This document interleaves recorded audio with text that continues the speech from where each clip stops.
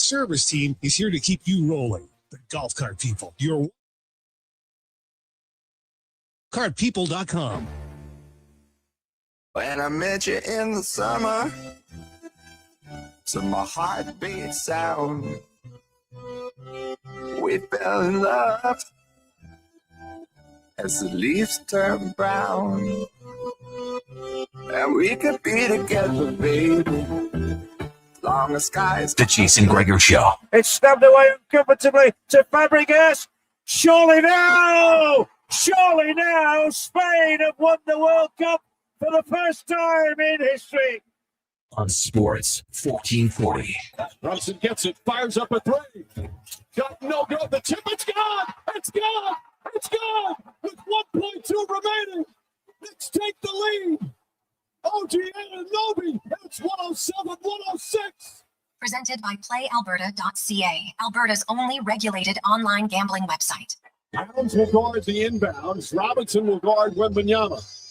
Vassell, Castle, Fox as well. Harper's going to inbound the ball. No timeouts left. They have to get it in. Harper lobs it inside. Castle hasn't lost it. That's it. It's over. The greatest comeback in NBA playoff history. The Knicks pull off the miracle comeback and lead it 3-1.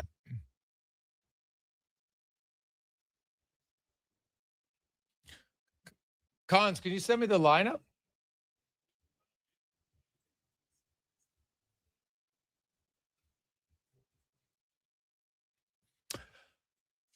Well, a tremendous Thursday afternoon. How are you? And welcome to the Jason Gregor Show on Sports 1440, sports1440.ca, YouTube, Facebook, X, and Instagram. Thanks as always for listening. Thanks for watching the show. We appreciate it. Give Declan a thumbs up. Hit the subscribe button at YouTube. We very much appreciate it. Hey, hit the follow button on Facebook as well as the page keeps growing. We love it. The more you get, then the more you can do. Opens up more options for you guys to see different things. So it's awesome. So thank you very much. It is a busy Thursday. Last night in the association, you watch a game that's we've never seen before. The Knicks erase a 29-point deficit. And, you know, I watched the end of the first half, and I'll be honest, I was like, oh, my God, this is ugly. Like, this game is over. Let's honestly, I'll admit it. I thought the game was over. I didn't think they were coming back. Thought 100%. It was done. Beat it. But not. LT's in studio. oh, he's lost his phone. Uh-oh. Do you have a phone finder, Al? No, I don't. Oh, he has it on silent. Oh, he's more rattled than Declan is over DeAndre Fox right now. That's pretty rattled. Deckman wants to fire everybody after one game. Here's the thing about that comeback. If you watch it, it was like watching a little bit of a slow train wreck if you're a Spurs fan. Okay, it's, you know, they cut the lead in half in the third quarter. Now it's down to 14-15 to start the fourth quarter, which is still a lot, but you're probably like maybe a little concerned. And then all of a sudden it's 11, and then it's 9, and then it's back to 10, and then it's 7, and all of a sudden you're like, what? They're within 5? How about when Wemby misses back-to-back free throws? Are you kidding me? What about the Harper giveaway? Like, hey, Fox, should he have dribbled into the corner? I get it, but I also get why you're thinking, hey, man, we score here. It's game over. It is game over. I am this close to the bucket. What a play by OG Anunoby. Are you freaking kidding me? That guy was unreal for the Knicks. Offensively, defensively, the greatest offensive rebound in New York Knicks history. That will be remembered for a long time. Maybe remembered as much of just OG might be the calmest dude ever. His post-game interview on the floor, it was just kind of like, oh, well, yeah, you know what? Hey, just wanted made a shot. That's great. No big deal. And then you throw in the fact that in his post-game presser on the podium, still very calm. Not much changing. It is, and he even laughed. He's like, yeah, you know, that was cool. Yeah, it was cool. He said it was It was an unbelievable game, man. I'm watching that fourth quarter, and I'm like, they got the lead, but what about when Hart goes in and he decides in midair, I don't know if I should dunk it. I don't know if I should lay it up. And then it's not really a lay. Is it a layup if it's not off the boards? I guess technically it is, but either way, he missed it. And I'm like, could you imagine if they come all the way back and that's the shot that cost them? Like, so much happened in the final 2 minutes of that game. I know we always like to blame one person because if we blame this guy, let's just. And everybody, I was reading all DeAndre Fox, terrible decision. Sure. But Wemby missed 2 free throws, people. 2, not 1. Just make 1 and it's a tie game. But he missed both. And if he makes 1, who knows? Maybe the Knicks then try to throw up a 3. Right? Who knows? But either way, that was a game for the ages. And 53 years since they've won. And now, hey, they still got to win another one. There's no guarantee. It's been a tight series. No question about it. But they win the series. You're a New York Knicks fan and you've waited 53 years, 20 years, 10 years, or whatever your age group is, man, be unreal. It's like Oilers fans. Right? When the Oilers win the cup again, if they win the cup again, you hope that eventually they do for their fans, because it's obviously been 36 years now. And you would hope that maybe they win at some point. And if they do, there'll be a lot of people celebrating. There'll be a lot of tears that shed by fans because you gave a lot of emotion, a lot of time, a lot of money. You're going to those games over the years. I could see it.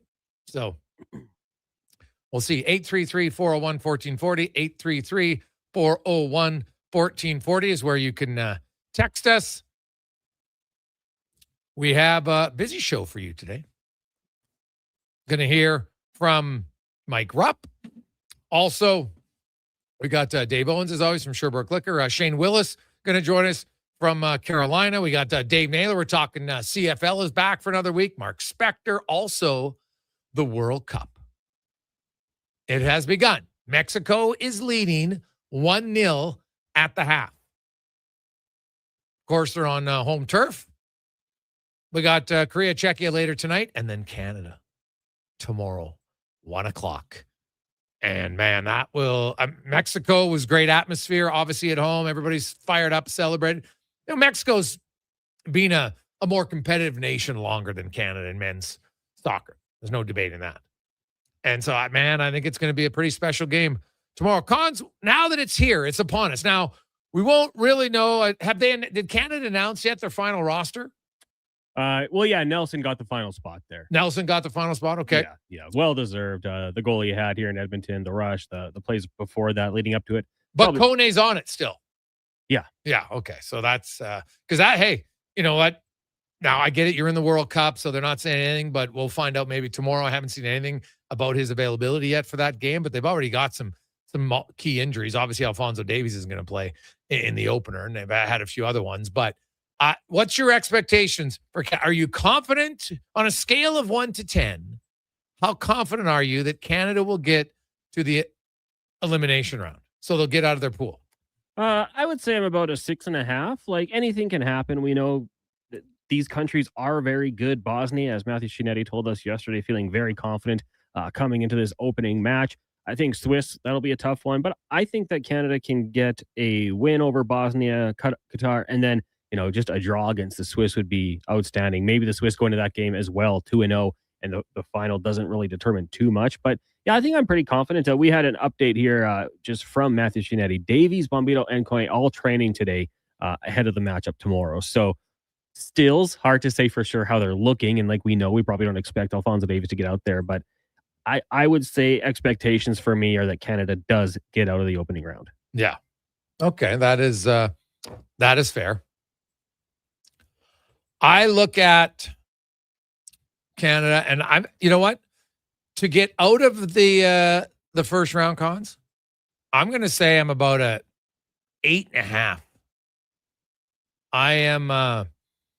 I'm pretty confident that they can get out of their pool, because it could be first, second, or even third if you're one of the best third teams, right? Yeah. So it's pretty good when you consider that there's that many teams that can get out. So now it's not going to be easy. Tomorrow's a massive game. If you look at the history of the World Cup, lose your opening game, it's really hard to get out of your bracket. So they're going to have to do it. So you got to take advantage of the opportunities. Like I look at, there's a lot of crucial parts for this Team Canada, but with Jonathan David, Kyle Larin, Promise David, when he gets into the game, those guys have to finish their opportunities. Like, it's so crucial for this team. Like, we've seen in the past, they get great looks and they don't finish. You got to be on the top of your game. You have to finish them in this event, especially in your first matchup here. Also today, not a surprise, but it's official. Darnell Nurse has asked for a trade. Now, that doesn't really matter how you got to this point. I know the Oilers organization had asked him, so is it mutual agreement, whatever you want to do. Now, he had to give him a list of teams, and we got a lot of texts already, 833-401-1440. I think the first one we can start with, I know there's a lot of people, hey, Vancouver, he's not going to Vancouver. I would be floored if Darnell Nurse, at this stage of his career, a guy who's been to the Stanley Cup Final 2 of the last 3 years, is going to have a Canadian market team that's in a full-on rebuild. No chance. I think there are teams that are very easy for me to pick. I could see him giving them a list of 10 to 12 teams, realist. Because if it's a list of 3 like Dylan Larkin, it ain't not much is happening there. Okay? But when you look at Nurse and, let's kind of go over the teams. Let's kind of start at the bottom, right?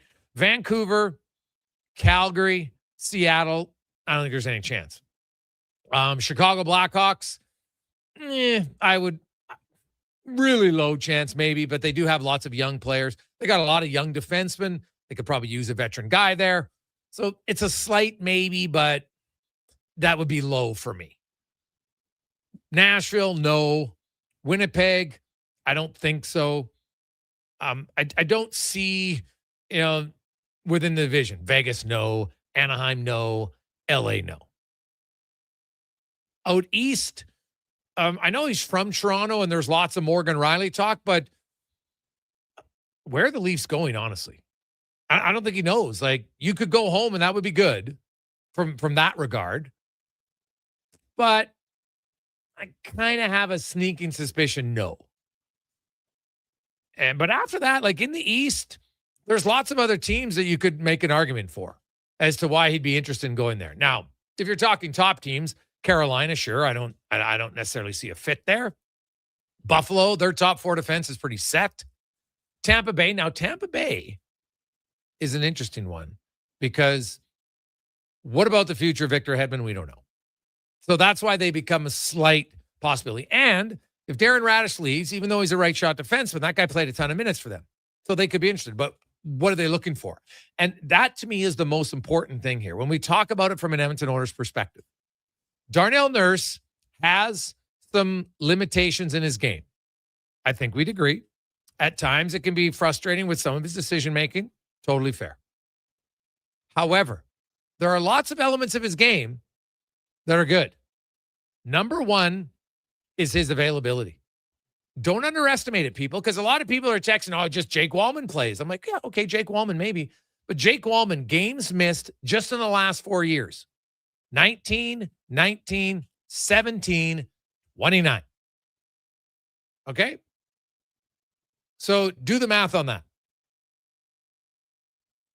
That's 84. That's a full season missed because now it's an 84-game season. That's a full season missed of games over the last 4 years. Darnell Nurse has missed 18 games in the last 9 years. And 1 year he had the injury, he missed 11. So he missed a grand total of 7 games of the other 8 seasons, man. Like, this guy, he's durable. He plays a lot. Look at his minutes played. Not only does he dress a lot, he plays a lot.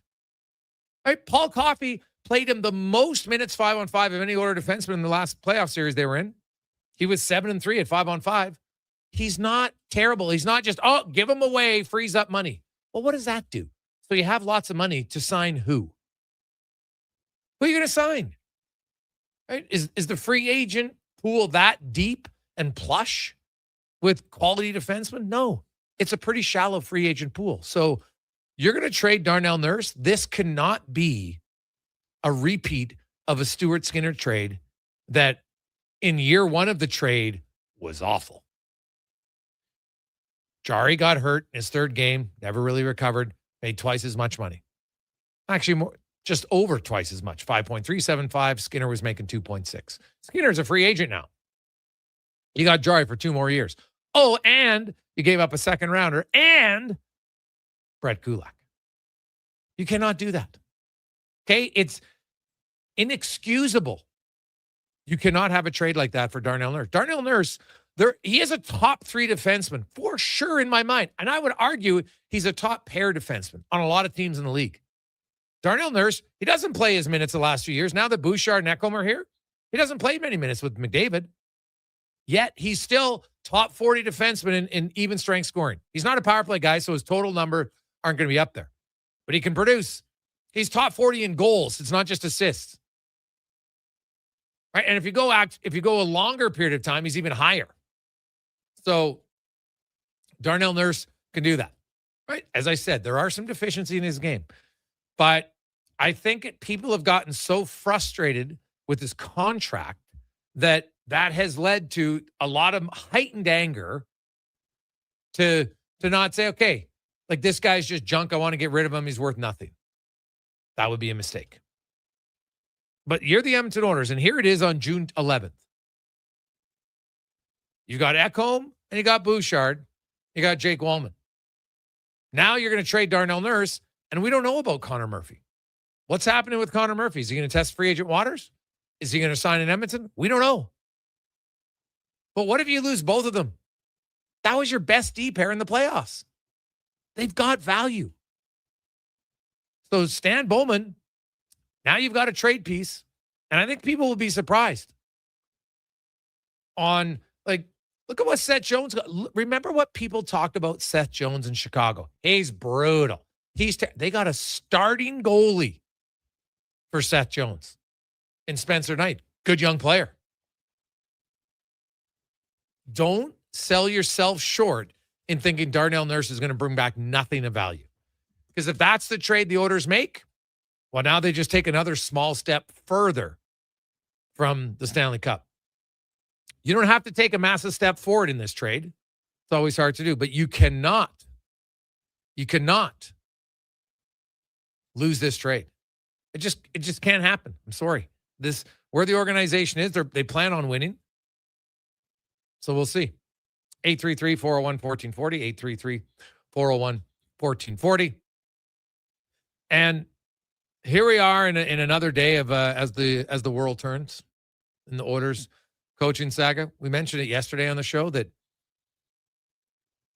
this has been just a cluster, you know what, from the start of it until now. It's clear the organization feels they need a hard-ass coach. Okay, that's just look at their strategy. That's what they've done, okay? Okay, that's fine. You're allowed to do that, but it's like they've gotten so blinded by it that they're like, we need a hard-ass coach, so we're just going to go guns a-blazing with no real plan. Because if they would have had a real plan, Chris Knobloch they would have announced the firing first. Chris Knobloch, okay, you know what? We need a harder coach. We don't think he's the guy. Right or wrong, that's their decision. They're allowed to do it. So do it professionally. Fire the coach. It's the offseason. That's how teams do it. You fire the coach, then you go on a coaching search. But no, gets leaked out. Well, we're trying to talk to Cassidy. Well, guess what? You don't even get permission to talk to Cassidy. So that becomes step one, backwards. Now you got to fire Knobloch, even though everybody all knew it. Oh, worst kept secret. What? Knobloch's getting fired? Didn't see that coming. Everybody saw it coming.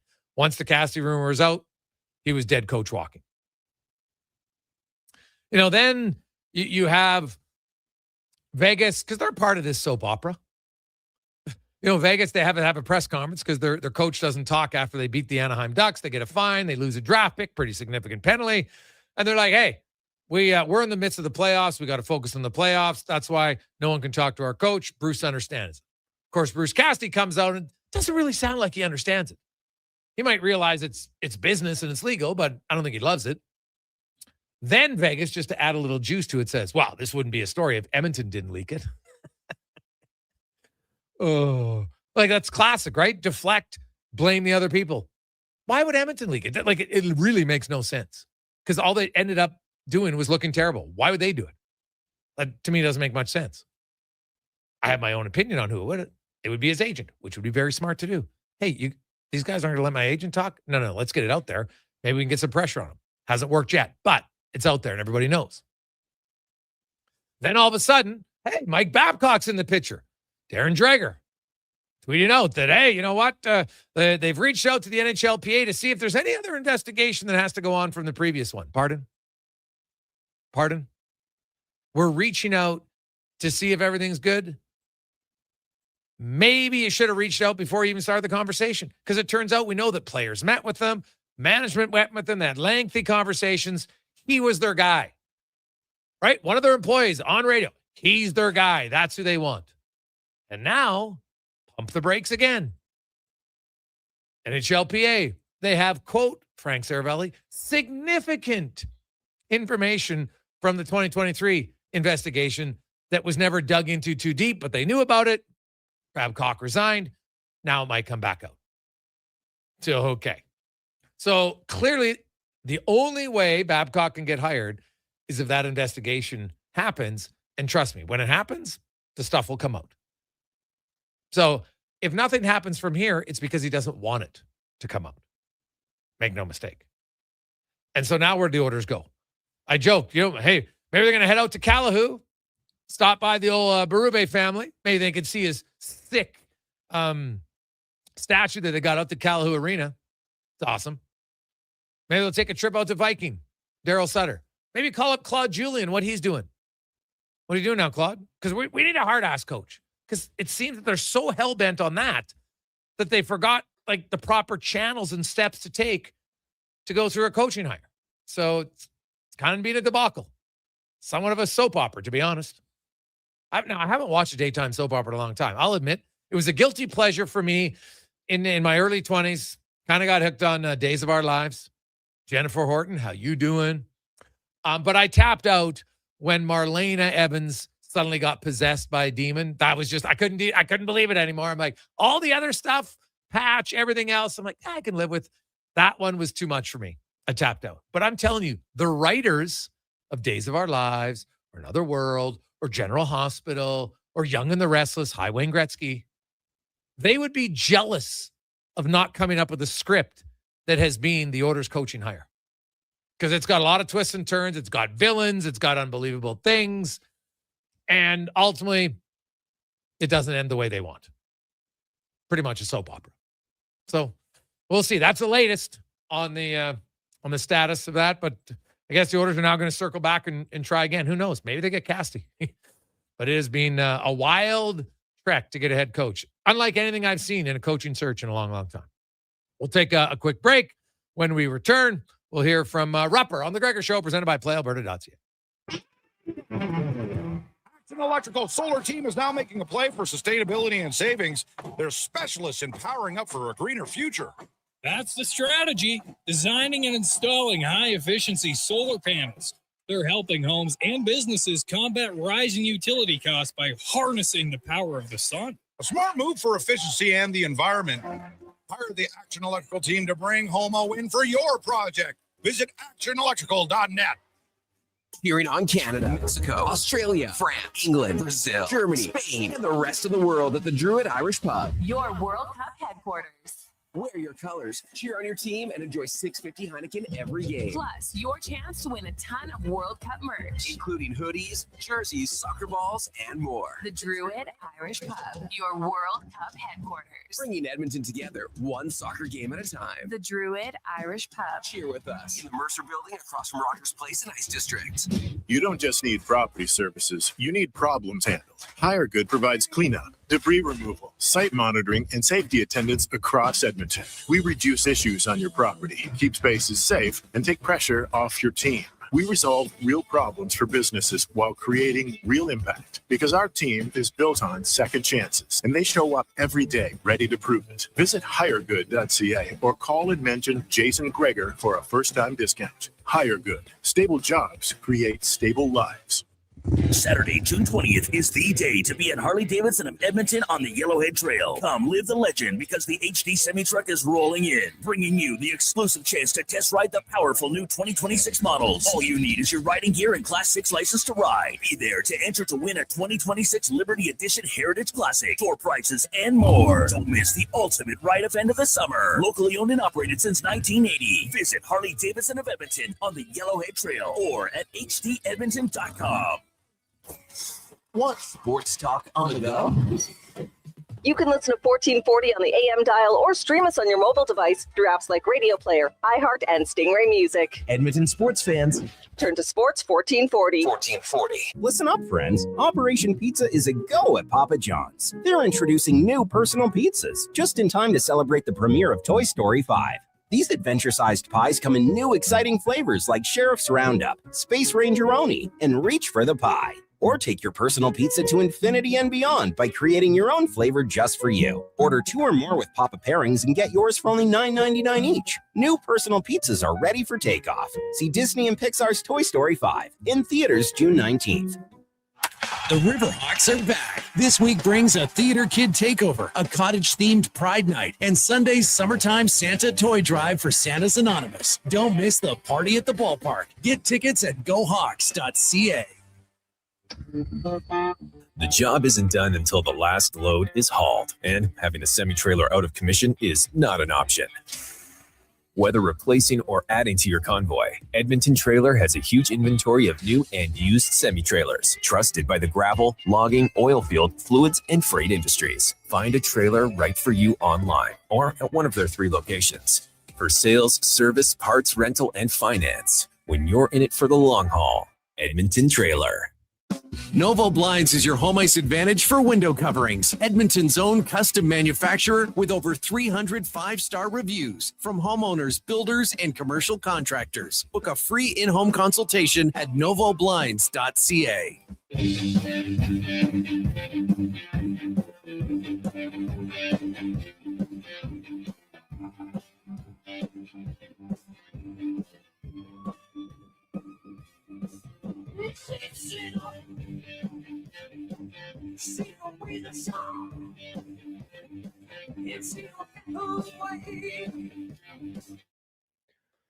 Portions of this hour brought to you by Crystal Glass, your clear choice for residential windows, locally manufactured and installed. Crystal Glass provides a beautiful product and incredible customer services for all of your residential needs. Call 310 Glass or visit crystalglass.ca for a quote. The Jason Gregor Show, the best of Edmonton sports talk and beyond. This is Sports 1440. Presented by PlayAlberta.ca, Alberta's only regulated online gambling website.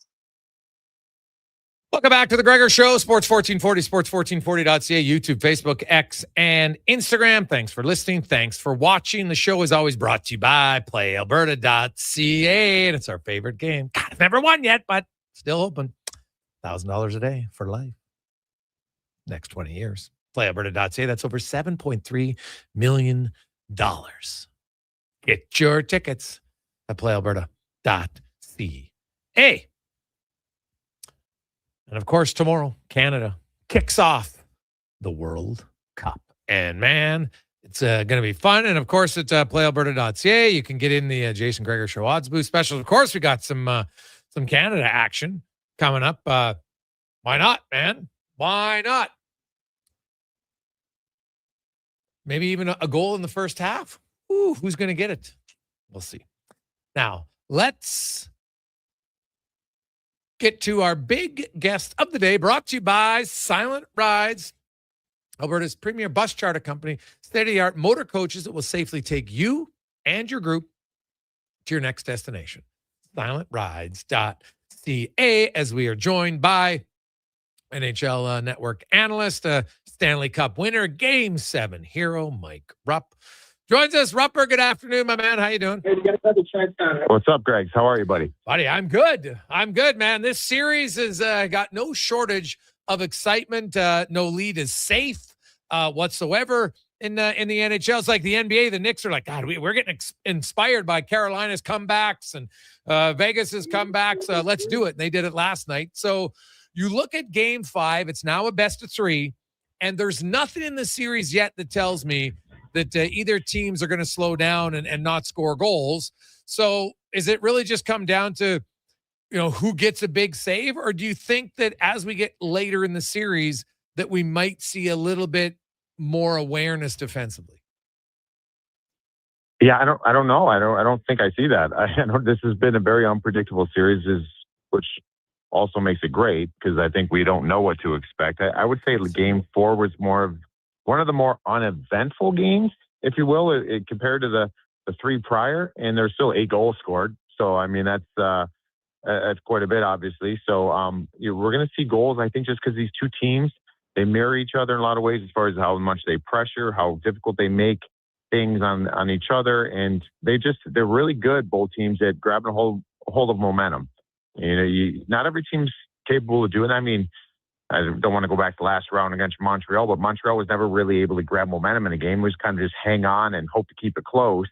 I mean, these are two of the best teams that by getting pucks in, forechecking, pressuring with speed and physical ability, it's really just kind of throwing the other team for a loop. So I don't expect to be a low-scoring game, but to your first point's bang on. Whatever goalie can be just good, that team will win. And I don't think they're asked to do any more than that. These are two great goalie environments for both teams. It has been all year. You'd have to assume that someone's going to be a little bit better, but I don't think anybody's going to be lights out. I don't think we're going to have a goaltender stealing the show anytime soon. And the goaltender for Carolina, you're expecting it to be Bussy. Do you think we're going to see Anderson in this series at all again? It's funny. I was thinking Bussy would be the right call from what we saw in the last game. When he came in relief the prior, I thought that he's showing pretty good. Like he's been fine. I wouldn't say he's like exceptionally been better than Freddie. I know Freddie's games dropped off in the last 2 rounds, but I'd probably go with him because he looked pretty solid and looked like he was able to make the saves when he needed to. But the one thing that kind of keeps creeping in my mind is just kind of what we've seen with other teams in the playoffs. There seems to be the goaltending position, like it's viewed differently now, where you have planned breaks and going back to other goalies. We've seen other teams do it in the playoffs. It's something kind of new. I feel like for me, Rod Brind'Amour kind of alluded to that this is just a reset for Freddie. So if that's the case, then I'm like, is it Freddie? I don't think it is, but I wouldn't rule him out the rest of the series. We'll see how tonight goes, but I think we'll see Brandon Bussy. Yeah. Okay. You look at the last game, Rupper, and Mr. Stahl, who, great storyline, scored a goal in every game so far in the Stanley Cup Finals, had 2 goals. His the game winning goal is kind of falling backwards, one hand's on his stick. That's when you know things are going right for you. But all of his goals have either come right around the net. And big body, I mean, get a little bit lucky, sure, on the first one where it hits the Vegas defender and pops down to him. But Vegas really, it's hard to handle his size because, there's lots of guys who are 6'4" and 230. Maybe it's his arms. I don't know what it is, Rupper, but he's way bigger than 6'4", 230. Yeah, Stolz's he's thick, he's tall, he's powerful. He still moves really well. I'd say actually probably moves even better the last few years than he did the prior few years. For whatever reason, I don't know if it's his conditioning or what it is, but he looks great out there. But you know what he does in a lot of these situations that maybe some other players don't do? He gets to the spot first. If you watch him when he goes net front, he doesn't just go in there and body up. He gets there before to the defenseman. He grabs the real estate first.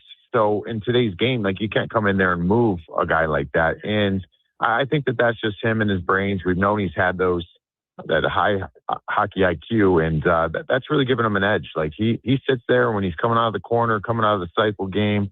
He goes to the net. He eludes any kind of getting tangled up, and then he goes and sets up shop. And you're not moving him when he's in there. So if I'm Rod Brind'Amour, at this stage of the game, I'm putting him on PP1 every single time. I'm probably taking Svechnikov off of it. I mean, you got to win 2 more games here. You only got potential of 3 left.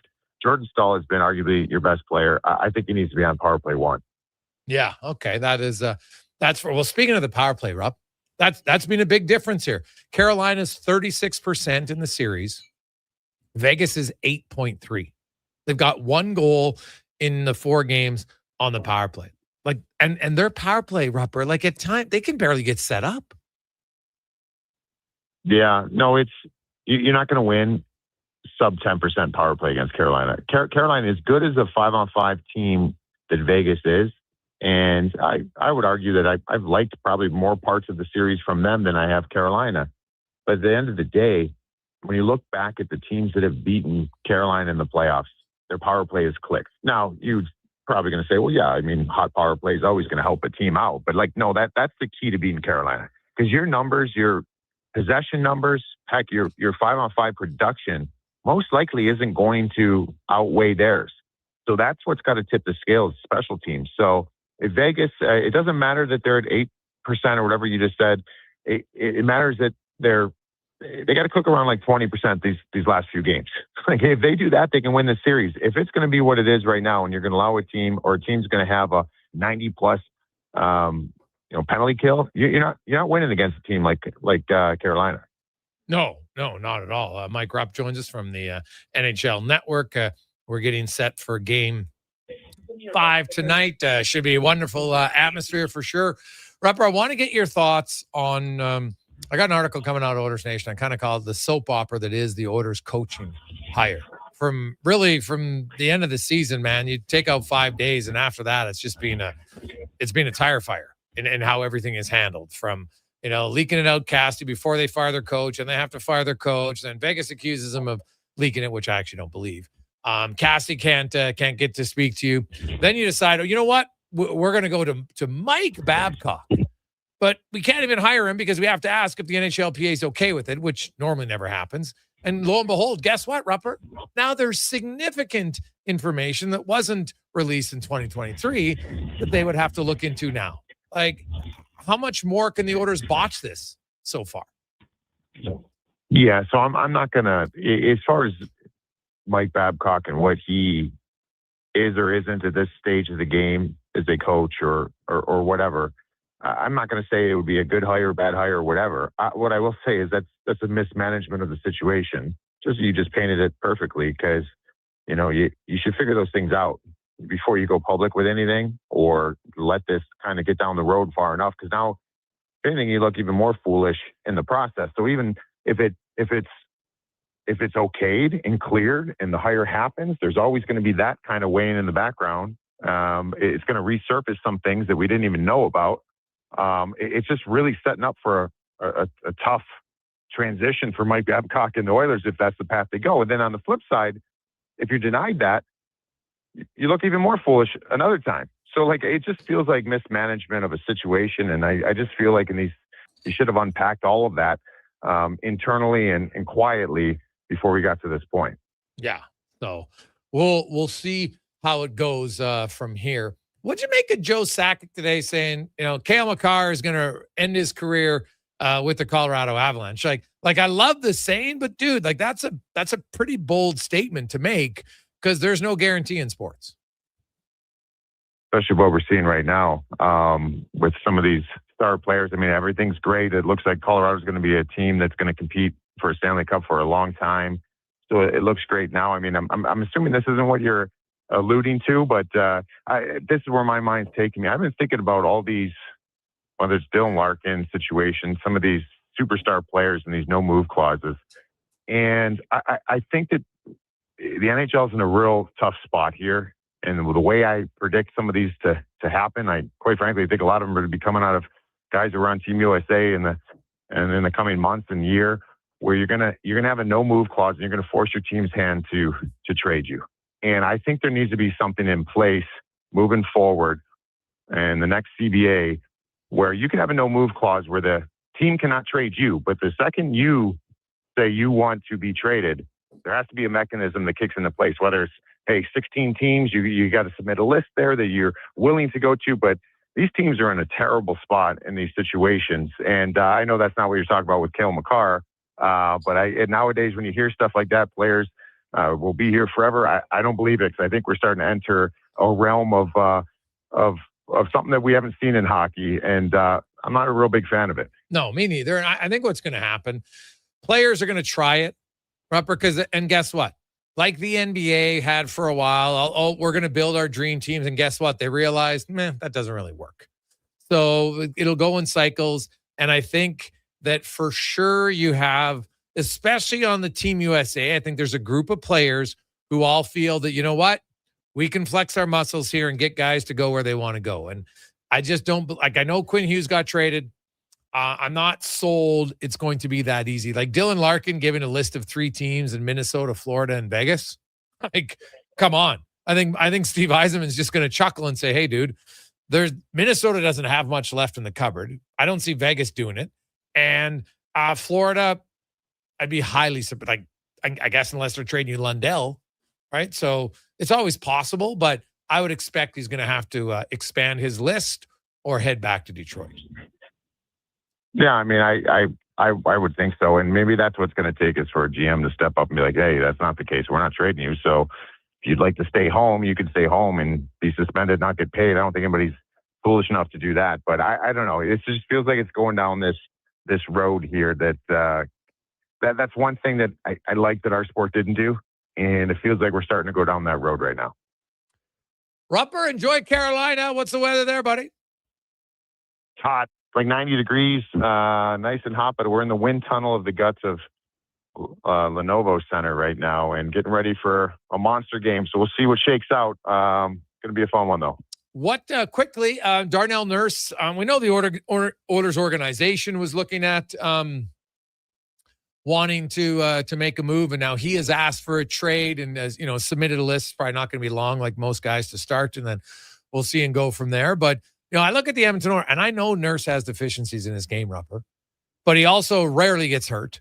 Plays, 20-plus minutes a night. He's played the second most minutes in the NHL over the last 9 years, right? Like, he's available a lot, and availability to me is pretty important. The Oilers, I thought, lost bad so far in the Skinner trade. They can't afford another one. What kind of return do you think Darnell Nurse could get Edmonton? Well, that's an interesting one.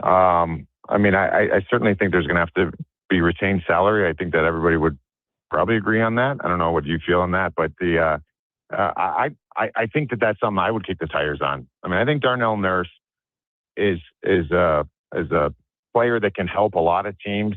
But it's what's it going to cost? I mean, that's going to be the secret here. Is what's that going to be? Is it going to be? I mean, I think a lot of people think it's going to be just the Oilers paying to unload him. I don't think that's fully the case. I think you'll see a return. I don't know what that's going to be, but if it can give them some cap room and some decision making, maybe this can benefit the Edmonton Oilers. But I also think there's teams just off the top of my head, like if I'm the San Jose Sharks, I'm calling and see what that looks like. Like you need to be tough to play against. You need defenders. I think there's a market there for them. It'll be intriguing to see what plays out. It will be, because there's lots of teams that are always looking for defensemen. So the Edmonton Oilers should not be selling low on Darnell Nurse. Rupper, enjoy Carolina, my man. We will chat with you on the rundown on Friday. Awesome. Thanks, Greg. Enjoy, buddy. There you go. That's Mike Rupp from the NHL Network. We have a trade to announce coming up next on the Gregor Show, presented by PlayAlberta.ca. There's still time to book your tournament at the Ranch Golf and Country Club. As one of Alberta's top tourney courses, the Ranch makes hosting fun and easy for any group or business. No matter how unique or unusual, they'll accommodate your vision for an event no one will soon forget. Start planning your tournament today at their beautifully landscaped course on the outskirts of West Edmonton. On-site event coordinators are here to help, but hurry, availability is limited and booking fast. Visit theranchgolf.com. Don't let equipment failure stop you cold. At AWS Welding in Nisku, our factory-trained service techs are on hand for all welding equipment repairs. We're a fully warranted center for Miller, Lincoln, and ESAB. And we service all makes and models. Proper, regular service extends the life of your gear and keeps it running at peak capacity. Don't wait for a breakdown. Book your service appointment today at 780-979-0470. AWS Welding. We make it happen. Need a new ride for road trips, errands, or just life on the go? Go Auto offers a massive selection with over 15,000 new and used vehicles to choose from. With over 70 locations across Western Canada, finding your next ride has never been easier. Whether it's a roomy SUV for the family, a sleek car for the open road, or a rugged truck for your weekend adventures, you'll find it here at a price you'll love. Explore thousands of vehicles today at goauto.ca. Legacy Heating and Cooling is the #1 air conditioning install company for slushy lovers. Because while a slushy keeps you cool as an 80s song for a moment, AC from Legacy keeps you cold as ice all season long. A permanent full-body slushy sensation keeping you cold as ice with no payments and no interest for 1 year. Keeping you cool without the brain freeze. That's how you build a legacy. Legacy Heating and Cooling. Don't miss a moment of Blue Jays baseball this season. Join play-by-play announcer Ben Showman for the games live on Sports 1440. The Toronto Blue Jays are on Edmonton's home for all things sports. Sports 1440. Everything is going to be okay. If your debt has you feeling like you're in a free fall, you have options.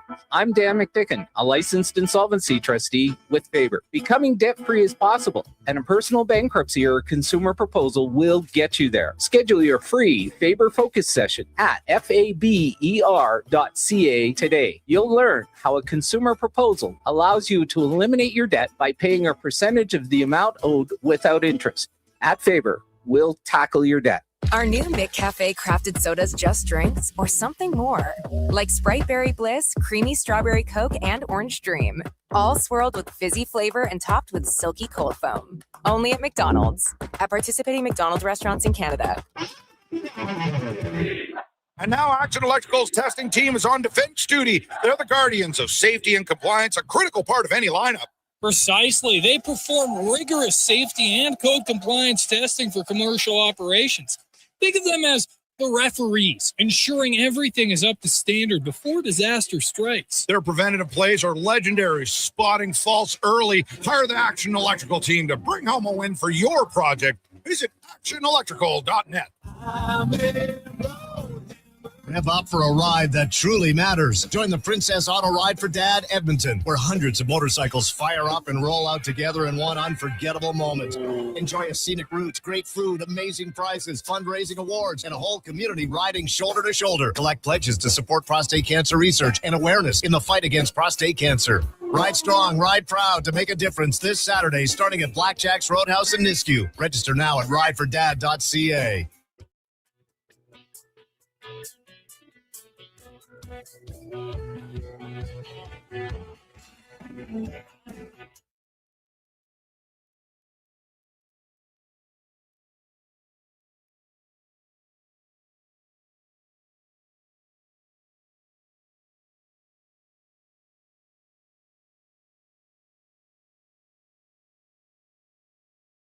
This is Sports 1440, where Edmonton talks sports. On YouTube, Facebook, and X. Here's Jason Gregor. Brought to you by PlayAlberta.ca.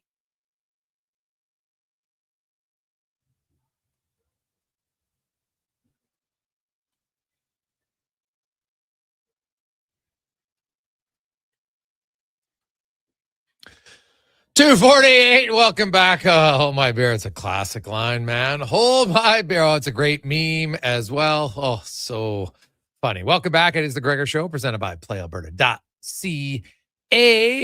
Where, man, there's lots going on. If you're a World Cup fan, you can check out all the games, all the action, including Canada. Tomorrow, of course, you have Korea and Czechia coming up later tonight, 6 o'clock. 8 o'clock our time. Yeah, 8 o'clock Edmonton time. And then, of course, tomorrow, Canada versus Bosnia and Herzegovina. That goes at 1 p.m. Edmonton time. And, of course, Canada, the favorite in that game. So we'll see where they go. 833-401-1440, 833-401-1440 as we get to Thirsty Thursday, brought to you by Sherbrooke Liquor. 2 locations, South Side on 50th Street, and, of course, the OG location on St. Albert Trail and 118th Avenue. Your best stop in the city for non-alcoholic beverages. If you're like, you know what? It's a dry summer. Great. You can get it all there. And, of course, you're having a non-dry summer. Beers, cocktails, wines. They have it all from all places around the world. Sherbrooke Liquor. And we had to make a trade today. Dave Owens is out. Suspended list. We'll see if he gets back in. And Steve Bazan is in at the last sec. Stevie, how you doing? I'm good, Jason. Yeah. How you doing? Yeah, filling in for the boss man today. So well, I love the teaser there before the break. Yeah. Yeah. Oh, yeah. Like, what it has. That's what they feature in radio. Good tease is always good. So we're continuing on our theme, of course, with the World Cup going on. Yeah. So we have beers from around the world, which there's very few places in Edmonton that have the beers around the world that you guys offer. And what are we starting with today? Yeah, well, we're going to start with, we're going to Germany. So we have beers today from Group C, D, E, and F. All right. So yeah, we're going to start with a light German Kolsch from Cologne, Germany. Of course, the hometown of Mr. Leon Draisaitl. And a Kolsch is an interesting style. Like it's historically made in Germany, and it's actually there's legal requirements surrounding which breweries can be called a Kolsch and which ones can't. It's kind of like the same way champagne, comes from the Champagne region. Sure. That makes sense. That sort of thing. So it's just breweries within 50 kilometers of Cologne can officially call themselves a Kolsch. Now the enforcement of that rule is a little loose. Like if you go through our cooler, you'll see some beers made in Canada and everything using that name. But especially within the European Union, it's like you can't call yourself a Kolsch unless you're made in Cologne, Germany. Okay. Well, it's kind of like a super can, but bottle size almost. Yeah, totally. It's Big like bottle. it's kind of a standard size for German beers. The shape of the bottle's a little different, but yeah, most of them come in a 500 ml bottle. And yeah, we have all bottles today too, which is unusual. We usually do cans on the show. So I always like beer out of a if I drink beer out of a can, I pour it in a glass right away. Oh yeah, you have to. Any beer you drink, that's a non-negotiable. You got to do that. But I love a Kolsch. So it's technically a pale ale when you look at the brewing technicalities behind it, but it drinks so much like it's kind of like somewhere in between a Pilsner and a more traditional European style pale lager, but it's just got like a little more subtle complexity to it. It's very smooth, man. It's so smooth. And this is the only authentic Kolsch that you can get in Alberta at the moment. Years ago, we used to be able to get 3 or 4 from that region, but nowadays, man, if you want a real Kolsch, you got to go for the Fru Kolsch. No one does it. The Fru, Fruh, with the 2 dots over the U, by the way. And for all of our German listeners, something tells me if you want to know a true Kolsch, you want to try the Fru. And anybody who doesn't, man, that is a really it's not flashy. It's not, you mentioned a little bit of an IPA, but there's no bitterness to it or no hoppy taste at all. Yeah, no, it's nice and smooth. It's the perfect sort of beer. If you just drink pale lagers and that's the only style you're into, but you're feeling a little adventurous, going to a Kolsch is a perfect little sidestep. You'll still like it, but it's got a little bit more complexity to it, but still super easy drinking. And then next we have the Cooper's Brewery, a sparkling ale. Yeah, now take a look at that bottle, Jason. Like put it up to the light, maybe shake it up a little bit. Yeah, like you see some little floaties in there. Yeah. A little bit. Yeah, so that's what makes this beer extra special. So those floaties, it's one of the only breweries that still does this on such a large scale. So they bottle condition the beer. You'll see it right on the bottle there. It says bottle condition. So what that means is they pitch some live yeast into the bottle, and that helps naturally carbonate the beer inside the bottle. And it's a style called a sparkling ale, Australian sparkling ale. And that was essentially invented by Coopers. And the story goes back. But it's not bubbly or anything. No, it's not bubbly. I think the sparkling is just in reference to those glittery little like floaty yeast particles that you'll see, which is completely, it's part of the style and part of the experience. So some people like to actually turn the bottle upside down, or you go to some bars in Australia, they'll roll the bottle over to you so the yeast gets all disturbed. I poured it so it's more clear. I didn't get as much yeast in there. It's all personal preference. It changes the taste and the aromas a little bit. It's a little foggy. Yeah, a little foggy. Yeah, it's not perfectly clear, but it's got an interesting backstory too. So back in the late 1800s, it was actually a preacher from Yorkshire, England, that was living in Australia. He had no intention of becoming a brewer or anything, but he made this homemade tonic for his wife, who was sick at the time, from an old family recipe. And I guess some of the neighbors got a little sip of it, a little bit, and they got it. They got a taste for it. They're like, "Can you make more?" And then kept getting requests for it, and then started a brewery in the late 1800s. And it's still the same family that owns it too. And Coopers is the largest, independently owned brewery in Australia. Wow. There's been corporate, huge international conglomerates that have tried to take them over and everything. They're like, no, we aren't going to do it. And they had submitted some legal documents in the 90s saying that, no, this is going to be a family owned company and we're going to make it impossible for a corporate takeover, which I thought was a really cool story. And yeah, jives with a small local family run company like us. I like it. So for all you Aussies, the Sparkling Ale, I'd say it's a solid beer. Nothing flashy about it. Just straight solid. Different, as you mentioned, with the look more than anything else. Yeah, exactly. It's got a little more of a hot bitterness compared to that Fruit Kolsch, and that you can tell right on the nose. Like there's a lot more of that malty, almost English style pub ale quality to it. It's a little herbal, got some caramel notes, honey from the malts. It's it's just a nice, easy drinking pale ale. It's excellent. So now we're gonna move on to. So this is probably the most modern beer out of the bunch today. So we're going to Japan for the next one. Now this is a brewery called Far Yeast, and they started as a Tokyo-based brewery, but they decided, it's just this modern city doesn't quite match our vibe to it. So they started a brewery about 20 minutes outside of Tokyo. That has the Far Yeast White. Yeah, so it's sort of a nice countryside brewery.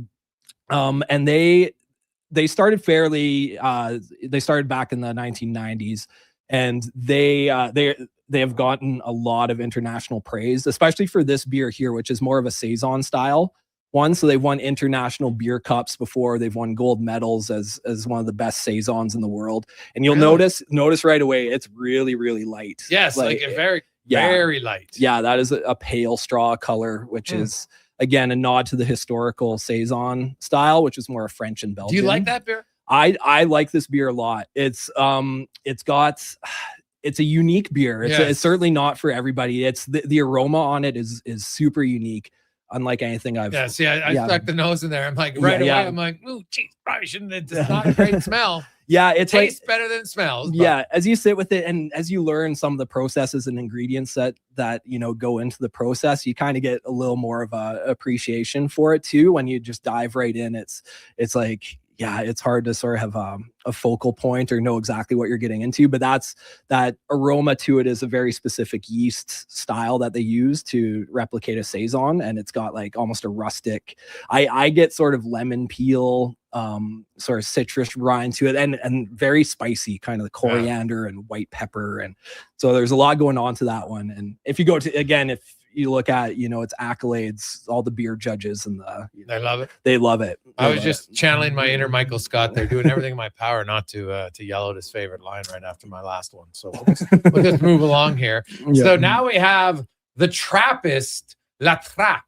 La Trappe. So yeah, we're going to the Netherlands now. Oh yes. So now it just looks like a beer. It does. The color of it. It's haven't tasted it yet, but it definitely. If you put it on a glass. That darker amber color, I think just to me, I say, well, except for dark beers, and I love dark beers. But when I'm thinking of like an ale colored beer, usually I find this color just more appealing. Yeah, it's got that, and it's a good thing you brought that up too, because it's one thing that I think the Trappist ales. That's unreal. And the sort of Belgian influence style ales have is like everything down to the appearance is just spot on. Like it's a golden color, so kind of similar style to some of the previous ones we had today, but it's just got this vibrant, like glowing hue. I just find it's a little bit more it feels fuller when I drink it, and it definitely has a fuller taste. Yeah, and it's an 8% beer too. Really? So it's 8%. Like it doesn't taste strong. No, it doesn't. And that's what makes this one, sort of dangerous. It's a Belgian style triple, which has that traditionally that golden style color. So think Chimay white is another popular one in that style. Honestly, like Belgium to me is the overall, like if I'm taking on average, I think they have the best beer. I 100% agree. They're just masters at it. They've got a special. I don't think I've had a bad Belgian beer. No, and this one just it's Belgian style, but it's actually made in the Netherlands. But they're one of those Trappist breweries that it's brewed by monks in the monasteries, and they've been doing it for centuries. So they have they share all the same techniques and everything with the world-class Belgian beers, but it's unreal. I highly recommend La Trappe. La Trappe for anyone. The Trappe. And lastly, we got a dark beer out of Scotland. Trackware House Ale. So this one, like, talk about history. This one goes back. It's still brewed in the same spot that was first brewed in back in 1107. So it's the oldest inhabited house in Scotland. It used to be like 1107, and it's still standing to this day. And it was a hunting lodge for Scottish royalty. It's like Mary Queen of Scots went there in the 1500s and drank some ale there famously. And it's so crazy. Like, it's got such a long, deep history. That's when you know something's built good. Like, obviously they've refurbished it a few times, but still. Yeah, and they stopped brewing beer there in around 1800, so right at the end of the 1700s. So they stopped brewing beer, but then whoever took over the property in the house was kind of looking around the property one day, and this was 1965. And so he went into the house, went into the basement, and they had the same brewing equipment, just intact, pristine condition that they had in 1800 when they stopped, and they still use that same setup, like the copper pots. They ferment everything in these huge oak barrels, so that's where you get that like oaky, woody character. I'm telling you, people, this might be one of the greatest tasting beers I've ever had. It's certainly in my top 3 of all time. Yes, definitely. No, seriously, I'm no joke. This is one of the smoothest beers, flavorful. Yeah. Oh my God. And it's good. And you look at their had it before. Yeah, and you look at their production levels. If you compare it, say, to a craft brewery, like a larger craft brewery here in Canada, a craft brewery here in Canada makes about 20 times as much beer as this place does in a given year. So they make super small batch. The fact that we get it here in Alberta, and at our store at Sherbrooke is wild to me. And it's just such a world-class beer, and we take for granted that we have it on the shelf all the time, but you go anywhere in the world and this is one of those iconic beers that people just, they want to try at least once in their life. Yeah, I highly recommend it. How do you say it? Trackware? How do you pronounce it? Trackware House. Trackware House Ale. Yeah. TRAQUAIR. Trackware House. That is honestly, I'm not joking. That's the greatest beer I've ever tasted. That is a solid pick. Yeah, it is. It's got that dried fruit quality to it, kind of like a little bit of and it finishes dry too. Yes. Like it comes across as sweet when you smell it, and when you taste it, it's got that toffee and dark fruit notes, but then it's got this dry finish to it. That's just it's fantastic. Wonderful, buddy. So yeah, check it out. If you want to see all the beers and everything, you can. It's on our Instagram page for Jason Gregor, as well as Sherbrooke Liquor. And actually, if you go to SherbrookeLiquor.com, they have a picture and all the beers with the description right there that everything we do on Thursday. So if you're driving, don't worry about it. Don't stress out. Just go to SherbrookeLiquor.com. You can see it. Stop in and just ask them. They always know which beers we were talking about, and you can ask them about. Well, all of them are good, but the Scottish one is definitely the last two, buddy. You finished it. You finished strong. Finished really, Thank you very really much. strong. I like it. Awesome. Steve, as always, buddy, good job filling in. Dave, my pleasure. Dave's car 1, Dave 0. Yeah. That's what we've learned on the Thursday. He'll today. recover. Geez, I hate it. That's why you ride your bike, Dave. It's more reliable. Well, maybe not for you. Don't get an accident. Don't get an accident. There we go. Let's get to the con man and a Sports 1440 update brought to you by Fountain Tire. Tires, they got them all. You're looking for some new wheels? They got that too. But also, maybe you're like Dave and you need to know what's wrong with your vehicle. They got their digital vehicle report. Dave, take it to fountaintire.com. They'll fix it. This is a Sports 1440 update. Longtime Oilers defenseman and assistant captain Darnell Nurse has requested a trade from the organization per multiple reports. The 7th overall pick back in 2013 finished last season with 7 goals, 24 points in 82 games played. Game 5 Stanley Cup Final goes tonight from Carolina. Hurricanes and Golden Knights pucked up at 6. That series tied at 2 games apiece as the World Cup just wrapping up in Mexico City. Mexico victorious over South Africa 2-0. Tonight from Guadalajara, you have Czechia and South Korea. That'll be going at 8 o'clock. Major League Baseball, Royals trail the Rangers 2-0 in the 2nd. And in the 6th, the Rockies have trailed the Cubbies 6-2. Later on tonight, Dodgers, Pirates, Orioles, Mariners, and the Braves with the White Sox. Some finals with the Mets over the Cards 5-4. Tigers beating up on the Twins 11-0. And the Marlins went the Diamondbacks 2-0. Week 1 of the CFL kicks off tonight. Winnipeg hosting Hamilton. That one gets going at 6:30. Coming up an hour or two, we'll be joined by former NHLer Terry Ryan, and Hurricanes analyst Shane Willis. I'm Connor Halley. This has been a Sports 1440 update. 1440, a Stingray radio station broadcasting on Treaty 6 territory. Download the free iHeartRadio app and listen to CKJR wherever you go. Come for Canada's largest trade shows, the biggest names in entertainment, exhilarating sporting events, and more. And stay for the experience at the Edmonton Expo Centre. Looking for the perfect place to host your next big event? From trade shows to galas, meetings, and concerts, the Edmonton Expo Centre has the space, event expertise, and service to make your next event unforgettable. With over 522,000 square feet of flexible event space, in-house catering, and operational expertise, they bring your biggest vision to life. Thursday. Learn more at edmontonexpocenter.com today. Afternoon. How are the home team goes beyond the bets. That's because your picks have provincial impact. Play Alberta is the only app in the province that puts all revenue directly back into supporting programs and services that Albertans rely on Never every won day. yet.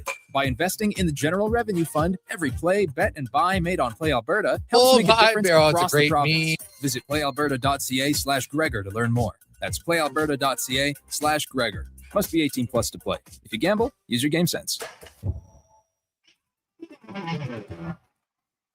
What a performance by Action Electrical today. Their projects team kicked things off, designing and building with unmatched skill. Then the service team swoops in for those crucial repairs and maintenance. And don't forget the testing team, ensuring everything's safe and sound before the solar team scores with sustainable energy. A complete team effort. Have Action Electrical bring home a win for you and your project. Visit actionelectrical.net. Hey, hon, I'm getting expressions and images to frame my hockey card collection in the man cave. Perfect. I'll come with you and bring our wedding photos. For sports memorabilia and family treasures, think Expressions and Images, your local custom framer since 91. You name it, we frame it. Hi, I'm Colin Livingston, president of Cantork. We've been tightening bolts and redefining our industry for 25 years. Yes, a quarter century, and we're just getting started. Check us out at cantork.com. Our tools age better than I do. Good to go. With Mortgages to Go, you'll be good to go. MortgagesToGo.ca says yes when the banks say no. That's why Alberta has trusted Mortgages to Go for over 23 years. If you need cash and have equity in your home, you're approved instantly. Guaranteed. Call 1-888-888-5998. That's 1-888-888-5998. With Mortgages to Go, you'll say, good to go. Commissioner Allen Auctioneering's Calgary, Edmonton, Winnipeg Public Unreserved Equipment Auction is next Friday at 9 a.m. featuring articulated dump trucks, backhoes, excavators, forklifts, graders, loaders, packers, reclaimer, skid steers, telehandlers, turf mowers, plus commercial trailers. Info at maauctions.com.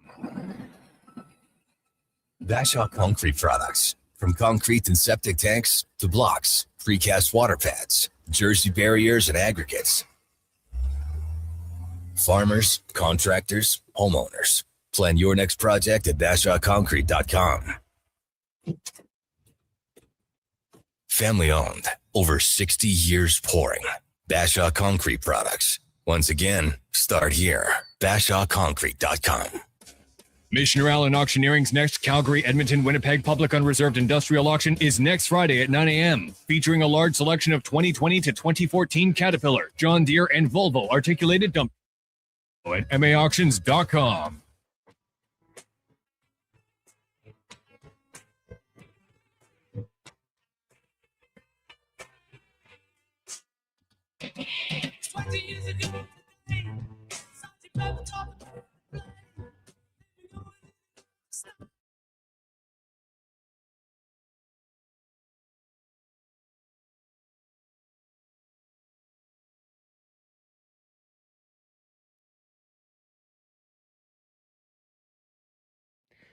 Portions of this hour brought to you by Leading Edge Physio. We treat pain and injuries head to toe and some other issues that might surprise you, like incontinence, vertigo, neuropathy, and cognitive issues. We invest in technology, techniques, skills, and people that know how and what to fix. Life shouldn't hurt. LeadingEdgePhysio.com. The Jason Gregor Show. The best of Edmonton sports talk and beyond. This is Sports 1440. Presented by PlayAlberta.ca, Alberta's only regulated online gambling website.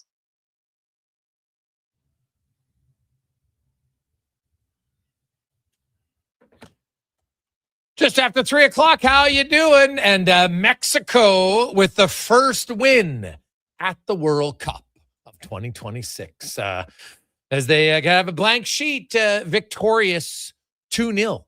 And they're off and running. So one host country, 1-0. Canada, hoping they will be the second. As Canada and the U.S. each open up their 2026 World Cups on the home field tomorrow. Canada, Bosnia, Herzegovina at 1 o'clock. And then you have USA and Paraguay at 7 o'clock tomorrow night. Coming up later on this evening, Korea and Czechia will battle on the pitch. Should be a pretty good match, actually. So we'll see how it goes. Welcome back. It is the Gregor Show, presented by PlayAlberta.ca, Alberta's only regulated online gambling website, where 100% of the revenue stays right here in our lovely province of Alberta at PlayAlberta.ca. As we hope that you are having a fantastic Thursday afternoon. Lots going on in the world of sports.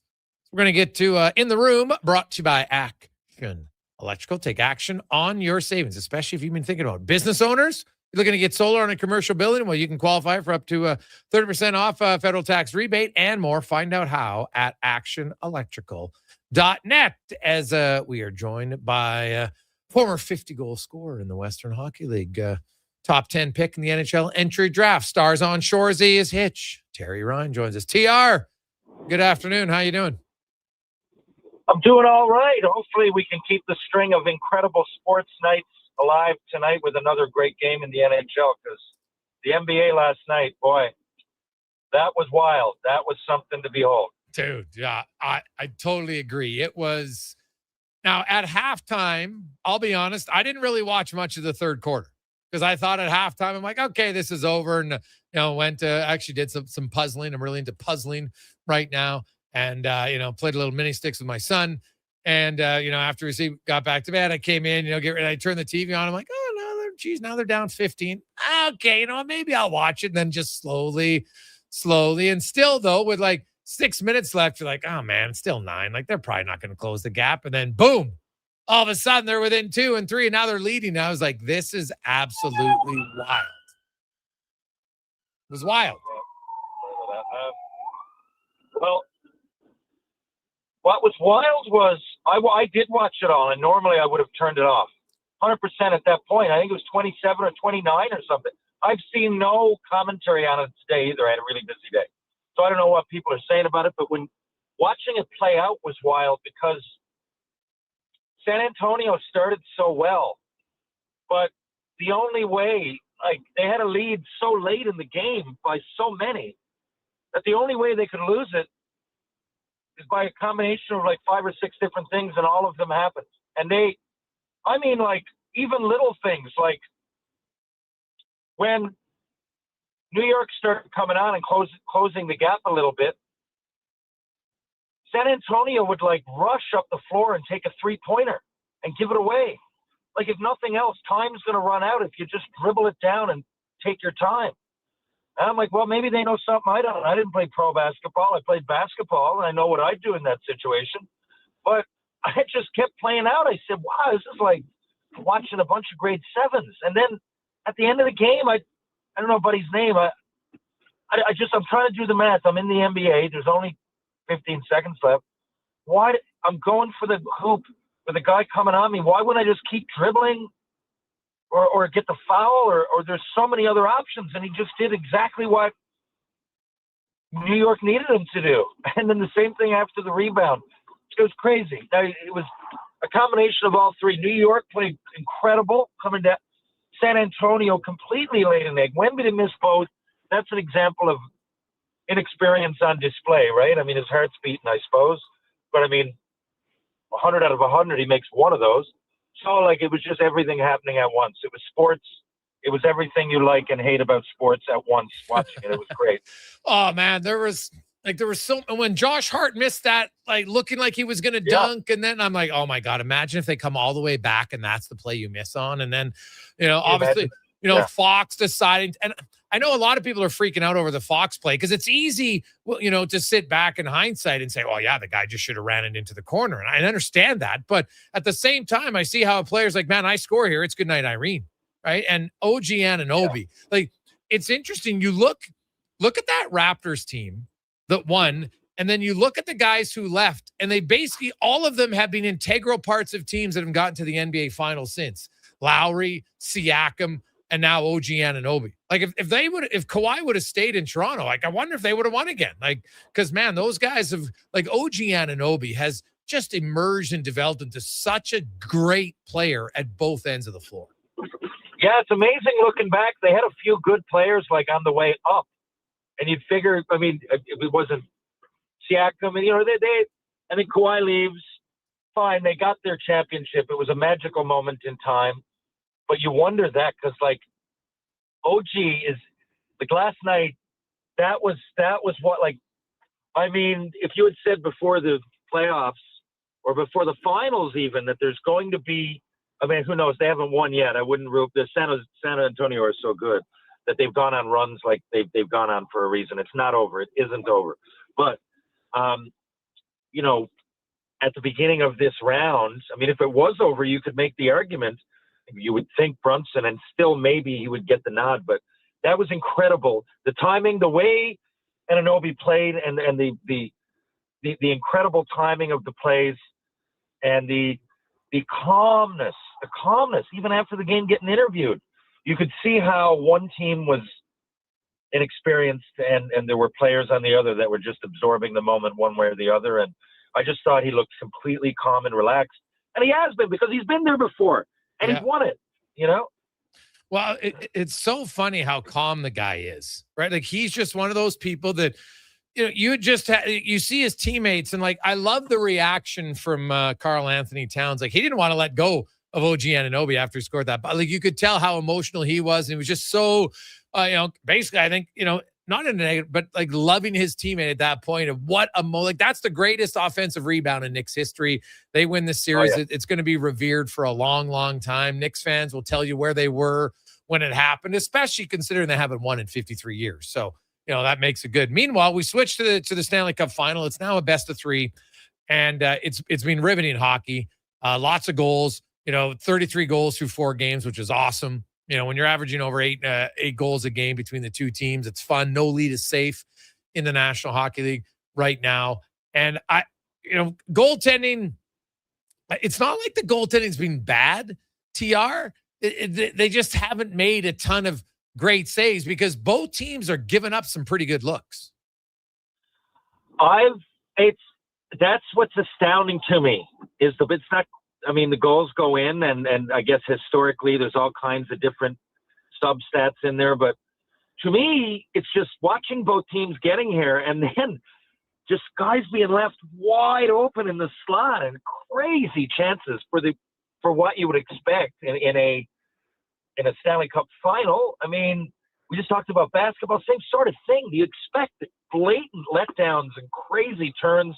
I don't know. In this, I would have predicted, even if I just watched Carolina play and didn't watch Vegas at all, if I just watched them get to the final and I watched no other team play, I didn't know anything about hockey, I would think that they were going to be a lot stingier when it came to all or nothing. And the same thing the other way around.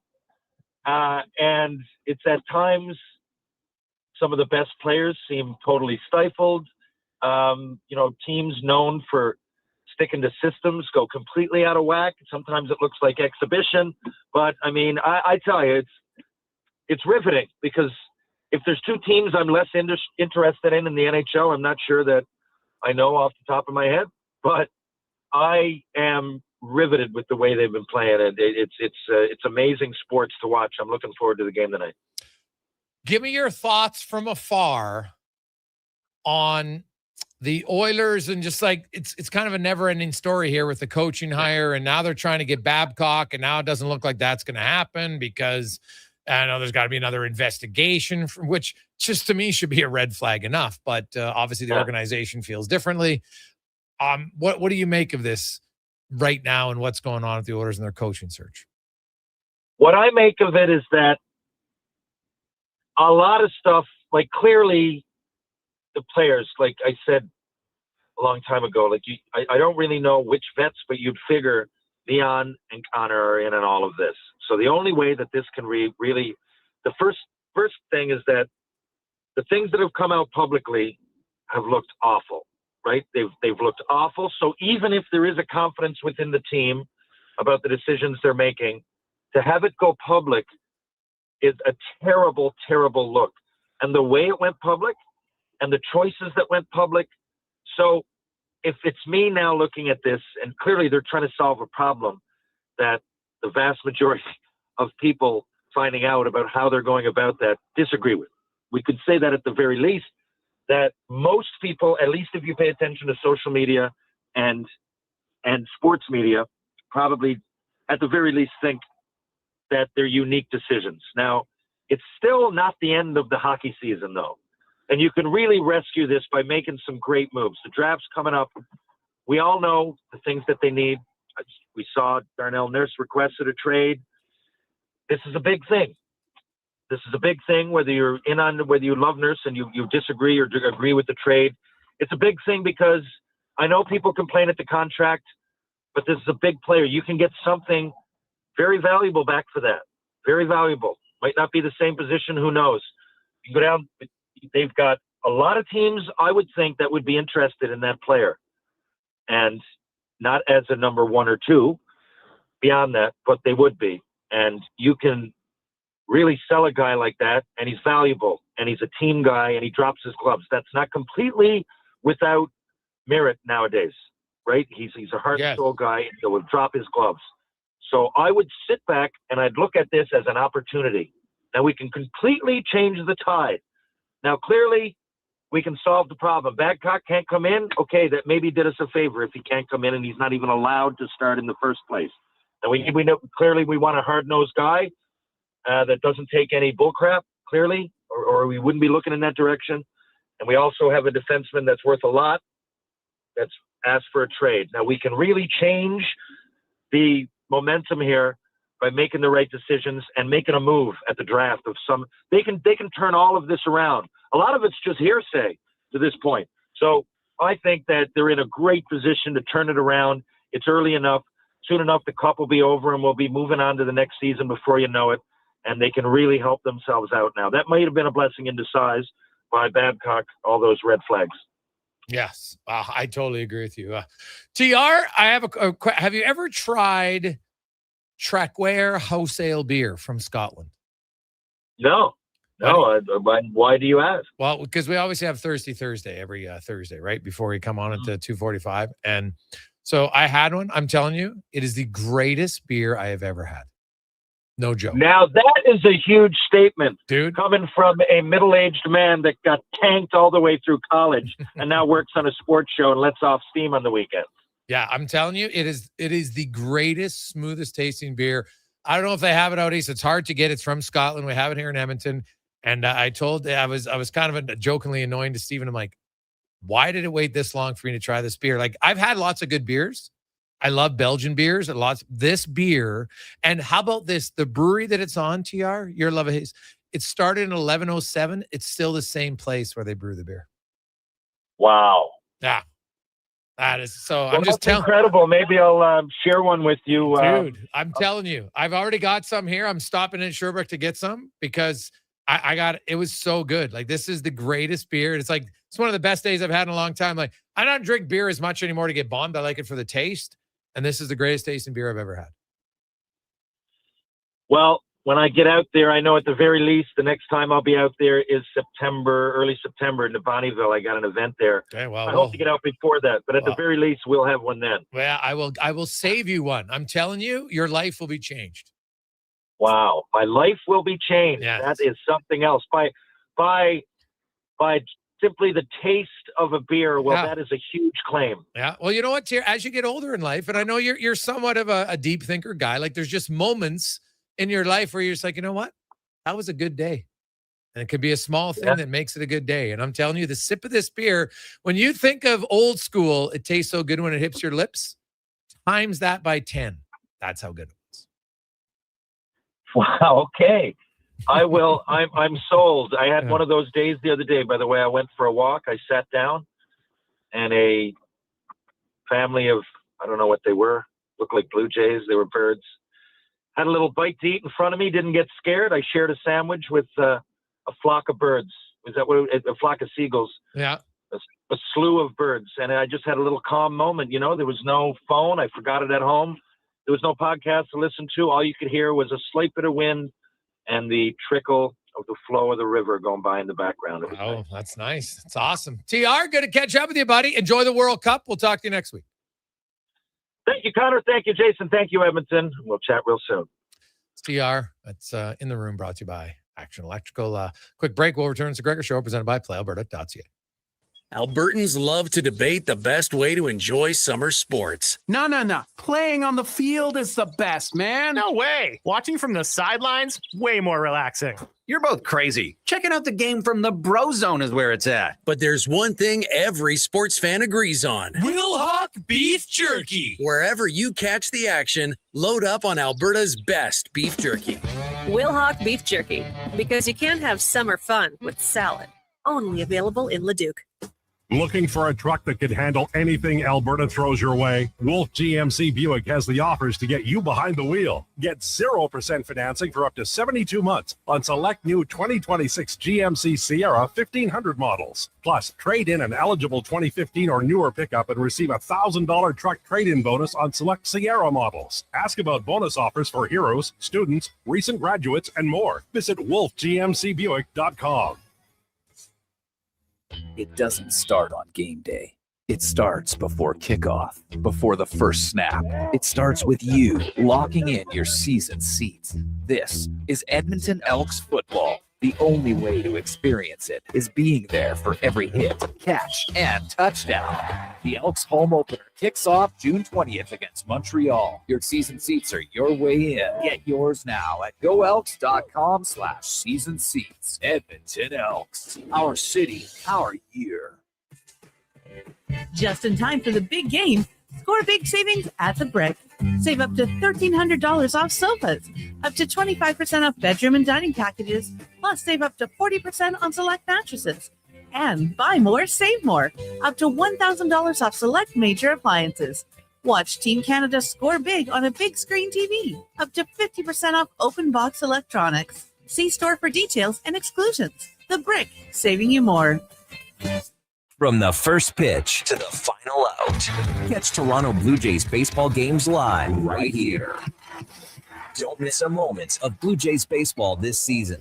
Sports 1440 is proud to be the home of Blue Jays baseball. Whether you're a craft beer connoisseur or more of a wine aficionado, there's always something new to discover at Sherbrooke Liquor, a unique family-owned independent liquor store. The selection, incredible. The non-alcohol section is also very impressive. Sherbrooke Liquor, expert, knowledgeable staff with a passion for unique finds. More than just a liquor store, we're a community. Alberta's best, the one and only Sherbrooke Liquor. Wine, spirits, and oodles of beer. Visit SherbrookeLiquor.com. Say hello to your new favorite drinks. Introducing new McCafe Refreshers. Icy cool, undeniably refreshing, and available in 3 flavors. Strawberry watermelon, mango pineapple, and blackberry passion fruit. Only at McDonald's. Hey, sports fans, we've got a clear choice for you. At Crystal Glass, we provide customers with the perfect glass for any job. From home to auto and even commercial, installation or repairs, we're your team. Call 310 Glass or visit crystalglass.ca. Crystal Glass. You don't just need property services, you need problems handled.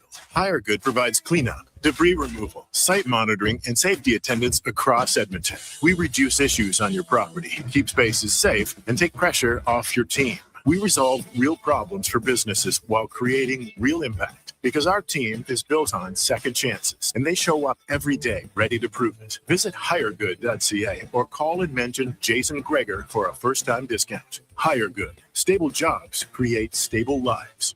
Are you overwhelmed by debt and getting nonstop calls from creditors?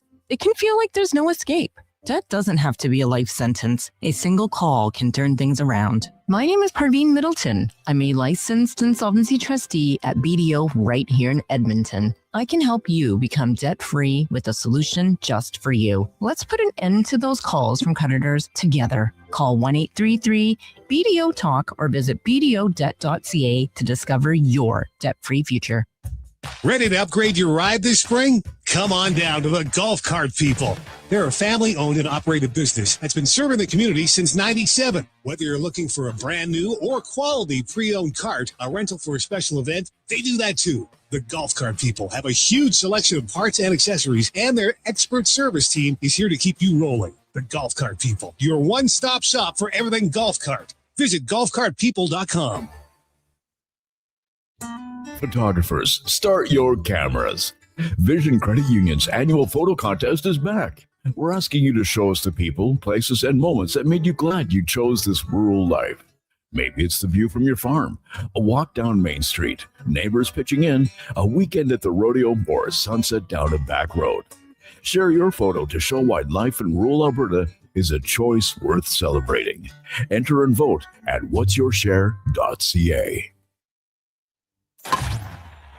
Don't miss a moment of Blue Jays baseball this season. Join play-by-play announcer Ben Showman for the games live on Sports 1440. The Toronto Blue Jays are on Edmonton's home for all things sports. Sports 1440.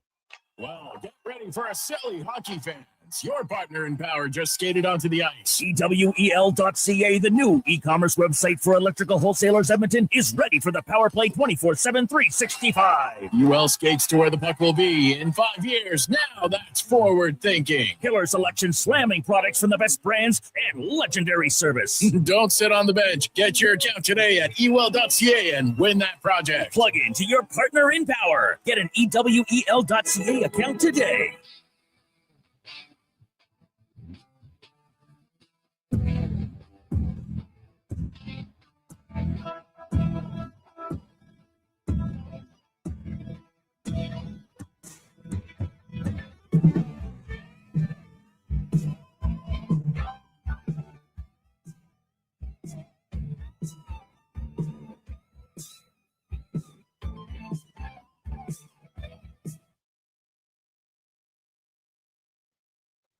Portions of this hour brought to you by Sherbrooke Liquor, the best place for wine, cocktails, and beers from all over the world. Also, a variety of excellent non-alcoholic options. See more at SherbrookeLiquor.com. The Jason Gregor Show, the best of Edmonton sports talk and beyond. This is Sports 1440. Presented by PlayAlberta.ca, Alberta's only regulated online gambling website.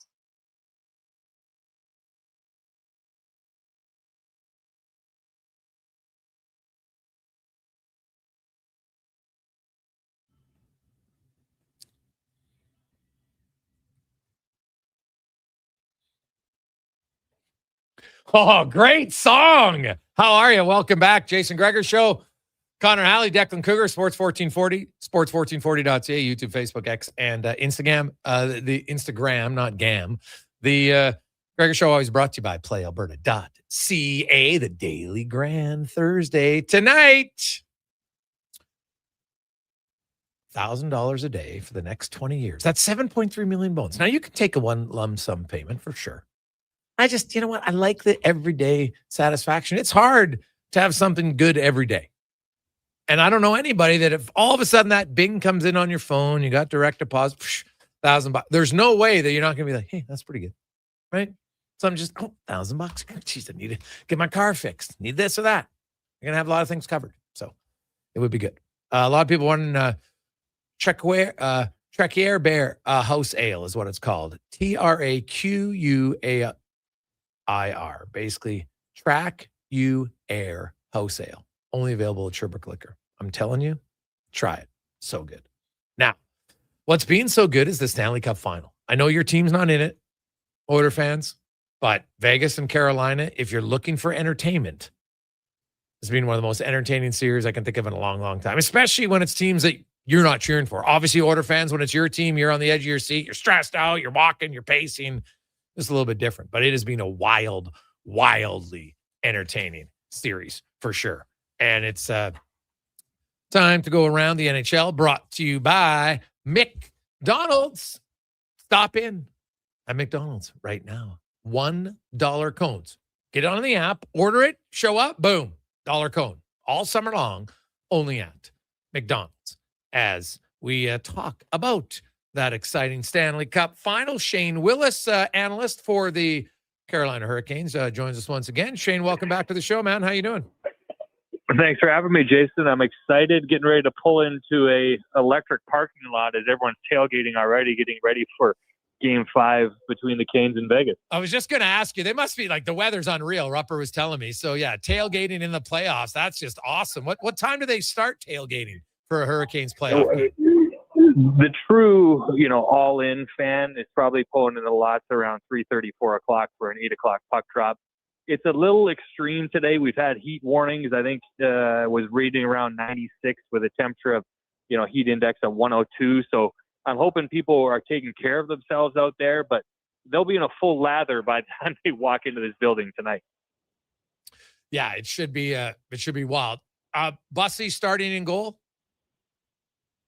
From everything I've heard, yes, of course, Rod is, always tight to the vest of what he's going to do, but I don't see him, making the change back to Freddie tonight after the way Brandon Bussy played in Game 4. Okay. Both of these teams, like it's wild to think that both of these teams had given up very little until the Stanley Cup final. And they had shut down teams who were pretty good. Like, it's not like these are the only two offensive teams left in the NHL.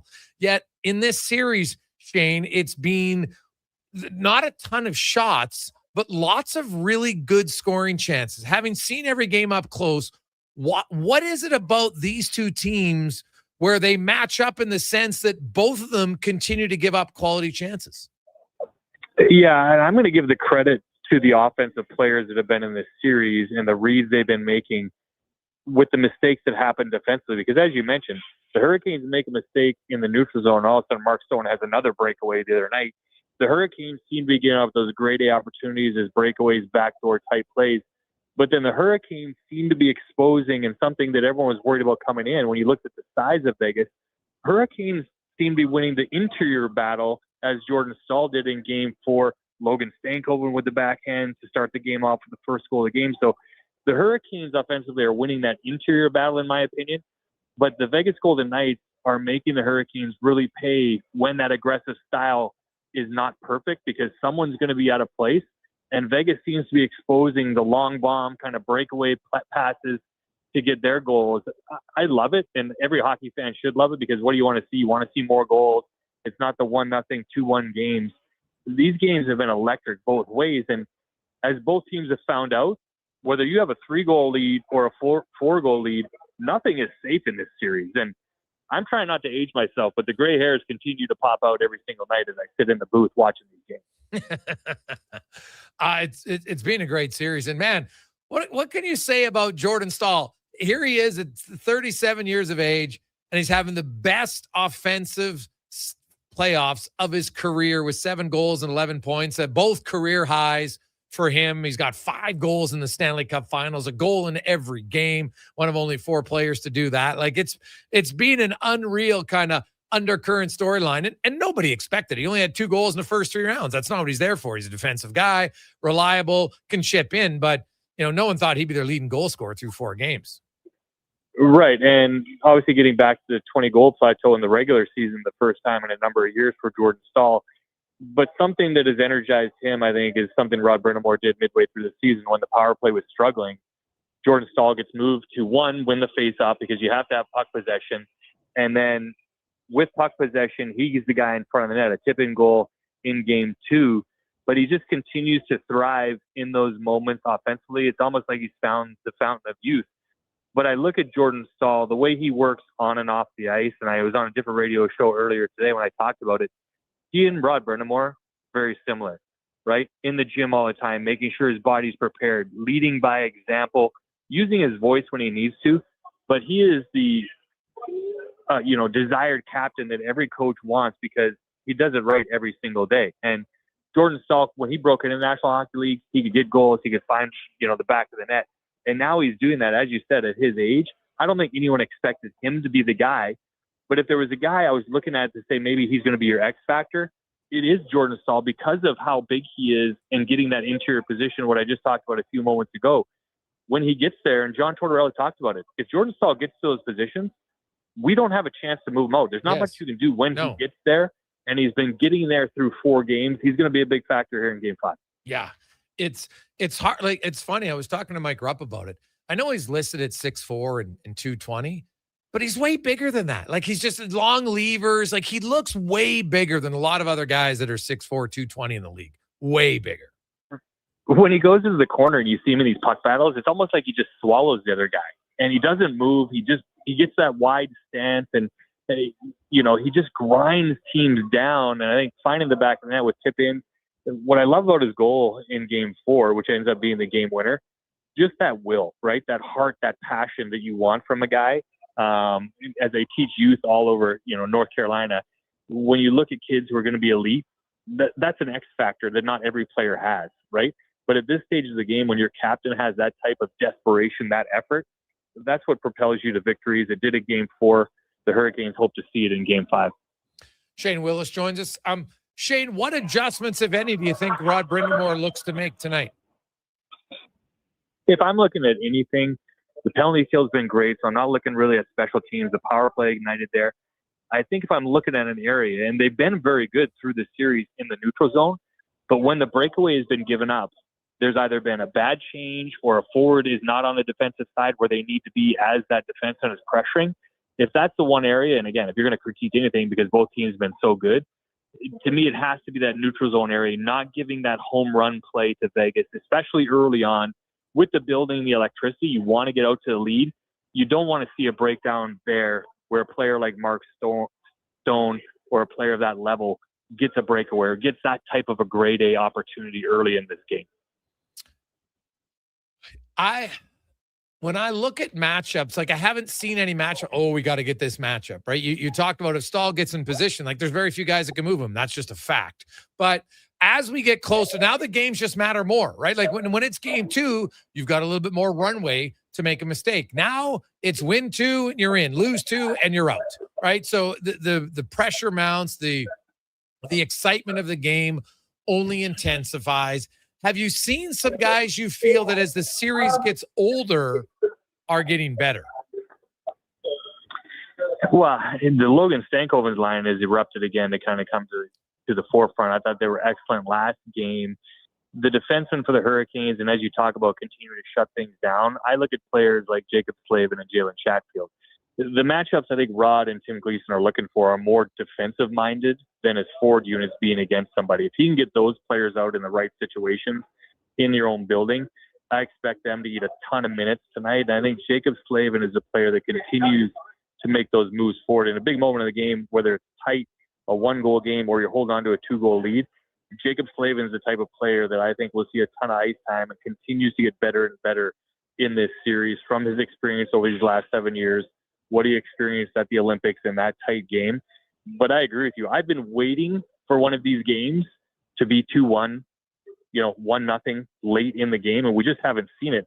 And I love it because everyone's just staying on the gas, saying, let's go for it.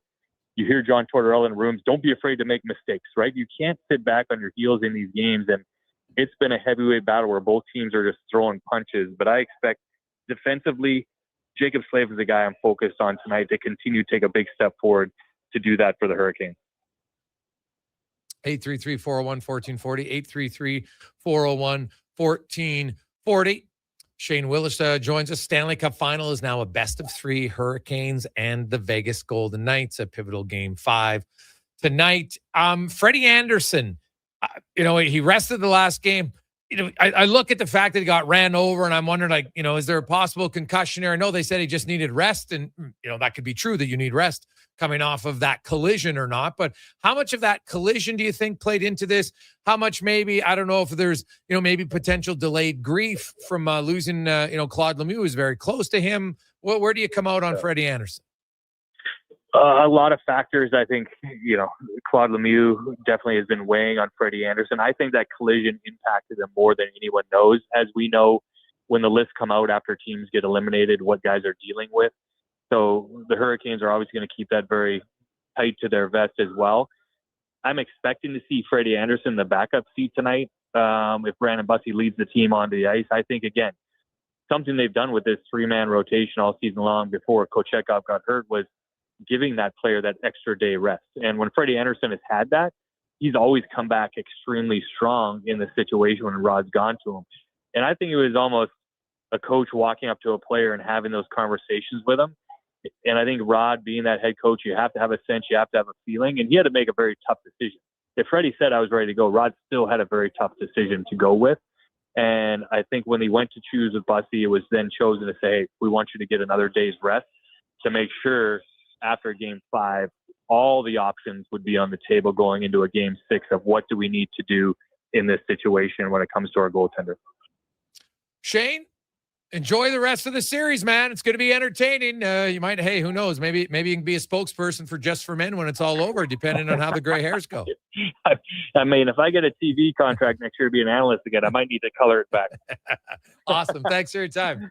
All right. Thanks, Jason. Appreciate it. There you go. That's Shane Willis, analyst for the Hurricanes. And, man, it's going to be rocking in there. The buildings have been loud. I love that they're tailgating beforehand. And, tradition that doesn't have to always just be around football. Why not? You can have it around hockey. It's great. I love it. Anytime to get together, socialize, have some fun, barbecuing. Who doesn't love a good barbecue? Never gone. Like, go to the Elks games now for tailgating. It's unbelievable. Well, first of all, if you don't have a spot now, you can't get in. Like, they're trying to get more spots because it's sold out every game. It's awesome. And it's great to see everybody's friendly. Some people are, and not everybody's in there drinking. Don't make it sound like it's just a drink fest. It's not. There's a lot of people in there. There's kids. You know what? They're playing they're playing games. You've got lots of hot dogs and hamburgers and many other things that'll barbecues. And it's just a lot of fun. You just see people enjoying it, socializing a little extra time before the game. I love it. It's great. And then, I remember the first time I went to an NFL experience in Green Bay.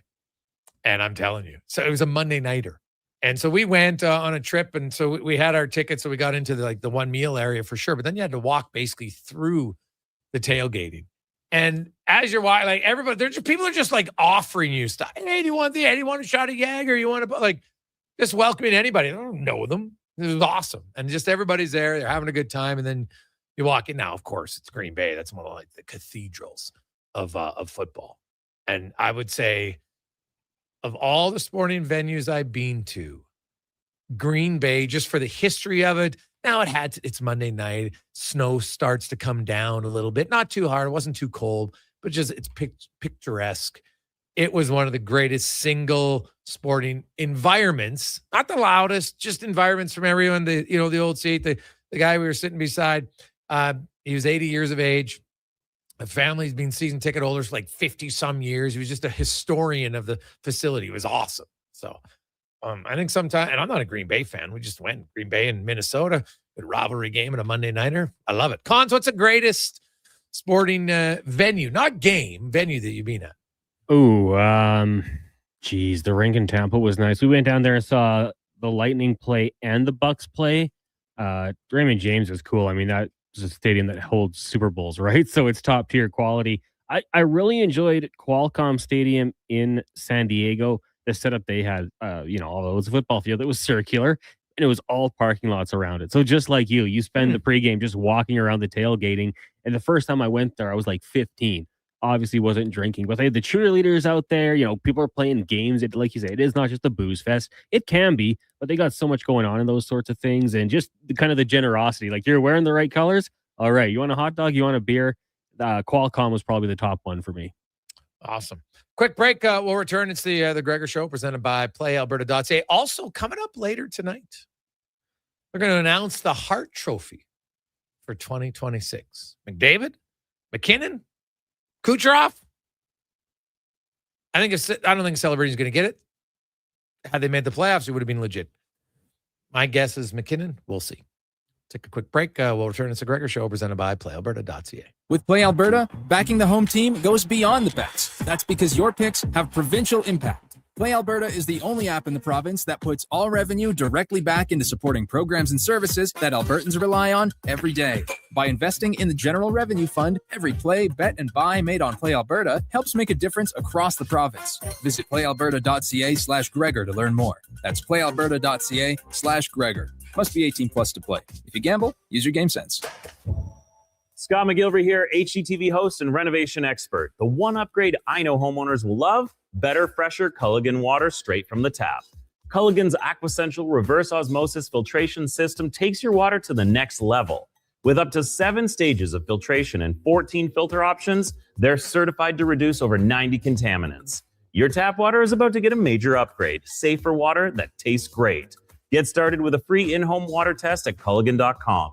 Culligan, water you love. Oodle Noodle origin. In 1864, Francis Oodle took over his dying father's business as a leatherman. He was quite proficient, but his heart was never truly in the trade. After his father's death, Oodle met a cocksure young man named Vladimir Nudell, who was a trailblazer in the popular new art of food boxes. They formed a partnership and aimed to ply their trade in the new world. At Ellis Island, Nudell was renamed David Noodle, and henceforth, the franchise has been known as Oodle Noodle.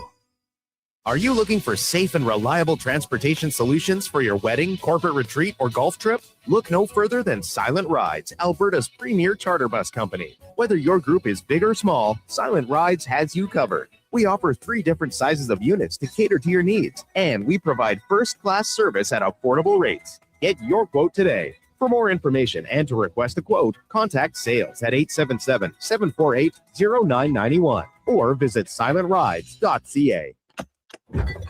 Okay, new strategy. I'll just live in the freezer till October.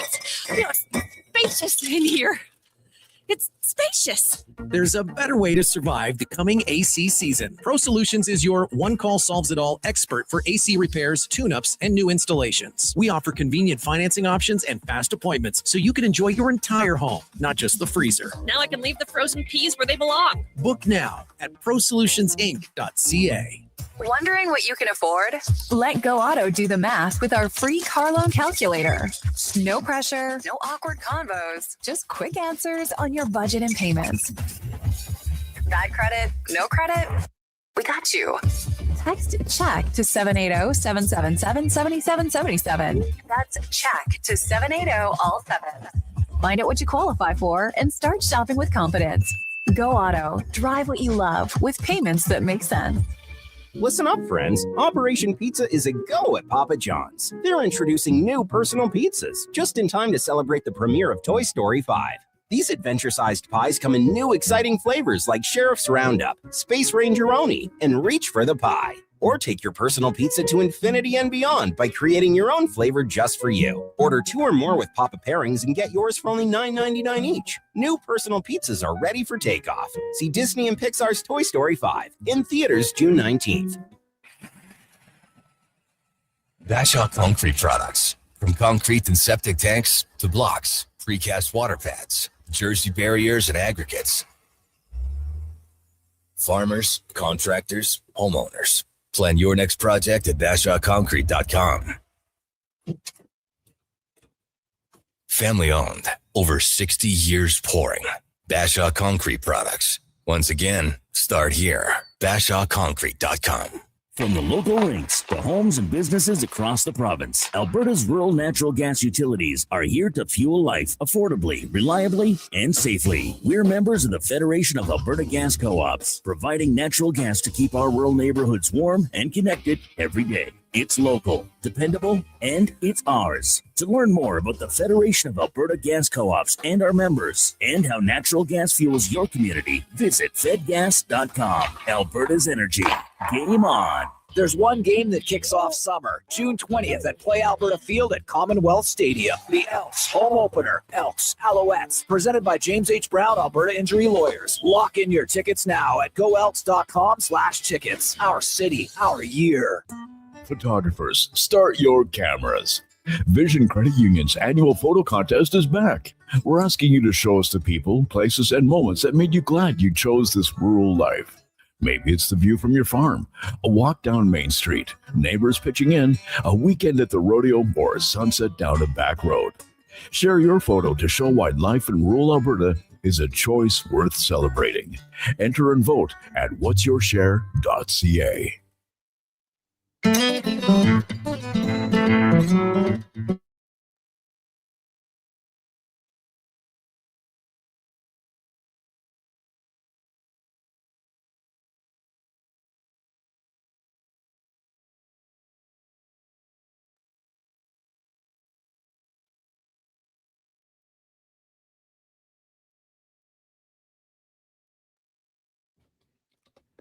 Portions of this hour brought to you by EWEL. Helping you finish your electrical project is their goal. From pot lights to electrical panels, the gear you need is at ewell.ca or in person at one of their Edmonton area locations. ewell.ca, your partners in power. This is Sports 1440, where Edmonton talks sports. On YouTube, Facebook, and X. Here's Jason Gregor. Brought to you by playalberta.ca.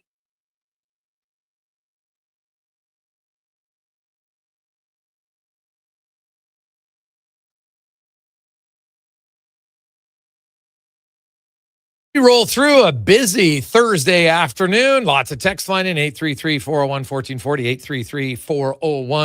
833-401-1440. Hope you're having a lovely day. It's always brought to you by The Gregor Show is not your day. By playalberta.ca, Alberta's only regulated online gambling website where 100% of the revenue stays right here in the province. Very local. Playalberta.ca.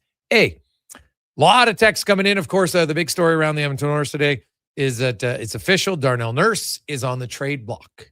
He has asked for a trade. Now, he has a full no movement clause. And currently, my understanding, the list of minimum 3 teams might be as upwards of 7. Don't know for sure how many, but in that range, it's not like it's going to be an open season, right? That's why you have a no movement clause. But if you ask for a trade, you're going to have to submit some options on where you want to go. And we'll see where it goes from here. So all I'll say about Darnell Nurse is the Oilers can ill afford to repeat the Stu Skinner trade. Lots of people wanted Stu Skinner gone. Many of you were cheering, Skinner's gone, Skinner's gone. Look what happened. So Darnell Nurse can be frustrating at times. There are areas of his game. Some split-second decisions can be a little infuriating. At times in front of the net positioning, not great. That's all valid. But you can't ignore the other things that he does well, because he does things well. Maybe the best defenseman, when someone tries to take him wide, of just cutting him off and not getting beat. Such a good skater. Big, long, reach. He's physical. He's top 15 in hits the last 3 years in the NHL. He's top 40 in even strength goals, top 40 in even strength points. He produces. The last few years, he hasn't played a lot with McDavid because that's Bouchard, who's your best offensive defenseman. But Nurse can still produce. And the other thing is, maybe his most important asset is he's available to play all the time. He's only missed 18 games in the last 9 years. And in that span, I think he played the first or second most total ice time in the entire National Hockey League. So unless you think all the coaches are just complete idiots and don't understand the game, maybe he's got a little bit more value. Like, people are saying he's a third pair defenseman. Like, come on now. Like, no offense. You don't understand. You're just mad and you don't understand the game if you're gonna claim that statement. He's a top 3 defenseman in the NHL. And on some teams, he'll be a top pair defenseman. Not the number one. It's not a number one on a team. But he can be a top pair defenseman. And the Oilers, when they move him, you cannot just give him away.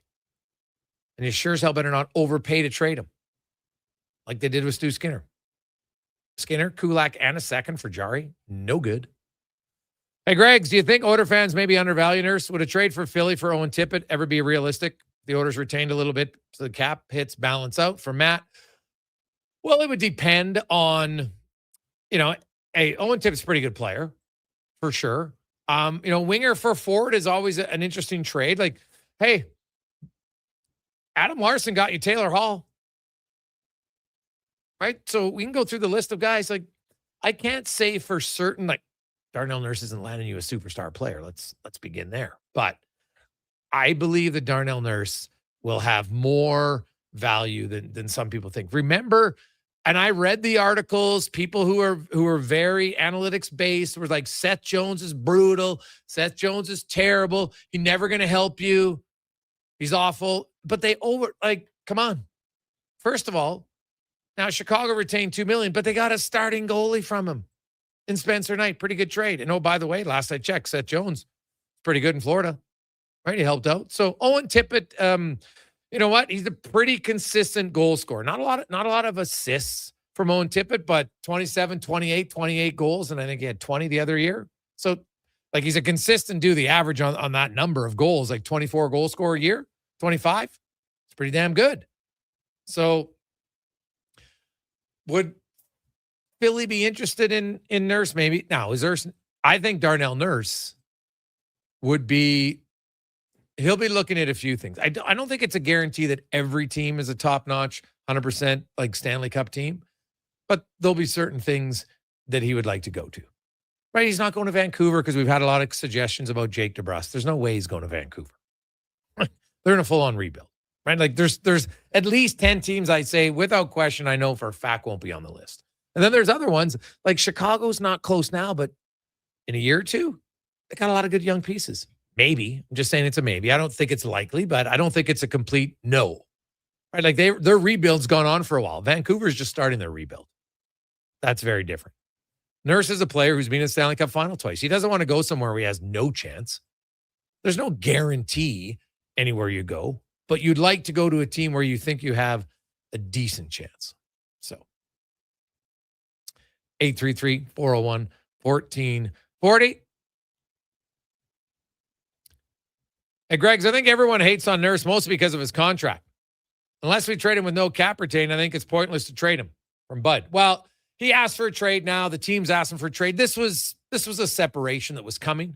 I thought it might take another year when his list changed to a 10-team list.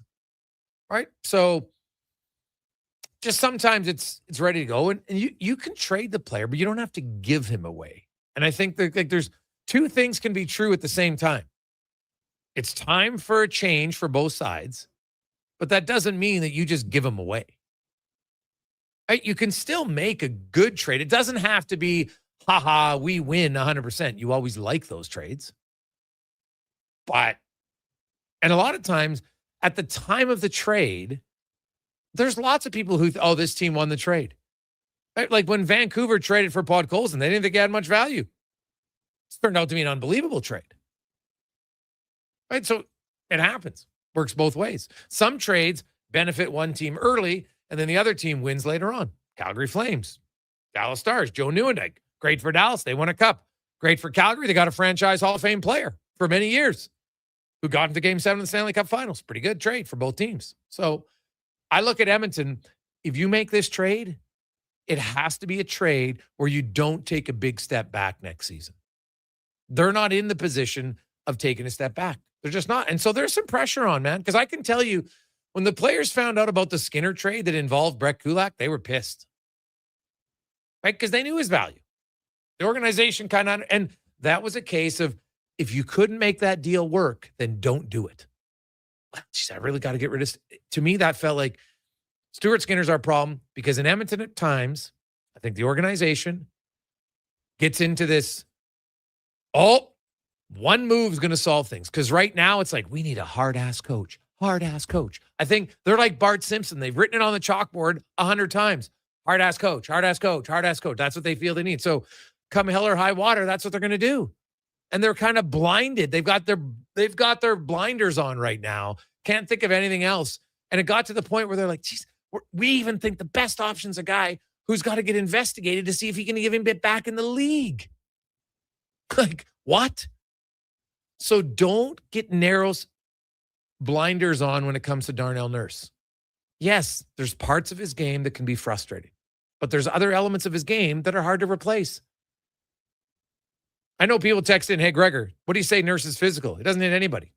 Darnell Nurse has the 15th most hits amongst defensemen in the NHL in the last 3 years. What do you mean doesn't hit anybody? Not every hit has to be a bone crusher, but yes, he's physical. Gets in fights. Would I like him to be meaner at times? Yes, I think he was meaner early in his career. That's fair. But he's still physical. The Oilers don't have a lot. Like, I look at the Oilers blue line, just so people can maybe put some context to it. So Darnell Nurse, the last 3 years, has 466 hits, most on the Oilers. Next, Matthias Ekholm, 243. Then Ty Emberson, 232. Vinny Desharnais, who only had 1 year, he was at 135. Bouchard, 131. Brett Kulak, 109. Jake Wallman, now he's only played 68 games. He has 24 hits. Wallman's not physical. So if the Oilers, you get rid of Nurse, you got to have somebody on your back end who plays some minutes, who at least can get in the way of guys. You have to have different dimensions of your team if you want to win. So maybe you make a trade and then maybe Jamie Alexak comes in. Right? He's not as good as Nurse, doesn't have close to the offensive side of Nurse. He's more of a third pairing defenseman for me. But he's big and he can kill penalties, so he doesn't fill Nurse's hole himself, but he brings some elements that Nurse is gone. So that's what you're going to need. Right? Like I've brought up and so I'm not saying I'm the only one. There's lots of people who have done it, but the Morgan Riley one, that's an option, right? I think Morgan Riley probably a little bit better, reader of the game, but not overly physical. Like in the last 3 years, he has like 154 hits. So he's not going to bring that element of Nurse. He's not as good of a skater as Nurse. So he's not as big as Nurse, right? So there's pros and cons here in what you do. But if you get rid of Nurse, you damn well better find a way to add another big defenseman at some point. So just a fact. Let's get to the con man. Sports 1440 update brought to you by Hire Good. For professional property services you can feel good about, get Hire Good. Site cleanup, debris removal, seasonal maintenance, and more. Visit hiregood.ca. The Sports 1440 update. For multiple reports, longtime Oilers defenseman and assistant captain Darnell Nurse has requested a trade. The 7th overall pick in 2013 finished last season with 7 goals, 24 points in 82 games played. Tonight on the ice, Game 5, Canes and Golden Knights from Raleigh. This one gets going at 6 o'clock. Series tied at 2 games apiece. Earlier today, the World Cup kicked off in Mexico with Mexico winning 2-0 over South Africa. Later on tonight, you got Czechia and South Korea from Guadalajara. That'll start just after 8 o'clock. Major League Baseball. Today, Rangers up on the Royals 4-2 in the bottom of the 6th. Later on, you got the Pirates and the Dodgers, Mariners, Orioles, and the White Sox taking on the Braves. Earlier today, Marlins get past the Diamondbacks 2-0. The Tigers all over the Twins 11-0. Mets get past the Cards 5-4, and the Rockies falling at home to the Cubbies 9-3.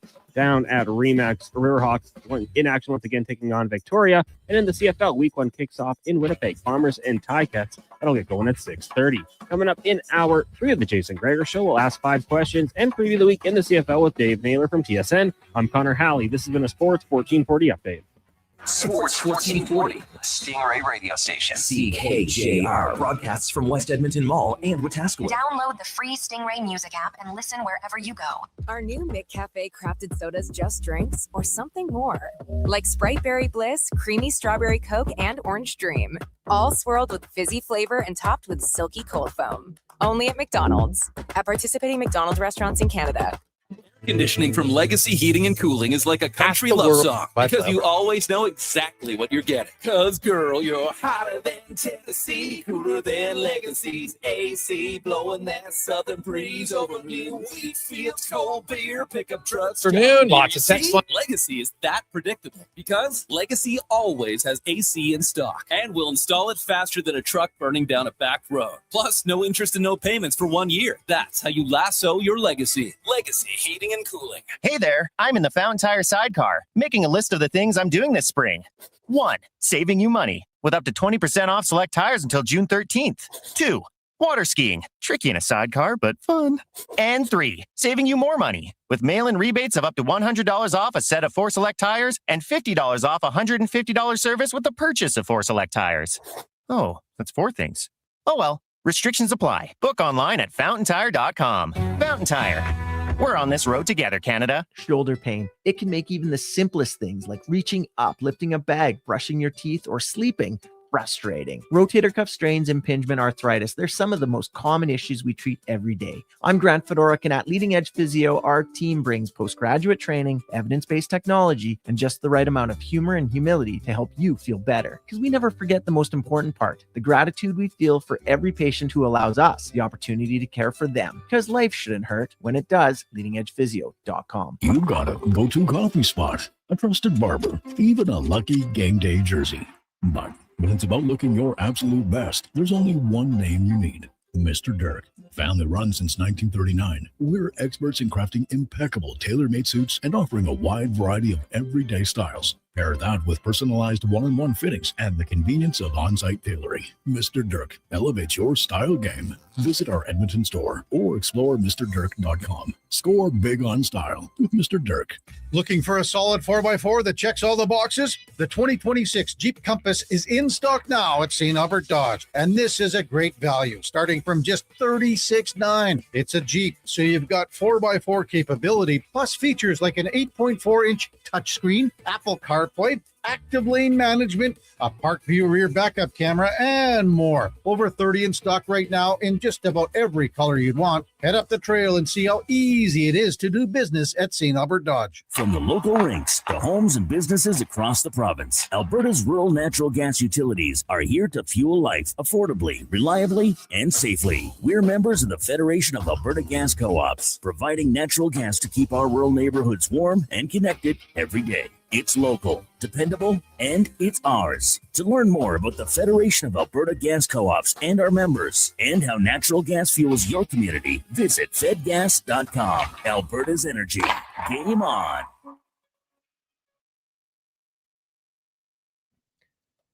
Portions of this hour brought to you by Elks Nation. Check out elksnation.ca. Articles, podcasts, and more breaking down the green and gold, the most in-depth WE football coverage, elksnation.ca. The Jason Gregor Show, the best of Edmonton sports talk and beyond. This is Sports 1440. Presented by PlayAlberta.ca, Alberta's only regulated online gambling website.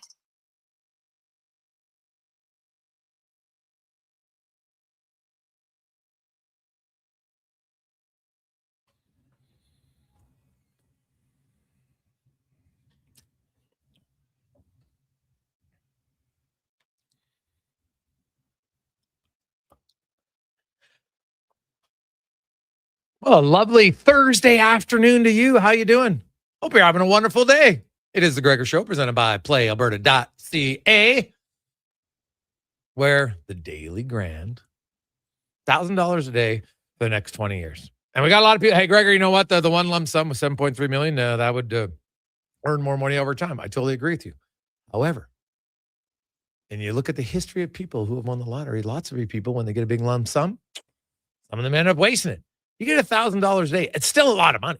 It's like, I don't know. Like, there's obviously some people make 30 grand a year. I mean, 30 grand a month, but not a ton. Like, that's 30 grand a month after tax. Like, that's take home. That's 100%. That is, it's kind of like you're making 60 G's a month. All right? Do the math. You'd have to be someone making like $720K a year. Okay? So it's a lot. Probably not a ton of people doing it. Some for sure. But you get a big lump sum payment. History, not great for some people. So this way, I get to keep myself controlled. I know I'm getting all the money. I can still be smart with it, but I don't go crazy. So, and I still get that enjoyment, that thrill, that dopamine hit of a G note every day. Daily Grand, PlayAlberta.ca. Did you ever watch that show, Lottery Changed My Life? I did not. The TLC show, the Learning Channel. Okay. What I learned is a lot of people do blow it. Oh, So, yeah. I mean, it'd be cool, like, for $1,000 a day. Like, I want some new shoes. I'll get it tomorrow. $1,000 coming in, I'll get it tomorrow. Yeah. I think I'm with you. I think it'd be fun to get that. Yeah, I'd be all over. Just, I don't know, just something, there's very few things that are guaranteed that you're going to have every day. Well, that's what, like, we get up, hopefully you're breathing every day, but even that isn't a guarantee. It's not 100% guaranteed. This way, the next 20 years, you're getting a G note every day. Oh, would that be fun? PlayAlberta.ca. Now, let's get to the oil report brought to you by Go Auto. Cars, trucks, SUVs, hey, you name it. You want to shop, you like to look, you want choice. Choice is a great thing in life. Well, they have over 15,000 vehicles at 73 different locations for you to choose from. GoAuto.ca. And the oil report, of course, the big news today is that Darnell Nurse has asked for a trade. Now, the orders, this was, I think, a mutual separation, right? That's what they're in. They're not fully divorced yet. They're in the separation phase. You want to leave? I want to leave. Maybe they're still living in the same house yet, but it's going in that direction. And that's where it is for Darnell Nurse. Now, he has a full no movement clause. He's listed name of teams.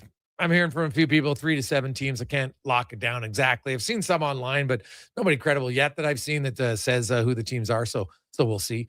But when I look at what the Oilers can get in return, I can't say for sure. Obviously, contract something, but when you look at teams now, there's a lot more cap space, right? Like, I think a lot of people are so hung up on Darnell Nurse's contract that they can't get past it, and that's all they see. And then, you made a giveaway. Well, now it's tenfold worse. I don't think Darnell Nurse is nearly as bad as people will think. And I'm telling you, when he's gone, if the Oilers just give him away for nothing, they're gonna rue that day. They can't do it. And I would like to think that they do, because so far this offseason, I wrote 3 days after the season ended, the number one mistake the Oilers can make this offseason is panic. And, well, what's happened? The coaching hire has just looked like a train wreck. Just story after story of mismanaged. You couldn't, the simple thing, hey, guess what? We've decided we need a tougher coach, whatever that means. Our definition of it, we need to change. Okay, great. Chris Knobloch's gone. That would have been fine. Then you conduct your search. You could have taken all this time you wanted, but never started off on the right foot. Drama. Then they get to the point where, geez, well, maybe we think Mike Babcock, of all people, hasn't coached since 2019, hasn't won a playoff since 2013. Got let go of his last 2 jobs because he wasn't necessarily the greatest human, but he's the answer. All right. But again, now's what's happened. Now they're like, well, if you want to do that, the NHLPA, and the NHL are going to conduct an investigation into something other than asking for pitchers in Columbus. There's something else that happened and we need a deeper dive on it. And you're like, what? So now that's on hold. Who knows if it's going to happen, when it's going to happen. So now they might have to twist to another option. So the last thing you need to do is say, you know what? And I didn't like Darnell Nurse had too many own goals, because that's what you guys had too many own goals. Yeah, okay. That's the reason to just give him away. You know what? I don't like his puck decisions all the time. Okay, let's just give him away. Because you know what? You can just replace that guy. And I'm like, are you sure? Darnell Nurse plays. If he was so bad, why did Paul Coffey, who many people think is a really smart coach, why did he play the most minutes on the Oilers in the playoffs 5-on-5? And, oh, by the way, Darnell Nurse had the best numbers of any defenseman 5-on-5. 7-3 goals, 4 against. 5-on-5. McDavid, by the way, was 3-7. Didn't play a ton together. Maybe they should have. For the Oilers, if they panic and make another bad trade, like, I'm sorry, it's hard to, everybody's going to make a bad trade. Because they've made some good trades. Podkolzin and Kapanen, they got those guys for nothing. Right? Combined, they gave up a 4th-round pick, and they actually got that 4th-round pick back in the Evander Kane trade. So literally nothing for those 2 players. Those are hell of a deal, hell of accomplishment. Right? You got Connor Ingram for nothing. Helped your team. You got Jack Roslovic for $1.5 million. Nothing. So they made some good moves. Stuart Skinner trade, brutal, with a capital B, capital R, capital U, capital T, capital A, capital L. Brutal. You can't not have that again. So that's where they're at, to me, with the Edmonton Oilers. This is another area of their team where they got to look, and we got to make a right move. And like, if you trade Darnell Nurse, because a lot of people are saying, well, Jake Wallman just comes in. I'm like, okay, but for how many games? Like, if we're doing an evaluation on a player, I want a guy who has a track record I know that's going to be on the... You can't have a player who over the last 4 years is missing 25% of the season. He's missed 84 games in the last 4 years. It's just over 24% of the season. Darnell Nurse has missed 18 games in the last 9 years combined. Yeah, he makes some mistakes, but he shows up and he makes a lot of good plays too. Top 40 in goals amongst defensemen, even strength. Top 40 in points amongst defensemen, even strength. Top 15 in hits overall amongst defensemen. There are elements of his game that helps. Make no mistake about that. Vocal guy in the room. So I'm going to be very interested to see ultimately what the deal is, because I did not like the Stu Skinner trade on the day. I didn't think it would turn out as bad as it did for year one. Now they can still salvage it. Tristan Jarry, if he plays well next season, you're like, okay, the trade, and sometimes that's what happens. But year one of that trade did not go well for Edmonton. They lost that trade, not even close. So now we'll see if year two, can Jarry salvage it? Can he be the guy that the management team thought he could be when they made a trade? So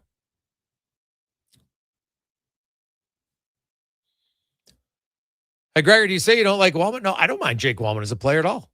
I'm just saying, if you say he's going to replace Darnell Nurse, then you have to say that he's going to replace him in the lineup almost every night.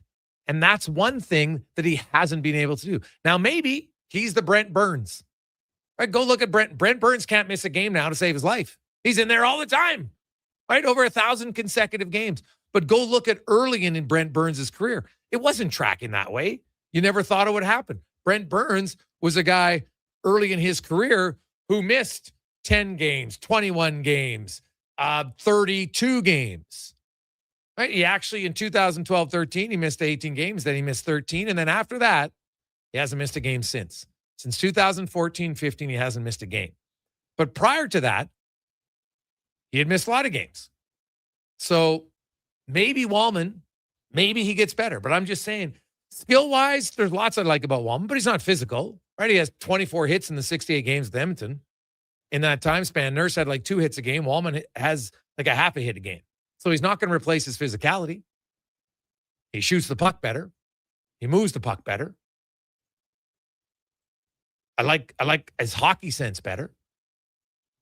But again, if he's missing 20 games a year, who now is going to replace it? Spencer Stastny? I'm not sold he's a third pair defenseman, to be honest. Like, I'm not really sure, what does Stastny do? He's not very big. He's not physical. Doesn't move the puck. He doesn't really have an identity. So to me, if you're going to move into Walman, well, now you need a third pair left defenseman, right, to replace him. And that's where Jamie Alexiak could make some sense in that regard, because he at least could replace, if Walman's going to replace the offense and improve the smarts, okay, well, then Alexiak at least would come in and could fill the physicality part, right? So you could do that. But make no mistake, until Jake Walman shows that he can play all those games, I don't think you can say he can replace Darnell Nurse simply because of an availability perspective, not a skill availability. Big difference. Hey, Gregor, maybe Brett Kulak comes to the team. Sure, that's an option. But, again, elements of your team. Kulak's not a physical player. Walman's not a physical player. Bouchard's not a physical player. Ekholm's not as physical as he used to be. Right? You need that element then. So who's going to bring it? You're going to have to add someone. Right now, Connor Murphy would bring it. But what if they don't sign him? Like, what does their blue line look like? This is a big one. Hey, Gregor, what about Logan Stanley? I'd have to do a deep dive. He didn't even play in the playoffs in Buffalo. That, to me, is a little bit of a red flag. Like, he was never going to play top 4 there, obviously, but kind of thought he'd be a third pair guy and didn't get in. So, hey, Gregor, Gabranson, well, he's the third pair guy for sure. Really good leader guy, he is tough. But he is definitely a third pair guy. So he doesn't, I'd have time for Gabranson as the third pair D-man. I don't mind him at all. But he's also a guy who's been a little bit nicked up as of late. And so that's like that. And there's no guarantee on any player, right? Guy could play 10 years and miss 10 games. And then all of a sudden he misses a lot. But Gabranson played 37 games this year and only 16 the year before. So there's a little concern there. Like he's never actually played a full season in the NHL ever. Played 78 games in 24 and 78 games in 22. That's the career high for him. So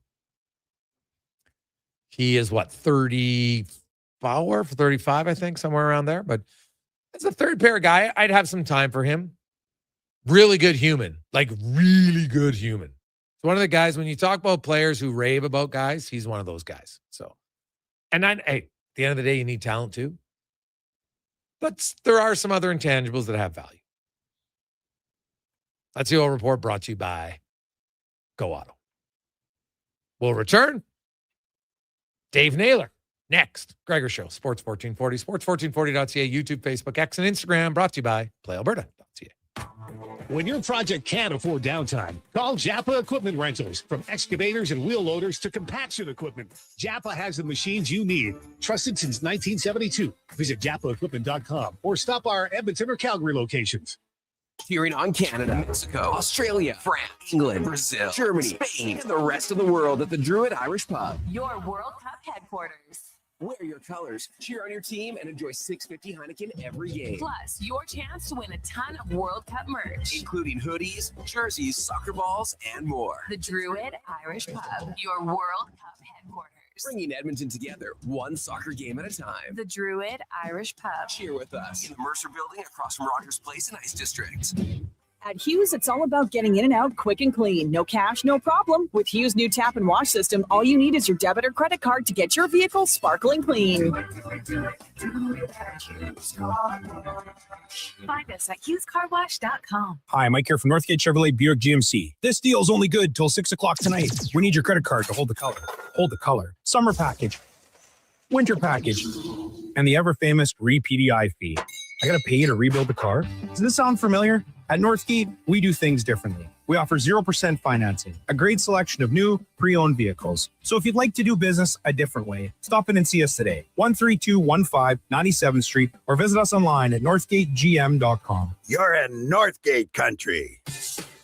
Just in time for the big game. Score big savings at the Brick. Save up to $1,300 off sofas, up to 25% off bedroom and dining packages, plus save up to 40% on select mountains. And buy more, save more. Up to $1,000 off select major appliances. Watch Team Canada score big on a big screen TV, up to 50% off open box electronics. See in-store for details and exclusions. The Brick, saving you more. Legacy Heating and Cooling is the #1 air conditioning install company for slushy lovers. Because while a slushy keeps you cool as an 80s song for a moment, AC from Legacy keeps you cold as ice all season long. A permanent full-body slushy sensation keeping you cold as ice with no payments and no interest for 1 year. Keeping you cool without the brain freeze. That's how you build a legacy. Legacy Heating and Cooling. Tee up at the 2026 Golfathon presented by Popeye Supplements June 19th at Rundle Park, supporting the University Hospital Foundation. Golf all day long for $250, including a cart and food. Go tracksocialclub.com.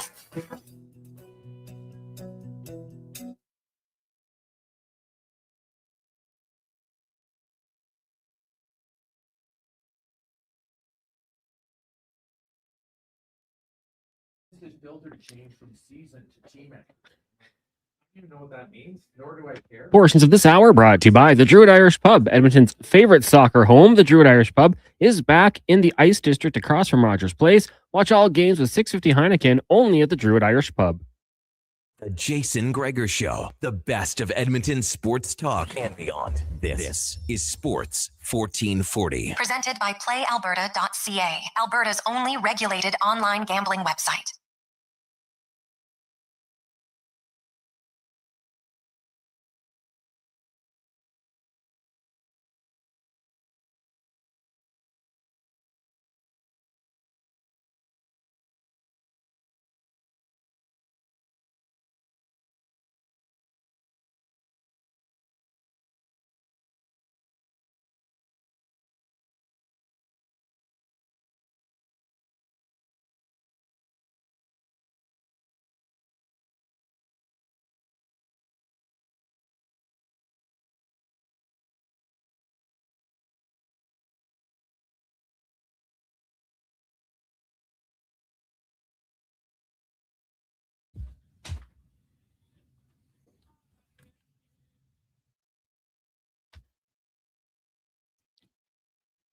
Oh, a little tragically hip for you. How you doing, Jason Gregor? Connor Halley, Sports 1440, sports1440.ca. Hope you are having a lovely Thursday afternoon. Of course, Game 5, pivotal matchup tonight, Hurricanes and the Golden Knights. Winner will be one win away from really history and many reunions in their future. 10-year, 20-year, like, trust me, you win a championship like that, you can't wait to get together many years down the road. It's just how it works, right? Some of you probably going to your high school reunion this summer. Maybe it's 10 years. Maybe you were a 2016er. Maybe your graduation was the year the Oilers lost to Carolina in Game 7 of the Stanley Cup Final. And now you have a 20-year anniversary reunion. Might remember where you were. Show up. Who knows? Good luck. Now, let's get to our football report brought to you by Legacy Heating and Cooling. Home of the no payments, no interest for 1 year on your AC or your furnace. Bundle them together, save even more. LegacyHeating.ca. As Dave Naylor from TSN Football Insider joins us. David, welcome back to the show, my man. How you doing? Not too bad, Jason. How about yourself? I am great. So, Dave, it's only 1 week, but Justin Rankin has a goal of 1,000 and 1,000 rushing and receiving. He got off to a really good start. He needs to average 52 rushing yards a game, 53 receiving yards a game over his next 17, and he can get there. Do you think 1,000 is plausible? And if so, how realistic, if you had to put a percentage on it? Well, I'm going to say it's probably less than 50% because to do it, you have to handle the ball so much that, you know, the idea that you're never going to get hurt would be in an 18-game schedule would be the challenge. I think production-wise, if you give me a healthy Justin Rankin for 18 games, and then there's going to be games, and even great players have that, right? Where there's a stat line where you're like, well, what happened in that game? He only had 21 yards rushing and 6 receiving. You know what I mean? And when that happens, then you got to make up for it, right? It's hard to do it every single week. Those sound like very achievable numbers, especially with what he did in Ottawa. And as the opener, which was pretty special. Now, you know, the sloppy conditions probably give advantage to a runner like him in space when the footing's as bad as it was in Ottawa the other night and all of that. But I was talking about him the other day, and I said, you know, the thing with Justin Rankin is when a quarterback checks it down to him, it can go for 45, right? Like a check down play can be an explosive play. We think of check downs as kind of the opposite of an explosive play, that you're just dumping the ball off to try to avoid a sack, get back to the line of scrimmage, get 3 or 4 yards, whatever you can, regroup 2nd and 7.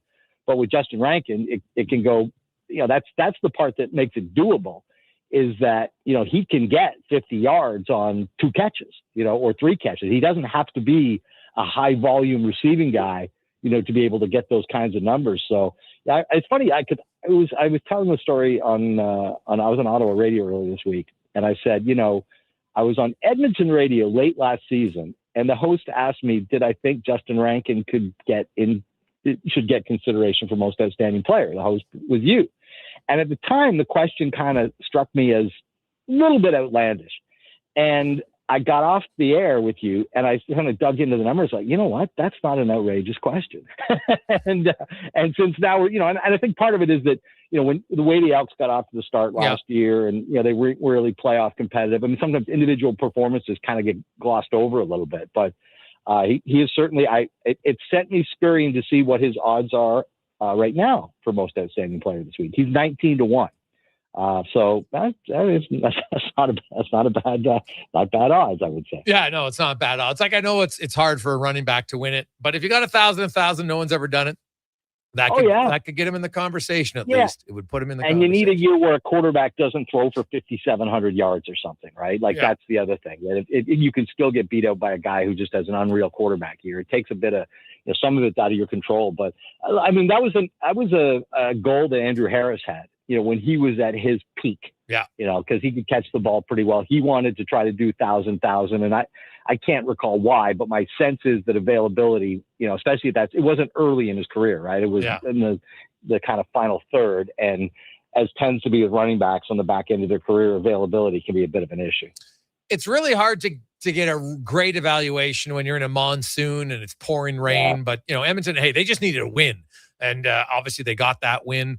Ottawa's offense to me didn't look great. Edmonton should have been able to, I think that game should have been a lot worse rather than an 8-point deficit. But you look at the game tonight now, and it is a little weird, David. I don't know if you've talked to anybody in deciding why. Like, it does seem odd that, the defending champ isn't playing in week 1 in the CFL. Like, I'm just sorry. Like, I would love an automatic rematch or something where, the first game of the year, that's the team that wins. They have a home game. They have the banner. That, to me, should be automatic from now on. Whoever wins the Grey Cup, they're playing the first game of the season the next year on home. It just becomes a tradition, and that's how it is.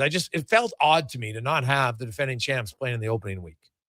I agree. And I think that a couple of issues with that suggestion. One is, I think, like, a lot of the schedule is laid out even before you know who wins the Grey Cup. So that's one thing. Now, you should be able to switch something to that. But this came up not only the fact that the defending Grey Cup champions didn't play, but there were only 3 games for an opening week. And so I kind of pressed the league on this. I said, look, I get a zillion questions about this. Like, I can give me something more specific than, it always comes down to stadium availability. Apparently, and again, take this for what it's worth. I believe it because it was told to me, and the question was very much directed specifically that in week 1, there were only 3 stadiums available. They played in the only 3 stadiums that were available. Of course, normally they have 9 stadiums available. Right now they have 7 because of the World Cup. So that's a dynamic. I don't know. Like, I thought, well, why couldn't Toronto play at Saskatchewan last week? I don't know what was going on in Mosaic Stadium last week, but apparently it was unavailable to the CFL. So that's the answer for why we had an opening week the way we did. But I understand it's something that, I think you kind of want to launch your season a little more dramatically than with a 3-game schedule. And now you got back-to-back 3-win game schedules, which part of which is done to, play as few games as possible up against the World Cup. But I mean, the World Cup's not over, next week. It's going on for a while. Yes, very true.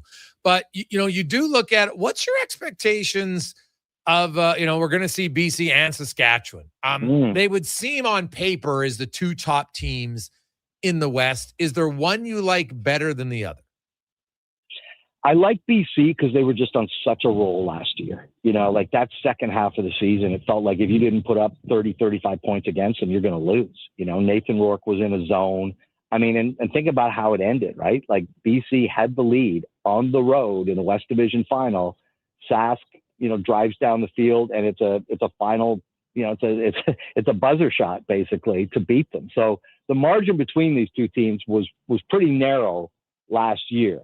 And again, that's factoring in that they were that Saskatchewan was at home and BC was on the road. And you look at with BC adding Darnell Sankey, I think, defense is kind of where they need to upgrade a little bit. And that's a significant addition. Saskatchewan's roster is very much intact for defending Grey Cup champions, particularly offensively. I mean, the offensive line, they moved some pieces around, but it's basically the same guys. The receivers, they lost Tommy Neal, who made that catch against BC.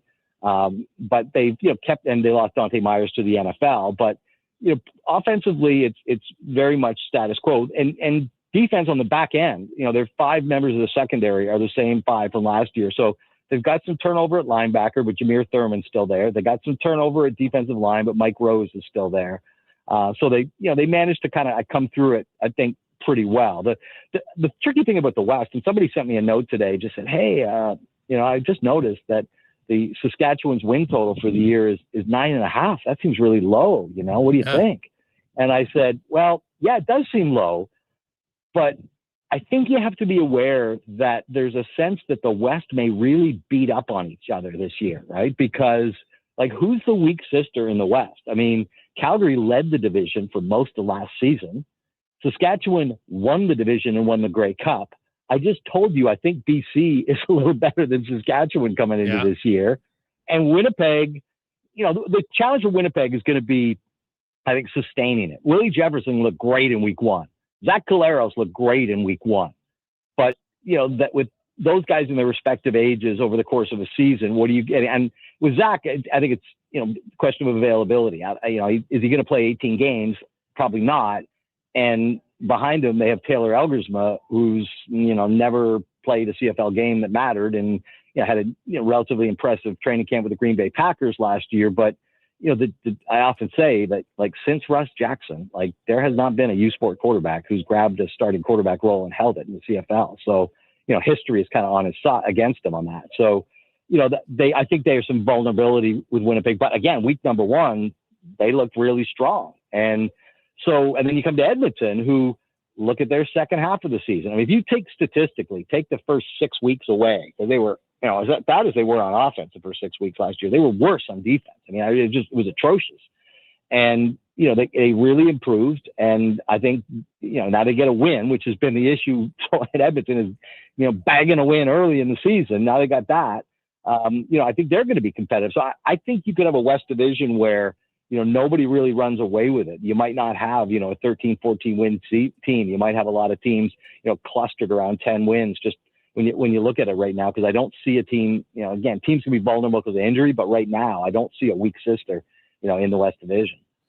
Yeah, it looks like, injuries might play a factor for sure. The Woodmansey injury is not great news for Edmonton. He'll be going on the 6-game IL but I know he's going there. Expensive injury. Yeah. And I would think they'll probably change the ratio a bit. They've got enough starting Canadians. They can do it on the defensive side of the ball. Sure. Right. But that'll be one. The Calgary Stampeders, a lot of people, last year were like, wow, the Stamps got off to a really quick start. They did lose their the first game, albeit super close to Winnipeg, 30-28. But when you look at the Stamps, and like, they really got off to a great start, and that propelled them to their record, and to get into the postseason. But I look at them this year, and I don't know why. Like, Vernon Adams, to me, Dave, I never know what I'm going to get with Vernon Adams. I don't know if you're past that point, but I see a lot of Kevin Glenish in him, where I'm like, what? Some games he's great, but lots of games he'll throw 2 interceptions, and it's up to you if you catch him. Well, this is I think, one of the biggest factors that separates quarterbacks once you get to a certain level. Once they've kind of matured and they know the game and they can make all the throws and they can have huge games. What's the variance? What's the variance from over the course of a season? And if there's an area that I think Vernon Adams still needs to improve, it's kind of minimizing that variance and being more consistent. And, we've seen it come out mostly in the second half of seasons. And maybe that's a product of, him getting beat up a little bit, because he's not a big, solid guy. He's a smaller quarterback and fleet of foot, and he can do all kinds of things. And, I think both the teams that lost beyond Ottawa last week, Hamilton losing in overtime on a couple of turnovers, and Calgary not losing on a walk-off. I mean, there wasn't, a lot to be unhappy about besides the fact they ended up in the loss column. But yeah, I think Vernon Adams is still in that kind of next tier of guys, right? And which is frustrating, I think, because you can certainly watch games where he is in the tier 1, but then the next week or 2 weeks later, he's not in the tier 1. And I think it's just that variance in his game that is the kind of final step for him to, truly reach, the elite level. And, Calgary got a big bonus getting Jalen Hutchings, from the NFL, because he was huge last year, and they played pretty well on defense, and they were the surprise team last year. And now they're not going to surprise anybody. The challenge is to kind of build upon that. But it was a relatively impressive performance in week number 1, and what was, I think, overall just a very well played game by both teams. Dave Naylor from TSN joins us, and lastly, Dave, the CFL expansion talk to Quebec. Now, this seems to be maybe the most realistic, plausible expansion talk I think I've heard in a decade. And I've always thought Quebec's the one that makes the most sense, but this one seems a lot closer than at any other time. What about you? Yeah, I know there's been a couple of, it's confusing, I think, for people, because there've been some splashes in the media recently. One about, a real estate development tied to a stadium in Halifax, and then one about, the CFL kind of having in talks with civic and business leaders in Quebec City for the better part of a year, towards expansion. I'll give you my feelings about this. I don't think the Halifax one is real. At least tied to the CFL. I think there's a very, weak relationship between that group and the CFL. I think they've had contact, but I don't think the CFL, well, put it this way. They were caught off guard by the announcement about the real estate development in the stadium. So that tells you right there. They're not really on board with that one. The Quebec City one, which was broken by a journalist in Quebec City, Sylvain Bouchard, who went on air for 20 minutes and spilled a whole bunch of details. We'd heard whispers about Quebec City and just the kind of that the league might have some interest there, and that if they did go expansion, that was the more likely play. And, the more I've thought about this over the last, few weeks and months before the story broke last week, it makes so much sense. I mean, you've got a market of 850,000 people in a place where football is wildly popular. You've got a natural rivalry with Montreal. You're going to be the big dog in town because the National Hockey League ain't going back there. Think of the difference of what it does to the French language television deal to add a market of 850,000 as opposed to what it does to the English language television deal if you add a market of 350,000 in Halifax. And, I think the league kind of got tired of been there, done that. Their attempts at Halifax and anything in Atlantic Canada have been very public. I think purposely their attempt at Quebec City is the opposite, and then look at the way Stu Johnson goes about his job, right? He kind of comes out and says, oh, by the way, there's some new rules and new field dimensions, and here's a new playoff format, and here's a new broadcast contract. Like he just kind of does stuff below the surface and then pops up when it's finished. And I think that's what the league wanted to do on Quebec City until this report came out. So, the league hasn't said anything official about it, but my belief is that is real.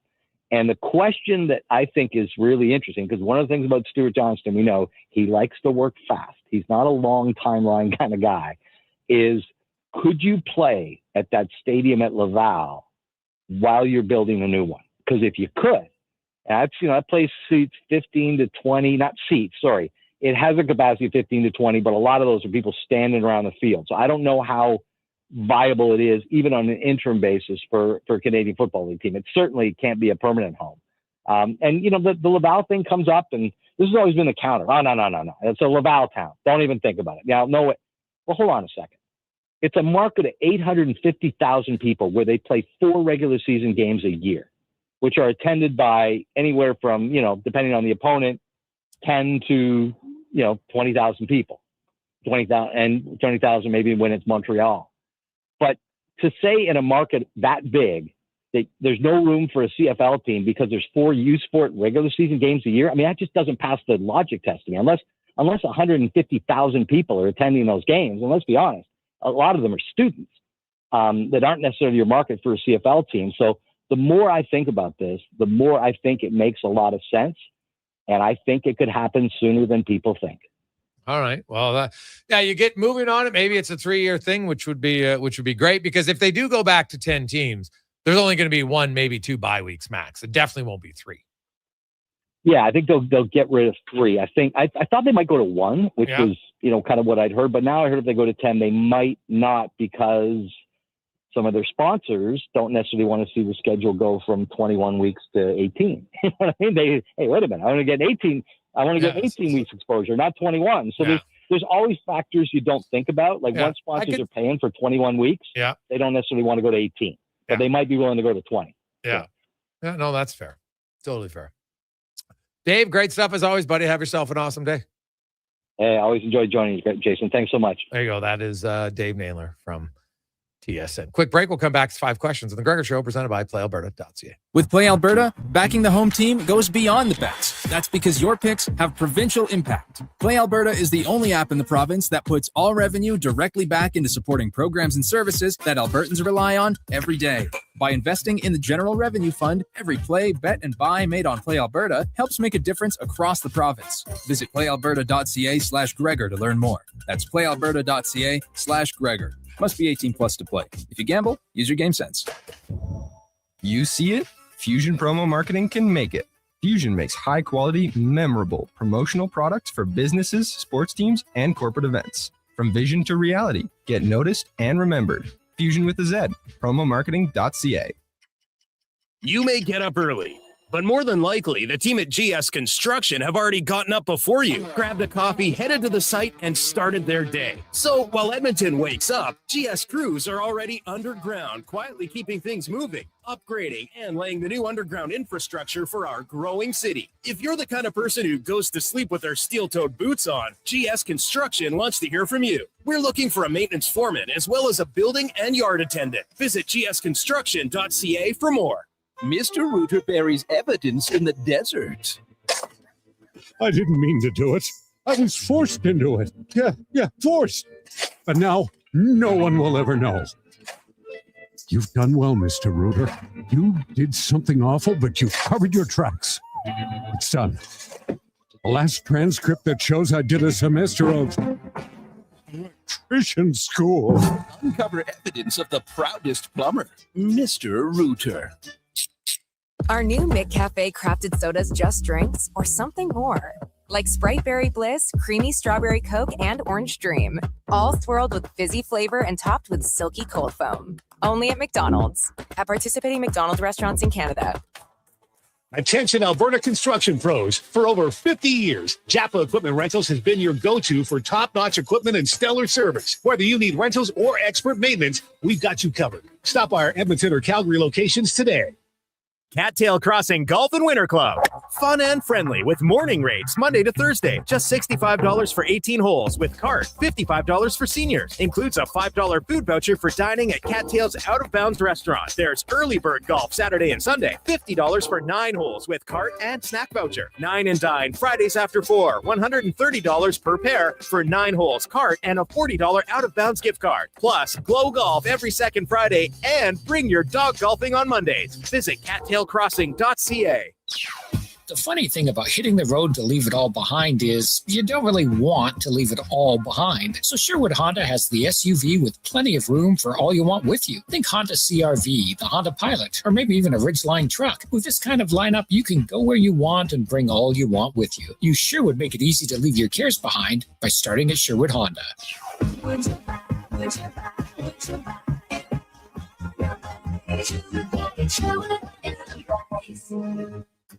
I'm Dr. Vance Elliott.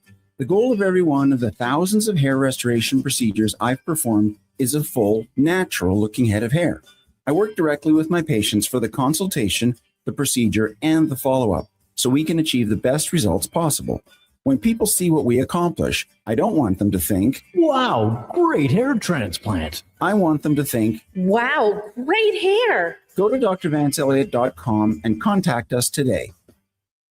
No fluff, no fillers, just pure entertainment. Sports 1440 brings the heat with bold opinions, big personalities, and Edmonton's fiercest fans. This is your turf. This is Edmonton's sports leader, Sports 1440.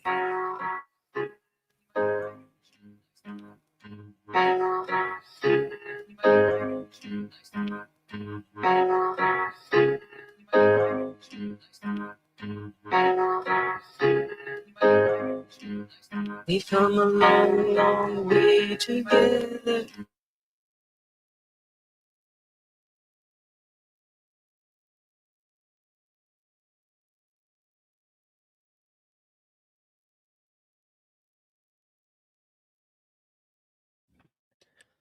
Portions of this hour brought to you by Mortgages to Go. Need cash and have equity in your home? Mortgages to Go have you covered. When the bank says no, they say yes, and they've been doing it in Alberta for over 23 years. Call 1-888-888-5998 or visit mortgagetogo.ca. The Jason Gregor Show, the best of Edmonton sports talk and beyond. This is Sports 1440. Presented by PlayAlberta.ca, Alberta's only regulated online gambling website. 4:53 on a busy, fast-paced Thursday. We are flying through the show. Gregor Halley, Declan Kruger with you. Lots going on. Darnell Nurse on the trade block. The Oilers had started this conversation. Now Nurse has officially requested a trade. He has a full no movement clause, but submitted a list. Now it depends. I have a source saying 3 to 7, maybe 5. So, but I can't confirm which specific teams yet. We'll see. I'm sure it'll probably come out in the next few days. And, away you go. I don't teams try to keep that quiet because it doesn't benefit you if it gets out there, right? Because some of the other teams like, well, hey, let's at least see, because you're the GM. The guy asked for a trade. That's great. But if there's not a trade that makes sense for you, then you can say, hey, maybe you're going to have to expand your trade list. It's just how it goes. Like, it's a little bit of a negotiation.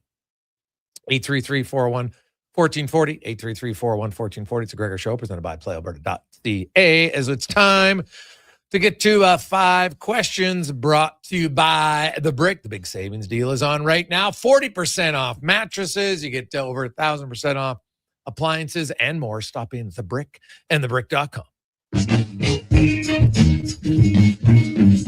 It's time for 5 questions on the Jason Gregor Show. All right, Jason, question number 1. What would you say are some top trade destinations for Darnell Nurse? Go ahead. Yeah, I mean, it's interesting. There's a lot of factors that go into it. Like, I do like a potential fit of San Jose. I know it's in the division, so maybe you don't want to do that because they do have so many needs on the back end there. We've gone through how many players they have under contract going next year.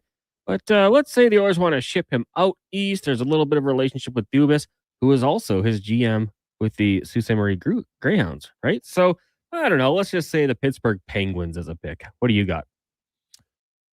Pittsburgh, yeah, I could see that. You know, you're going to Crosby. He could probably talk to Stu Skinner about what it was like there. Like Toronto, I'm not like, I see the Morgan Riley connection, so I get that, but I'm not sold that, Darnell Nurse is going to want to go. Like, playing at home isn't always what it's cracked up to be all the time, right? Especially, when you make that much money, there are people like, hey, we've seen in Edmonton, some people can't get past the contract, right? Like, a lot of people say they should have bridged him. Well, I remember when Darnell Nurse signed for $5.5 million and people freaked out and thought that was way too much. So you thought you were going to sign him for $7 million at that time? Now, it turns out it would have been way better, yes. But at the time, and Darnell Nurse exceeded value at 5.5. He crushed it. Go look at the years that he had. Those 2 seasons at 5.5. He actually outplayed his $3.3 million contracts. So I look at where he would go. Don't rule out Tampa Bay. That's the team that I just never rule them out, because if they lose Radish and they're not sure on Hedman, Breezeball is always aggressive. Question number 2. What happens in Game 5 tonight of the Stanley Cup Final? And mix in a bold prediction as well. I think Carolina's going to win at home. Bold prediction, low scoring. Yeah, right. As if I can't even do it. I can't do it. I will say bold prediction, Jordan Staal. 5-game goal scoring streak. That would be awesome. Yeah, I'll say the team that gets a 2-0 lead will blow the lead, and the Hurricanes will win. Bold prediction, what a Slavin goal. First of the playoffs, when his team needs it most. I'll go with that one as my bold prediction. Question number 3 for you. Was last night's basketball game between the Spurs and the Knicks the best game you've ever seen? And if not, what would top it for you? Oh, man. What would top it? God. It's hard. Like that. Well, see, it depends. Like, it's the greatest game if you're a Knicks fan. Right? Like the first half was not very entertaining, honestly. The Spurs were just pumping them. They're just hitting threes for fun. Like, it wasn't competitive. And then in the second half, really, the Knicks were all over them. So the comeback is enticing, but as far as like a great game goes, oh man, I would look back to the Warriors and the against LeBron. What year was that? Was it game 7? 6. Comeback? The 3-1 comeback? Yeah, but it might have been no, but that's a series. I'm just talking one individual game, right? I thought it was game 6 of that series. Pretty damn good. But because like this game was really 2 games in itself. So highly entertaining. But as far as execution, I don't think it was the best played game I've ever seen. But it's a game I've never seen before because no one's ever come back from 29 points. Right? Funny enough, the last one was Kevin Garnett against the Lakers, 24 points, and they won it. And it was also game 4. So, yeah, it wouldn't be the best game. It would be the most unexpected finish I've ever seen. Yeah, I mean, I'm trying to think back, like the best game. I mean, I've talked about it before. I love the Raptors Sixers when Vince going up against Allen Iverson. I thought some of those games were fantastic, but the one that will always stand out to me, and it was really tight in the second half, was Sixers Raptors of a different generation, 2019, when the Raptors won with the shot from Kawhi. I mean, I'll always remember where I was watching that one. It's always going to be a memorable one for me. So I'm sure there's a lot others, but that's going to be the one that stands out for me. Question number 4. Who do you think gets the first goal for Canada at the World Cup tomorrow, or in the tournament, I should say? Go ahead. I'm going to say Jonathan David. I think, I think with Alphonso Davies out, there's no debate who's going to take your penalties if it gets one, and I think he'll rise to the occasion. So I'll go with a striker and go Jonathan David. Ooh, well, there's a few David strikers, right? So I could be lame and go with the other one, but I'm going to go with Kyle Larin. It's going to be key. Those guys are going to have to capitalize on any opportunities they get. Yeah, well, although the problem with that is he's probably not. I don't even know if he's starting, right? So that'll be tough. Maybe I should have went with Buchanan, but I'll stick with him. I'll go with Kyle. I'll go with Larin. Maybe it's promise. He gets in there at some point. Injection of energy. Final question for you today. On this day in 2002, American Idol kicked off, launching a few superstars from the show. So in honor of that, when you look at celebrities who got their start in reality TV, who do you think would be your favorite?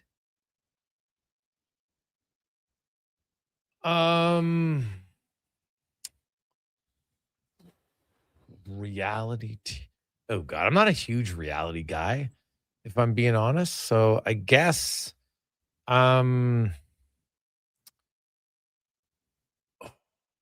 she's got, what's her name? She's an unreal singer. I'm just drawing a blank right now. She hosts her own show. Brunette. Kelly Clarkson? Kelly Clarkson. Yeah. She'd probably be the one. Kelly Clarkson. Like, it's not my favorite. I just think she's the best singer. Yeah. Yeah. I think that would be fair. She's got quite the career. Yeah, the one guy who stands out, and I don't think his career started here, but Mike White, who obviously created White Lotus, and he was in School of Rock, and he was in Zombieland. He's got a few movies. He was on Survivor. So I think he would be someone that I definitely would say I like, although he didn't get his career launched. But Kristen Wiig, before SNL, was on a reality show called The Joe Schmo Show. Do you remember that one?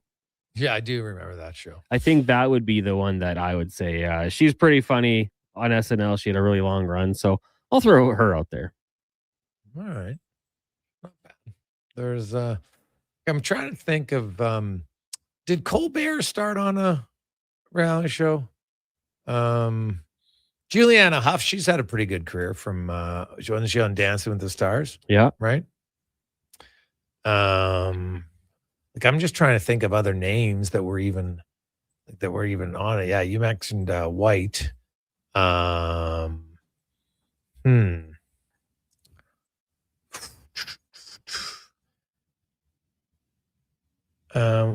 about what's the lady's name on The View? Wasn't she on Survivor too? Elizabeth Hasselbeck? Yeah. Married Tim Hasselbeck, NFL quarterback? Yeah. Not what about Meghan Markle? Wasn't she on Deal or No Deal? I think all she did was open up the suitcases. So hey, that's all you need sometimes. That right? helped. Well, the other guy who was a really good singer, like really good singer, is that Adam Lambert guy. Like, he can sing, right? Did he win? I don't even remember if he won, but man, like, the guy went on a tour with Queen. Like, come on, like, he's got some chops. That guy can sing. But I have no idea. Did he actually win American Idol, or was he just on American Idol? I don't know. I mean, to be honest with you, after the first season, when Ruben didn't win, did he win? Maybe he didn't. I think Kelly Clarkson won the first time. Clay Aiken was another guy. I don't remember too many contestants from the show, to be totally honest with you. Yeah. Ruben won the second year over Clay. Over Clay. Carrie Underwood. That's probably a pretty good one. Yeah. Carrie Underwood, not bad. Wasn't the Harry? Wasn't he on like X Factor or something? Harry Styles? Yeah. Sounds about right. I think he might have been. Adam Lambert was a runner-up. Like, I am so aging myself right now. It's comical. Young people are like, what is this idiot talking about? Well, I'm just kind of going off of memory random. I don't watch a ton of reality TV. It's never really been like, I remember Richard Hatch, first year Survivor, him and Rudy, or was it Ruby? Yeah, it was Rudy. Rudy, the old army vet? Yeah. Like I remember that, but none of after that, it just, I don't know. It didn't, I'm like, they call it reality show, but it's just, there's way too much stuff. I'm like scripted, right? And now some of the shows they have to me are just like, I think I would get dumber watching the show. Like literally. Do you remember Joe Millionaire? No. That was the one for me that I think that's where I got out of reality TV. They told the women he was just ultra rich guy and he was actually just a construction worker. So the whole premise of the show was that some women would do anything for a guy with money. I think that was kind of the premise. And then what happens when they tell him whoever he picks is that nothing wrong with a construction worker, but just not a millionaire. Yeah. So, interesting. Then didn't know that one. So I remember Pros versus Joes. They got to bring that back. What a show.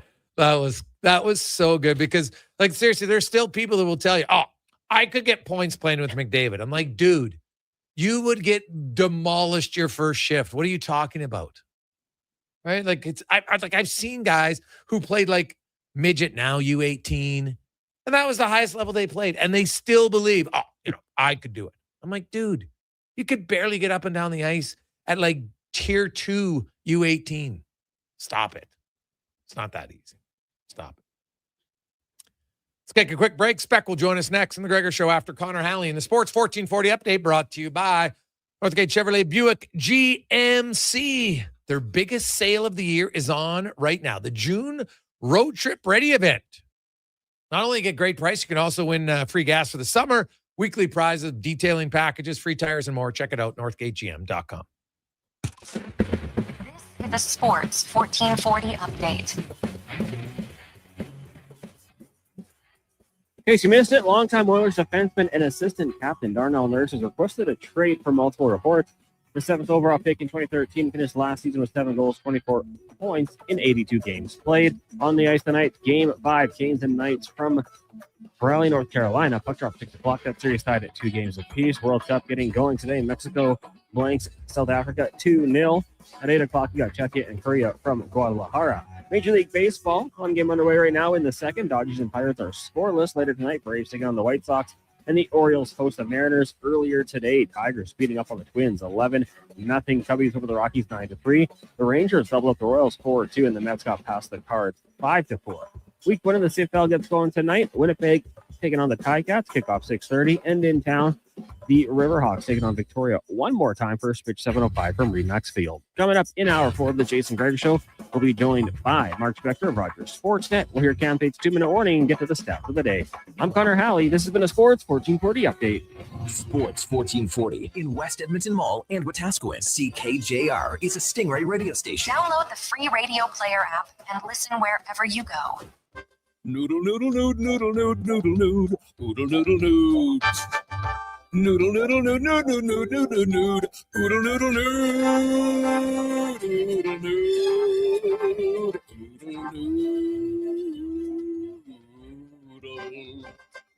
It is the Gregor Show presented by PlayAlberta.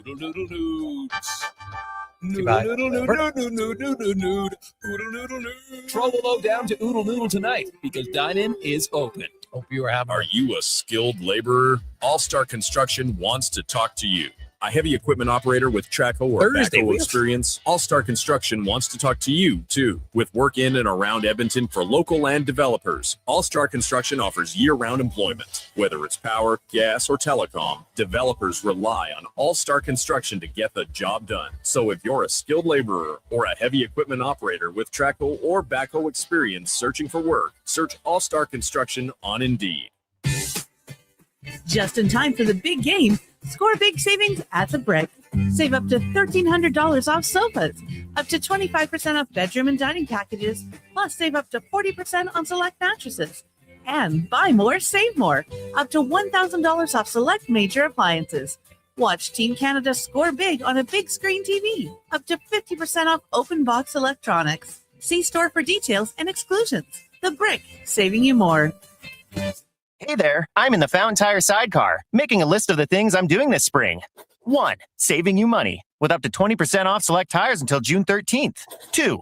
Water skiing, tricky in a sidecar, but fun. And 3. Saving you more money, with mail-in rebates of up to $100 off a set of 4 select tires and $50 off a $150 service with the purchase of 4 select tires. Oh, that's 4 things. Oh well, restrictions apply. Book online at fountaintire.com. Fountain Tire. We're on this road together, Canada. Get ready for a night of rock with the Gene Simmons Band. Monday, November 30th at Silent Ice Center in Nisku. The Gene Simmons Band, performing your favorite classic hits. Monday, November 30th at Silent Ice Center in Nisku. Tickets on sale now at silenticecenter.com. Don't miss the Gene Simmons Band. The funny thing about hitting the road to leave it all behind is you don't really want to leave it all behind. So Sherwood Honda has the SUV with plenty of room for all you want with you. Think Honda CR-V, the Honda Pilot, or maybe even a Ridgeline truck. With this kind of lineup, you can go where you want and bring all you want with you. You sure would make it easy to leave your cares behind by starting at Sherwood Honda.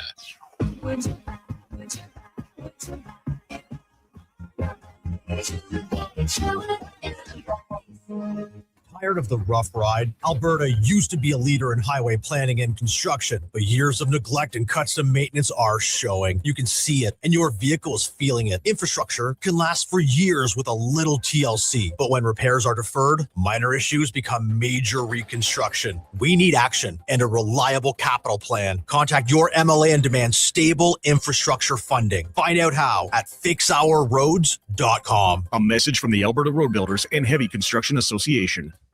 Think a quality golf cart is out of your budget? Think again. At the Golf Cart People, we have a fantastic selection of fully inspected, pre-owned carts starting at just $4,500. Choose from gas, electric, or lithium-ion power to fit your lifestyle. And the best part, every used cart comes with a 1-year warranty for total peace of mind. Why wait? Get the cart you've always wanted today. Visit the Golf Cart People. Find out more at golfcartpeople.com.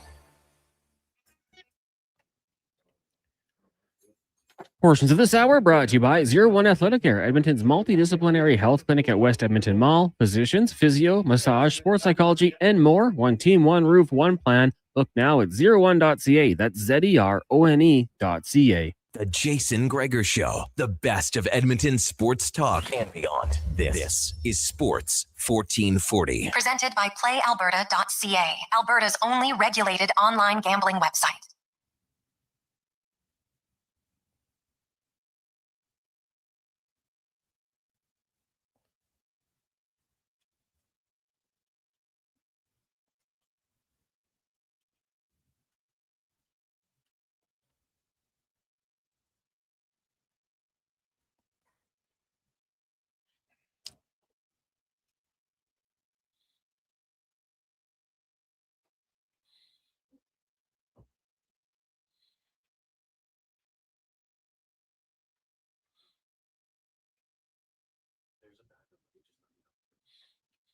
.512, welcome back. Jason Gregor, Sports 1440, sports1440.ca, YouTube, Facebook, X, and Instagram. Hope you're having a lovely, lovely Thursday. The World Cup has begun. Mexico with the first win of the World Cup. Canada tomorrow, 1 o'clock. Taking on Bosnia and Herzegovina, and we'll see if they can get their first ever World Cup victory on the men's side. It's going to be electrifying, especially if they win, man. Just build some hype up and maybe get to the elimination round. Obviously, they're not favored to win, but you never know. Could they be a Cinderella story? Even win one of the elimination rounds. I think that would be a huge impact for Canadian soccer. There's going to be a lot of people watching, man. I can't wait. I'm pumped. I am pumped for the tournament. It's a Gregor Show presented by PlayAlberta.ca. We got a little World Cup action for you in the Jason Gregor Show odds boost specials. You can check that out. Some CFL action, of course. Stanley Cup final tonight. Carolina, we're going to see more offense. Oh, we got to ride the offense, don't you? Like, come on. Can't stop now. There's nothing I've seen in 4 games. Nothing I don't think anybody's seen to say, oh, you know what? Tonight will be a 1-0, 2-1 game. Usually it's 2-1 by the end of the first period. And selfishly, I hope it continues. It's been great drama. Fantastic. Lead changes, nothing safe. And then you throw in that NBA game last night. You're like, you know what? Maybe I shouldn't turn these games off. Now, I'll be honest. I went away for a bit in the third quarter because I thought it was over. I'll admit I thought it was over. And then turn it on just near the end of the third quarter. I'm like, let's just see what happens here. And getting closer. Getting closer. What is happening? It was wild. So could see the same just in hockey tonight. Hope so. It's been fun entertainment. Now we got CFL also tonight. Week 2 kicks off in the CFL as you have Hamilton 0-1 in Winnipeg, who are 1-0, and Elks fans who are tied with Winnipeg. Hey, get a Hamilton win tonight, and the Elks will officially be in first place by themselves for the first time ever in Elks franchise history. Let's get to now the Spec Report, brought to you by GS Construction, your underground infrastructure specialists, and they are hiring. If you're looking for a fantastic career, maybe you need a career change, go to gsconstruction.ca, look up careers. As Mark Spector from Rogers Sportsnet joins us, and Spec, it was discussed earlier that the Oilers had asked, and you broke it today, that Nurse has said, okay, I think I'm ready for a change. And now he has a full no movement clause, so he'll submit a list. I've been told anywhere from 3 to 7, maybe as many as 5, who knows, somewhere in there on teams. Spec, this is a trade that the Oilers can ill afford to lose. You don't have to win it, but you sure as hell can't lose it. Yeah, I'm interested to see how this trade fleshes out. Like, if I'm Bowman, it ranges anywhere from almost trading Darnell Nurse for futures and getting nothing back and saying, well, I got 9.25 in cap space, to another team saying, I want you to retain and throw something in, to, I'll tell you what, you get Nurse and I get a guy you have that makes $6 million that you don't want. Maybe I got to do it that way. So, this isn't a value for value trade. Why are you trading Nurse, Jay? You trade Nurse because he's a number 4 defenseman being paid like a number 1 or 2. So you're not getting back, tons of value. So it'll be interesting to see the trade, and it'll be hard to judge it. Win, lose. I guess we'll judge it when it happens. How do you think it's going to go? Yeah, well, you and I disagree. I don't see he's a number 4 defenseman at all. I just look at time on ice representation of that. Plays a ton of minutes. So, the big thing is, like, Nurse, we can list the things he doesn't do well, but then you have to list the things he does well. Yep. And my big concern for Edmonton is you trade Darnell Nurse, now and if you don't re-sign Connor Murphy, you might have the sauce defense core in the NHL.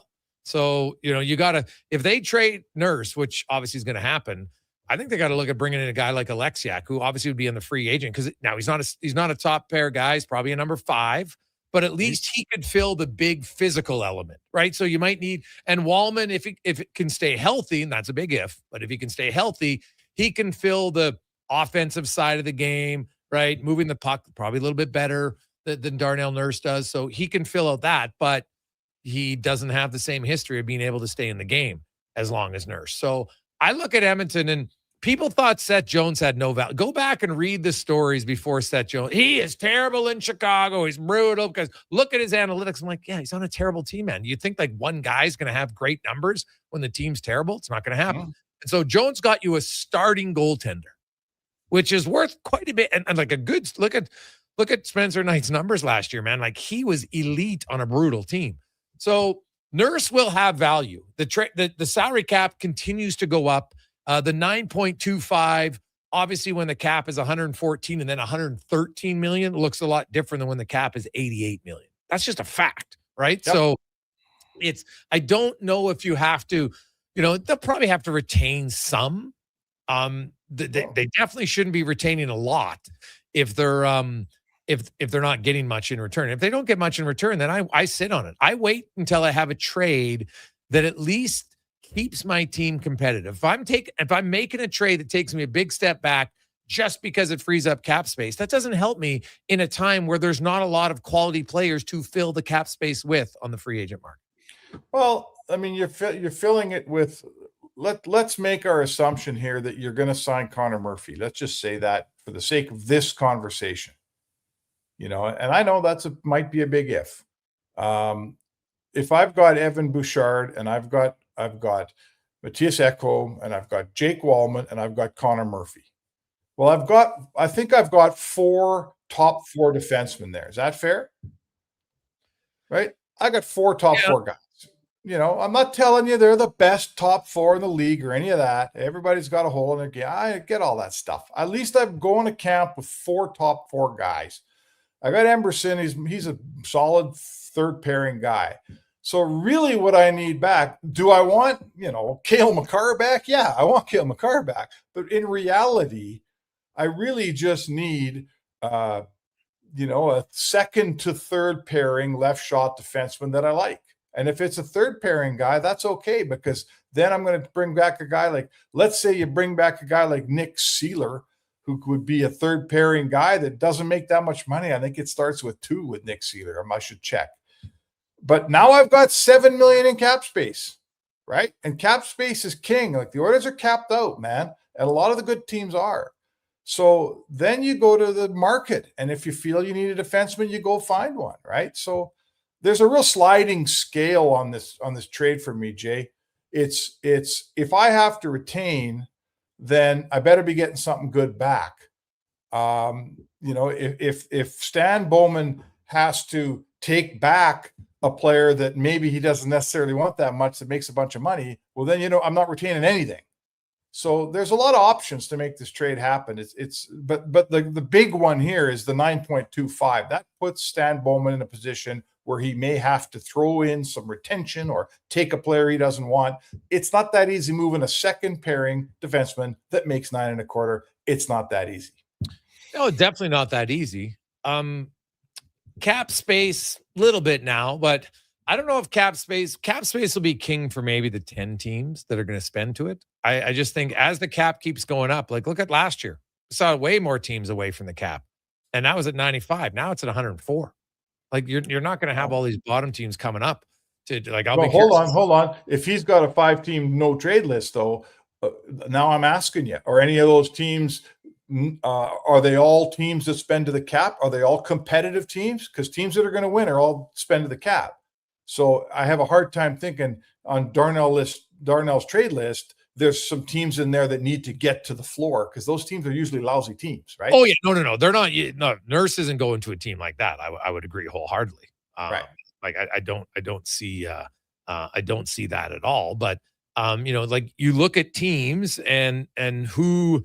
Who's got money, who doesn't have money. Like I know, people threw out Los Angeles as an option. And I'm like, okay, they're in the division.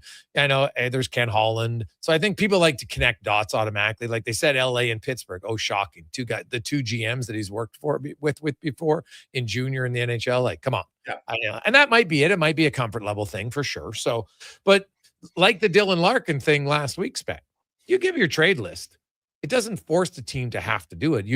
You got to try to massage it. Stan Bowman, he knows the list, but he'll probably talk to other teams that he thinks could be plausible options, right? Like, I don't think he's going to go and talk to Vancouver, because there's no way he's going there, right?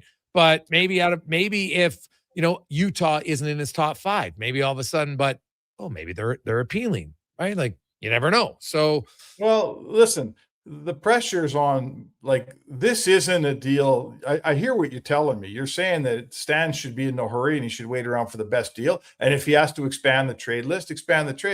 This isn't the Dylan Larkin trade.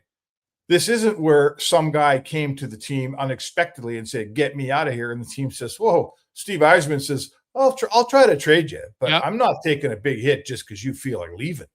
This is the team going to Darnell Nurse and saying, "We'd like you to move your no trade so we can ship you out of here." It's not the same as Dylan Larkin. I cannot see a scenario where you could fail to make this trade this summer and start your season with Darnell Nurse on your roster. How unhappy. He's an assistant captain, Jay. An assistant captain. He's been publicly, basically being traded all summer long. Are you telling me you're going to camp with him in October and you're going to bring him back in your room and everything's going to be cool? I can't see it.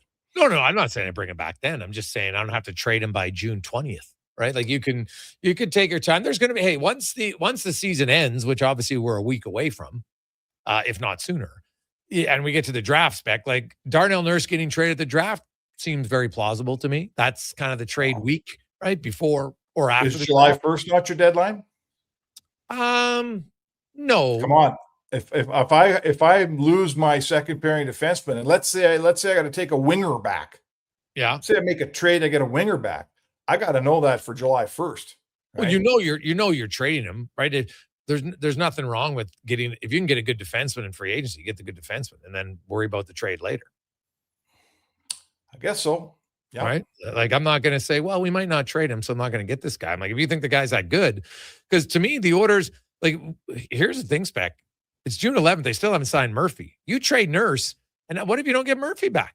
You're in a real big pickle. You gotta be able to tell Murphy who your coach is going to be. And this is one of the sidebars. This is one of your sidebars on Mike Babcock, right? Oh, dude. You sign Mike Babcock as your head coach. You can say goodbye to July 1st. Now, for this organization, that might be a good thing because July 1st hasn't been kind to them. Yeah. You honestly think, Spec, that they're going to be able to sign Mike Babcock? Oh, I know. It's starting very much to look like this thing it's not going to work out. And you know what? The Oilers get saved by the league, frankly. I totally agree. But my point is they're still trying and still fairly much considering this move. Jay, you and I can laugh and scoff and say what we want. You know, there is the possibility exists that they're going to hire this guy still. You can't tell me there's no chance it'll ever happen. And if it does happen before July 1st, go into that market and try to find a bunch of UFAs who have a bunch of choices and ask them, you're going to come play for Mike Babcock? They're going to laugh at you. Oh, yeah, for sure. Like, it's still, hey, man, to me, it's been an absolute soap opera of their handling of the coaching hiring. Make no mistake about it. It does not look good.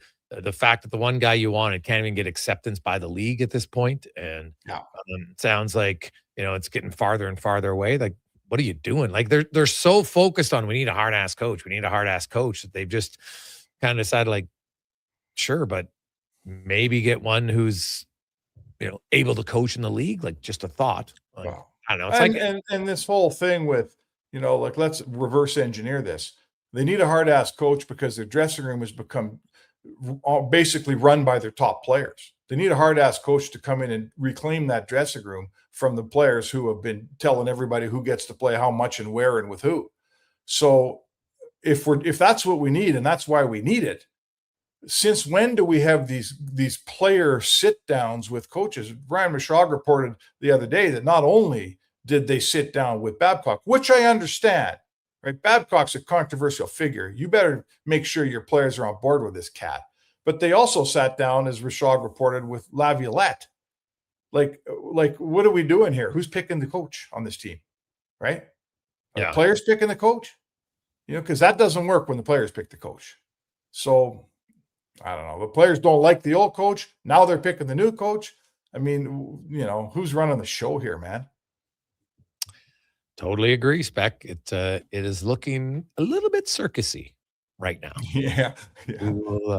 We'll see, but Darnell Nurse unlikely to be with the Oilers next season. I think that's fairly clear at this point, and we'll see who's coaching. We're going to see maybe who's a move probably in the next 2 to 3 weeks. I think it's very likely, and they got to make some decisions here. It's funny. There's been like no endless storyline around the Oilers, but really nothing has actually happened. They haven't made a trade. They haven't signed anybody new. All we know is who's going out and who can't come in. That's really all we figured out.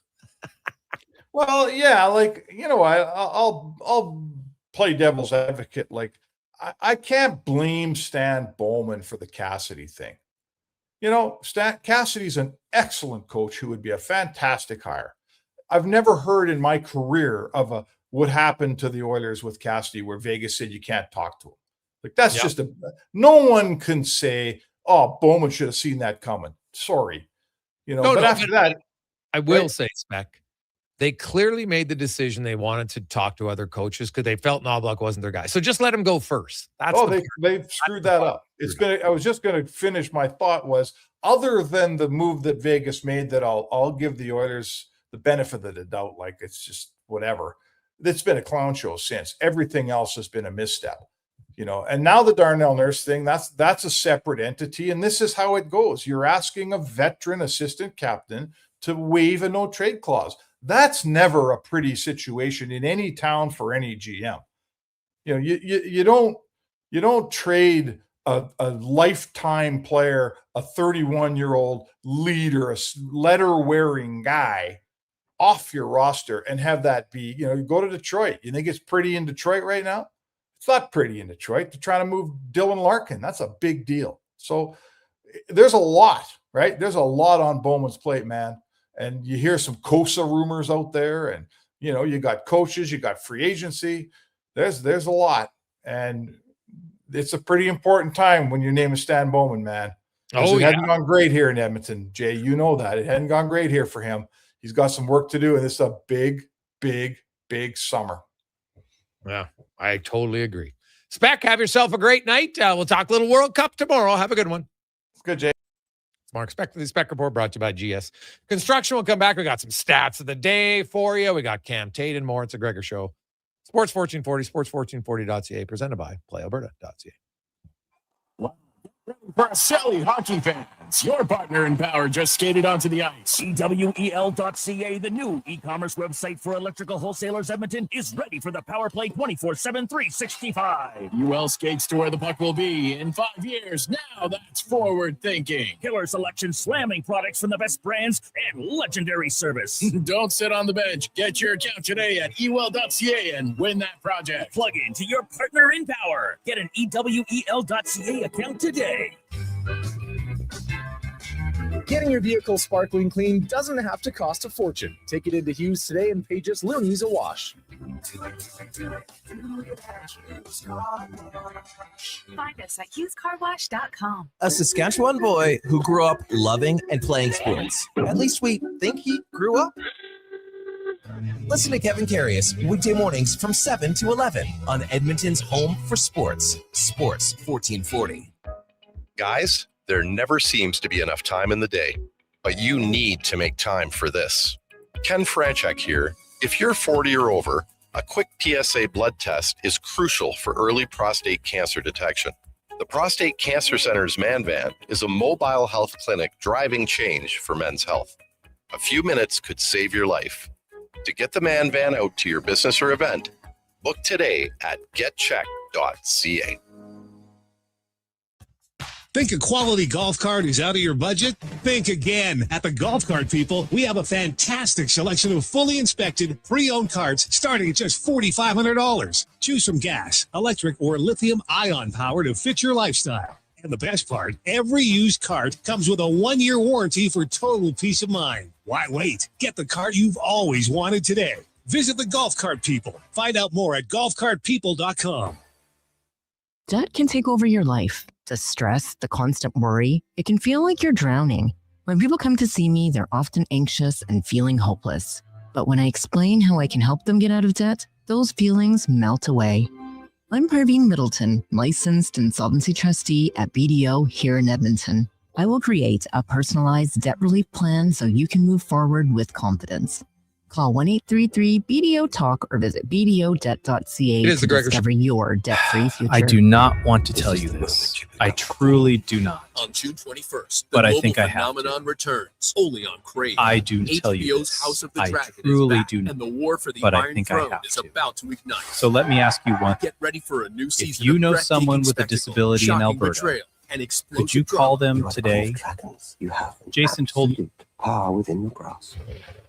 House of the Dragon, new season June 21st. Only This on is Crave. Cam Tate. Subscribe now Sports at 14. crave.ca. Say hello to your new favorite drinks. Introducing new McCafe Refreshers. Icy cool, undeniably refreshing, and available in 3 flavors. Strawberry watermelon, mango pineapple, and blackberry passion fruit. Only at McDonald's.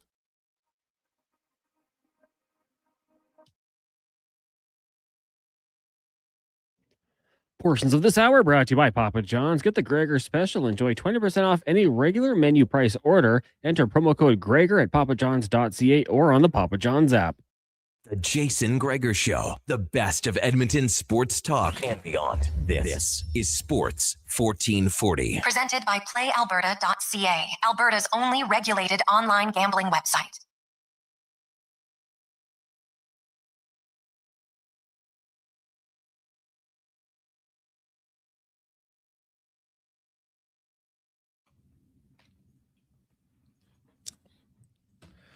we get the Jays game on?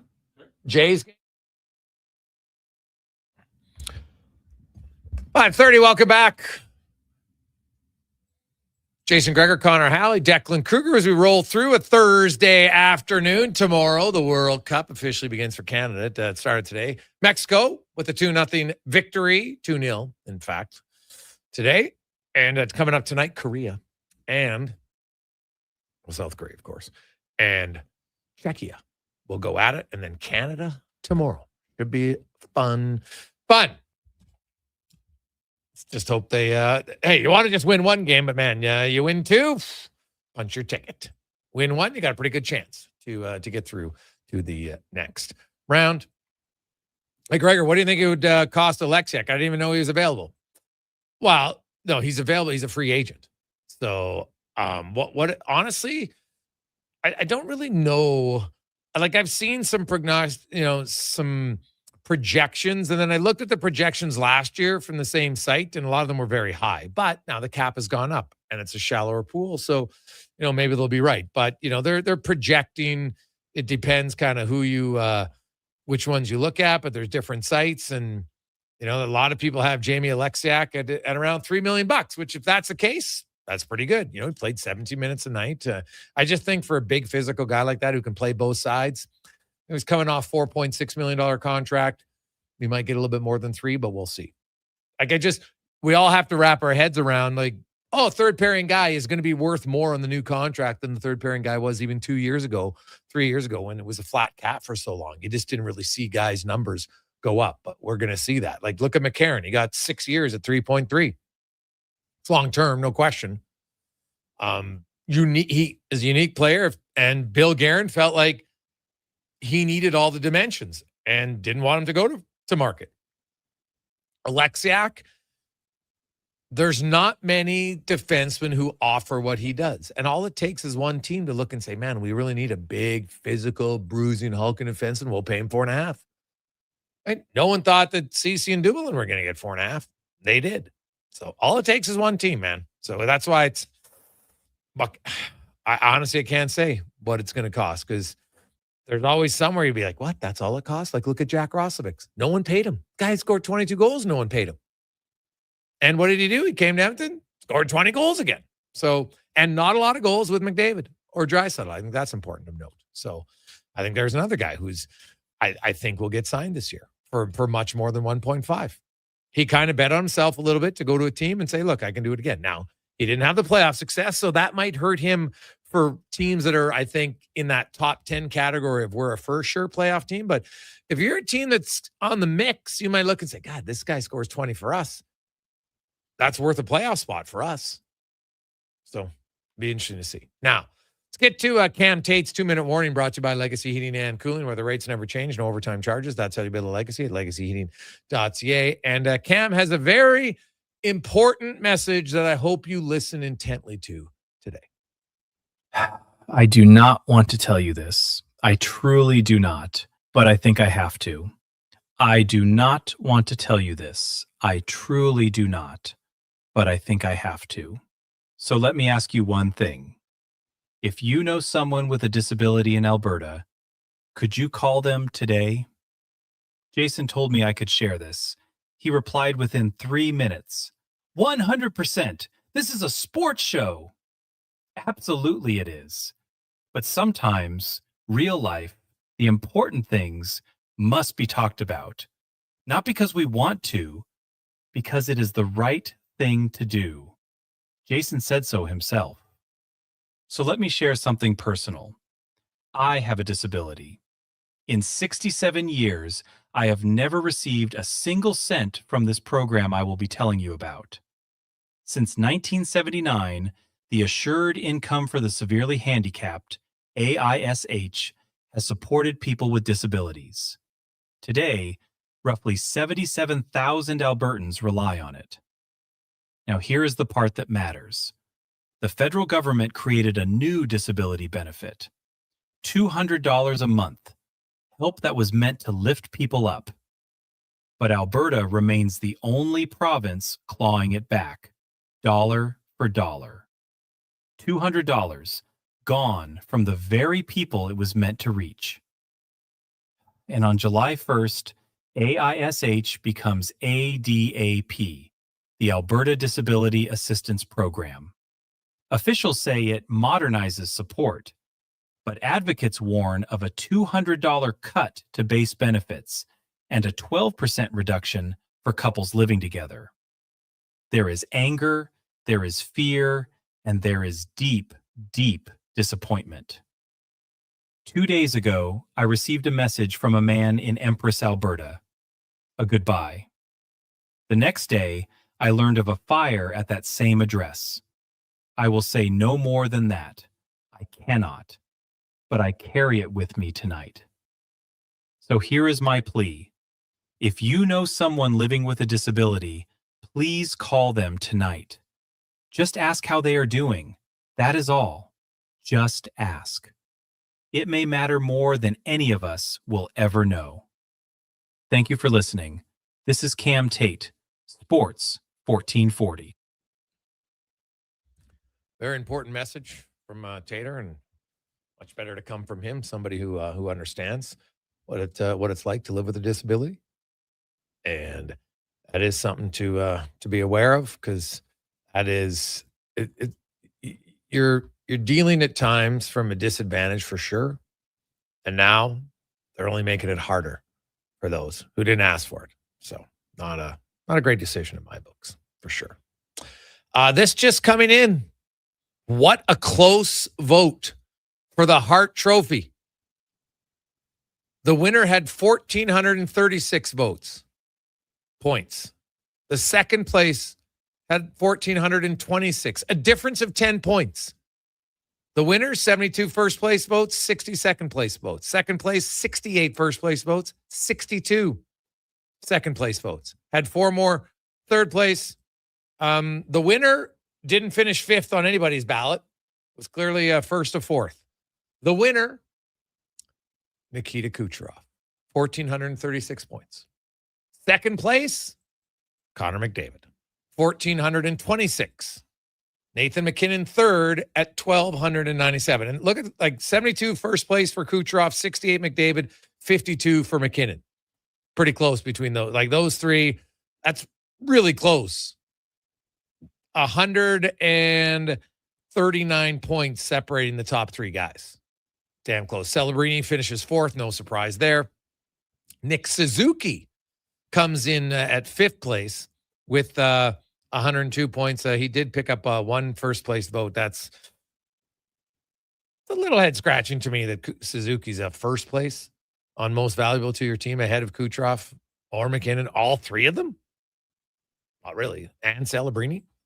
If the Sharks make the playoffs, I think Celebrini could have won, but they kind of faltered down the stretch. Still, though, an unreal year for Macklin, Celebrini, and all the players who got votes. Those are the only ones with those 5 got first place votes. Then there was, they ended up having lots of people. I think if you look at the amount of players who got at least 1 vote, there was 27 total players. Lots of guys had 5th place votes. Thompson, Sorokin, Landeskog, Hughes, Vladar, Tage Thompson, Jeremy Swayman, Kirill Kaprizov, Quinn Hughes. Scott Wedgwood got a 4th place vote. Schaefer had 5 4th place votes. Lane Hudson had 1 4th and 1 5th. Jason Robertson, 5 5ths. Cale Makar had 1 4th and 2 5ths. Crosby, Sider. So lots of guys had 16 points or less.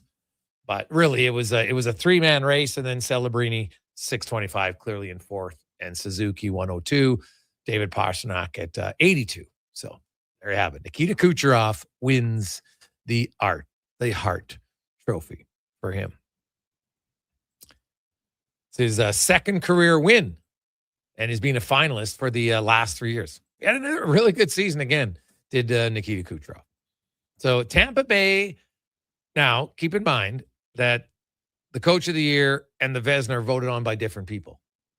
But coach of the year, goalie of the year, MVP, people are probably going to freak out. How can you be the coach of the year? Well, I think at times we got a little too reliant on coach of the year means you have to be on a bad team that suddenly became better.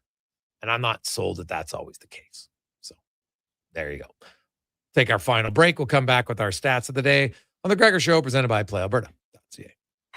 The longest running basketball show in Canada airs every Saturday morning at 10 on Sports 1440. Hoop City with Paul Sir introduces a new generation of basketball talk, and it's right here on Edmonton's home for sports, Sports 1440.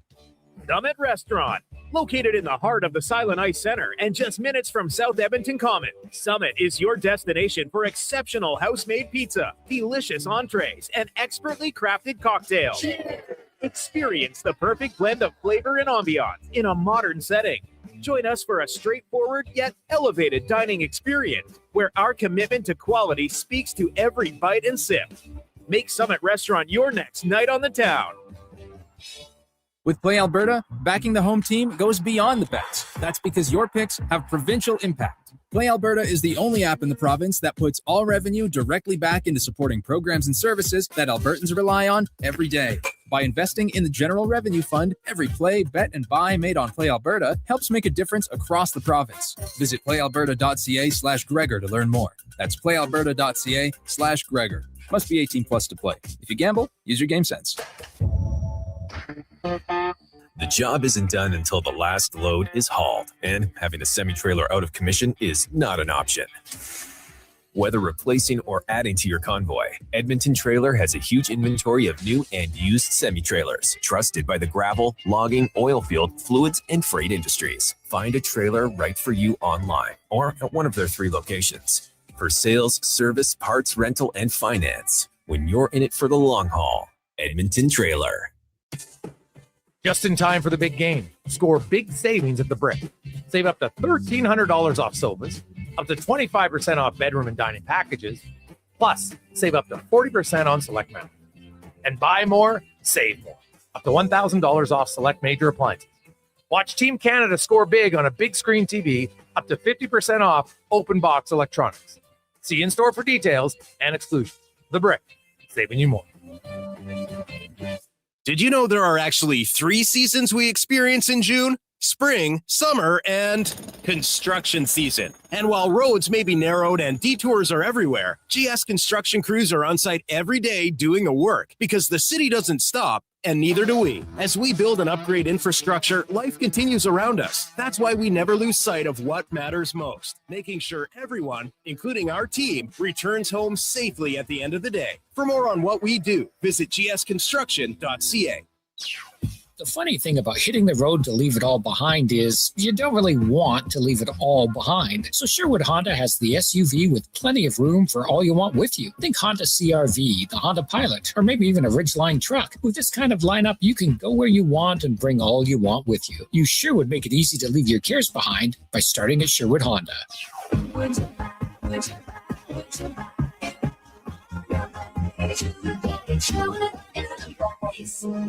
You've got better things to do than wait for an oil change. Jiffy Lube gets you in and out fast. No appointment necessary. All you have to do is roll into a location near you, and we'll take care of the rest. Every full synthetic oil change at Jiffy Lube is warranty approved and comes with a 20-point visual inspection, making sure you get back on the road safely. Find your neighborhood Jiffy Lube today. Visit jiffylubeservice.ca.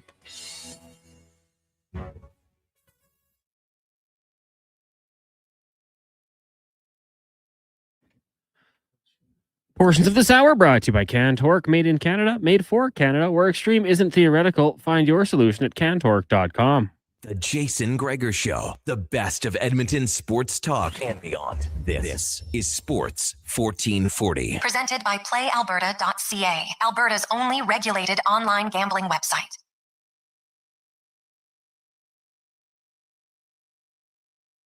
Welcome back as we wrap up the Jason Gregor Show. As always, brought to you by PlayAlberta.ca. The Daily Grand is in. $1,000 a day for the next 20 years, $7.3 million. Get your tickets at PlayAlberta.ca and stop in. You can check out the Jason Gregor Show odds boost specials tonight. Of course, little Stanley Cup final action, some soccer stuff early on, and even in the CFL tonight. Of course, it's not tonight's game, but we got some Montreal-Toronto action for you as well. But let's get to our stats of the day, brought to you by All-Star Construction, founded in 2009. Just keep growing and expanding. They've become the largest contractor in their space in land development, power and gas installation, including street lighting, telecommunications, hydrovacing, and more. That is All-Star Construction. And our stats of the day. So let's start with some beauty stats. We got to go with, to me, like last night was the night of comebacks. Of course, the New York Knicks. Now, they had a 29-point deficit, which is not the largest deficit in playoff history. That was 31 points back in 2019. The Clippers managed to come back from the Warriors by 31. In the regular season, the largest comeback ever is 36 points. But this was game-breaking 4 of the NBA Finals. And the Knicks down 29. And they just slowly come back in.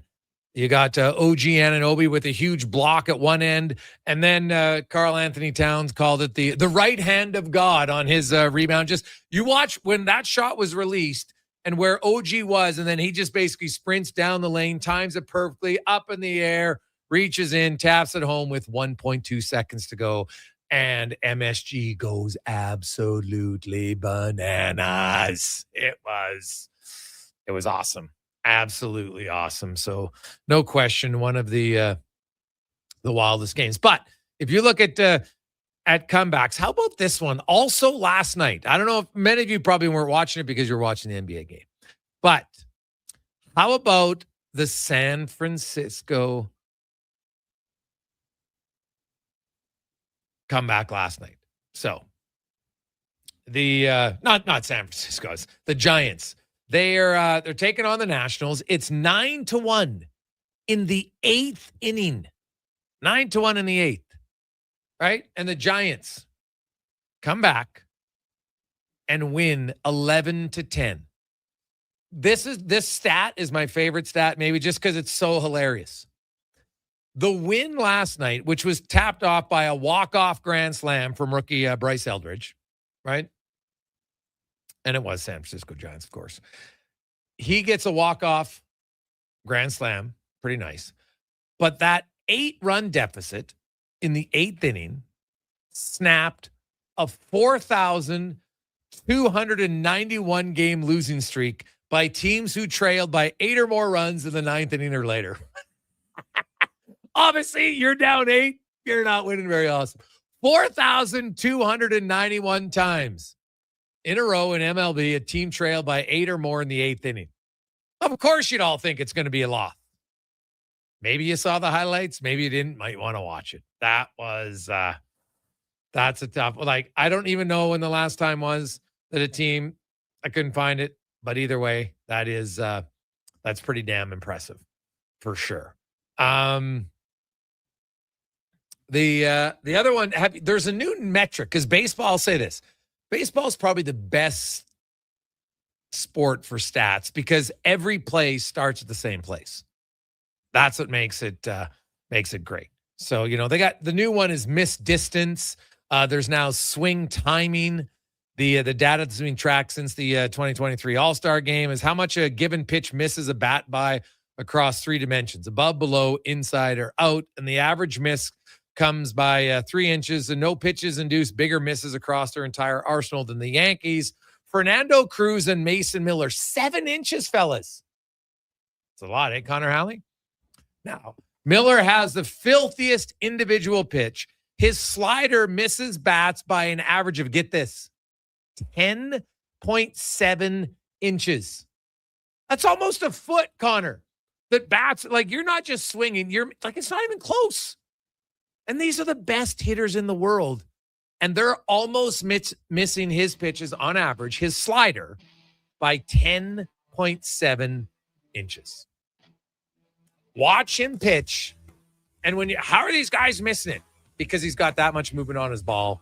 It's incredible. It's not even close to anybody else. So there you go. Also tonight, Mr. Stahl looks for a 5-game goal scoring streak in the Stanley Cup Final. He's the 4th player to score in the first 4 games of a cup.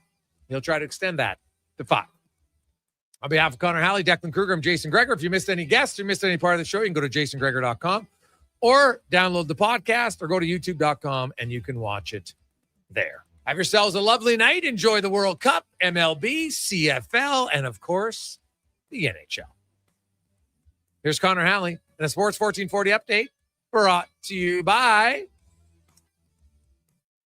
Go Auto.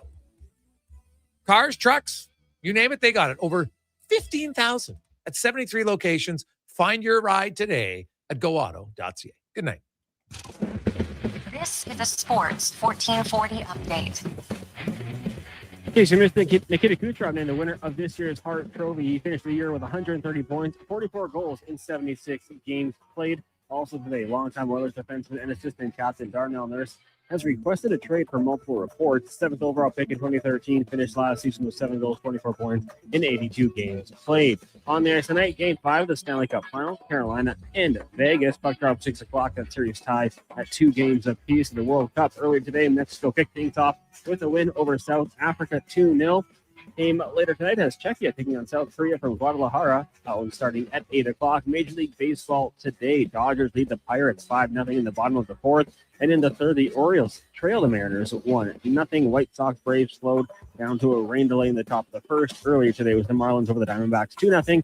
Tigers blanked the Twins 11-0. The Cards won to the Mets 5-4. Rangers doubled up the Royals 4-2. And the Cubbies over the Rockies 9-3. Week 1 of the CFL kicks off tonight with Winnipeg taking on Hamilton. That'll start at 6:30. And in town, Riverhawks and Victoria once again. First pitch 7:05 down at Remax Field. Coming up next year on Sports 1440, it is Fox Sports Radio. We've got live local coverage resuming tomorrow morning, 7 a.m. with Kevin Carius here on Sports 1440, streaming on our YouTube channel, Sports 1440 AM. I'm Connor Halley. This has been a Sports 1440.